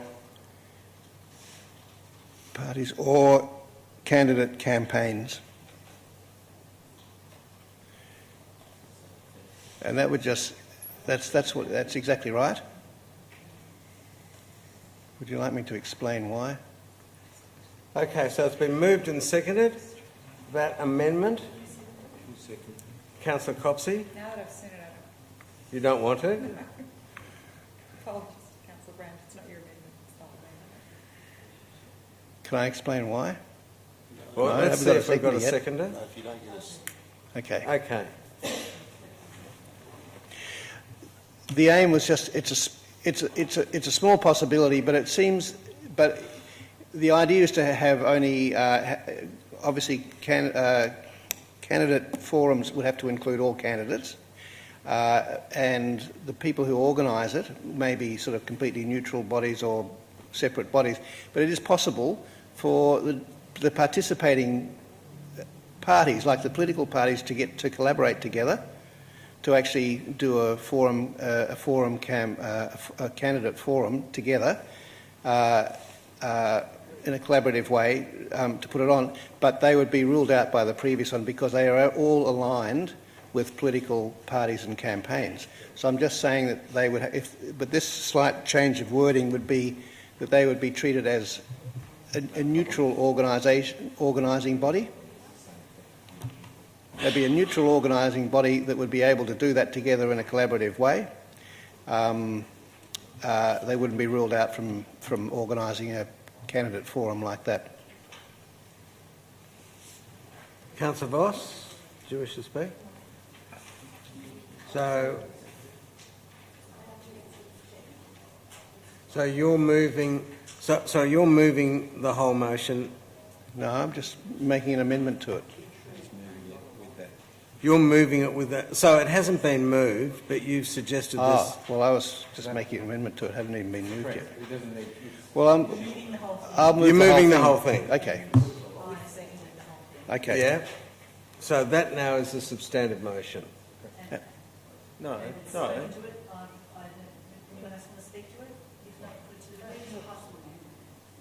Sorry, Councillor Copsey? That is the motion, correct. That's the motion. So David came, just to clarify, David came in, it's a substantive motion, seconded by Councillor Voss.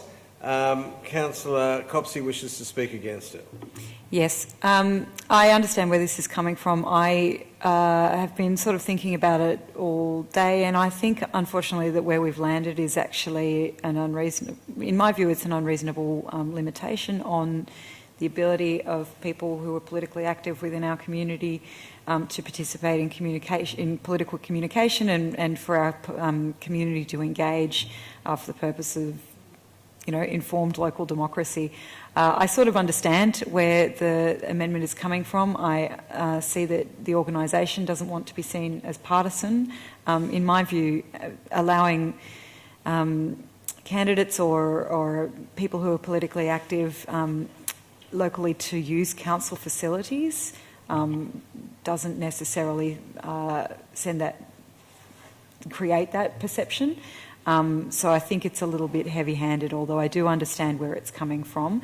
I am concerned that this will mean that, community rooms and halls and all that sort of thing won't be available for some pretty common purposes for which they've been used in the past, which is, the classic town hall meeting. I think it puts quite a lot of restrictions on those. So I won't be supporting it, but I think that Councillor Brand's slight edit does improve it, and I also welcome the officer's recommendation. I think that adds a bit more clarity. Could I request that you foreshadow, if this doesn't get up, a different motion? So I think we need to pass it, don't we? Well, that can be your view. We have to pass a policy. So if it, could you think or work with Mrs. Bennett on a foreshadowed motion in the event that this doesn't get up?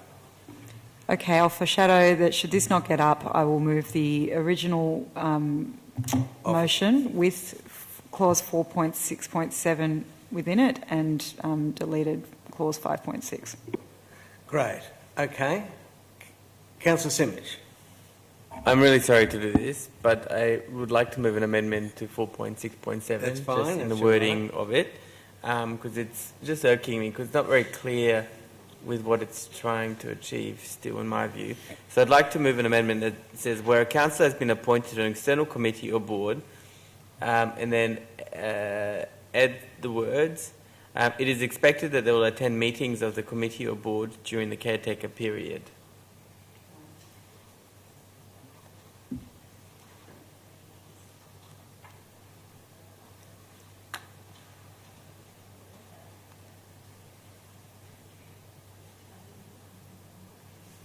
of the committee or board during the caretaker period.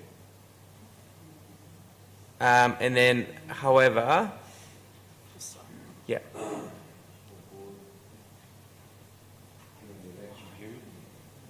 Yes, okay. Then full stop after period.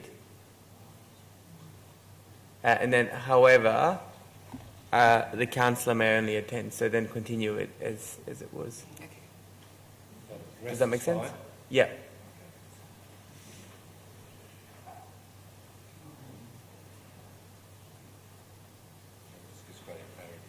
Okay. Is there a seconder for the for Councillor Simich's amendment? I'll second it for discussion. And then let's put the amendment to see whether it becomes part of the substantive thing. All those in favour? 1, 2, 3, 4, 5, 6, 7, 8. All those against? Okay, that's now the substantive. That's passed. That becomes a substantive motion now. We've had Councillor Brand speak in favour of it, and the seconder, Councillor Voss, speak in favour of it. No, passed. Do we have any more motions? Speakers? Let's move to the vote. All those in favour? All those against? Declare it carried. We have a policy. 14.2, making of meeting procedure law number 2 of 2019. Councillors, are there questions? Councillor Voss? I just wanted to clarify about the phone. Yes. It's a small thing. We say in one line we don't allow cameras at all into the room, and then people walking with their phones. Yeah, you've got a phone. So just wondering how we actually deal with that in practice. Mr. Mayor, a camera, whether it's on a phone or a single-use camera, is still a camera. So we think it's covered already, your question. Is that correct, Ms. Bennett? Do you want to add anything else? Or Mr. Chick? So we have a law that prevents filming with a camera. Through you, Mr. Mayor. I'll turn mine off.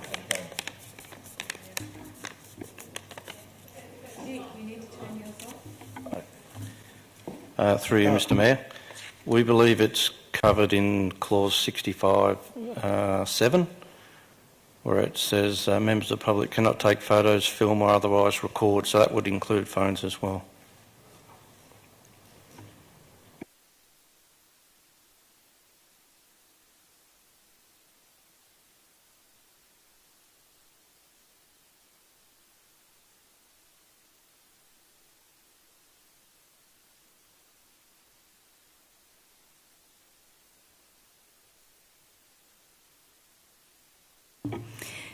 This is a necessary, procedural thing for us to do to regularly declare our local law. I will note a change in this local law that I want to put on record that I'm quite uncomfortable about, but I've been informed by officers we don't have a choice in implementing, which is the ability of councillors to abstain from a vote henceforth.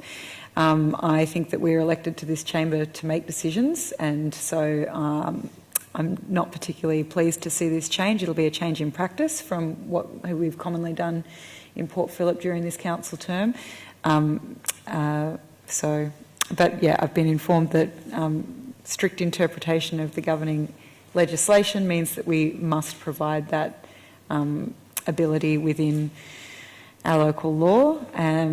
I hope that it will be rarely used at Port Phillip, I suppose, is what I'm saying.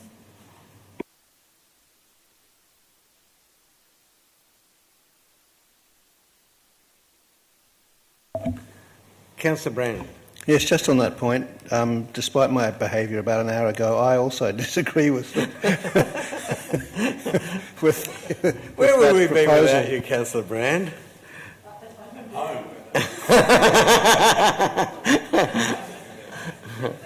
But less informed. Okay. No further speakers. I don't wish to close. I'll move to the vote. All those in favour? I'm sensing unanimity. Unanimous. I declare it carried.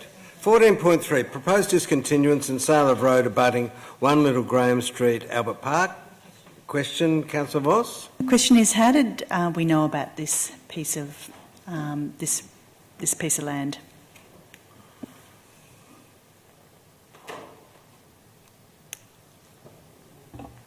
Through you, Mayor, my understanding is that it was proposed by the person who wants to purchase it. So these small slivers generally go undetected, particularly when it's fenced into a property, are very hard to detect, and so they generally are identified when there's a conflict. We are, working our way through cleaning data and cleaning up records, but things like this one in particular was highlighted when there was a desire to change the state. Good question. Any further questions? Resolutions? Moved Councillor Voss, seconded Councillor Crawford. Speakers? I'll move to the vote. All those in favour? Unanimous. Thanks very much. 14.6. Intention to advertise proposed lease 63A Ormond Esplanade, Elwood. Any questions, councillors? Do I have any motions? Moved Councillor Copsey, seconded Councillor Gross. Speakers? Not for me. All those in favour? That's unanimous. 14.7. See you later.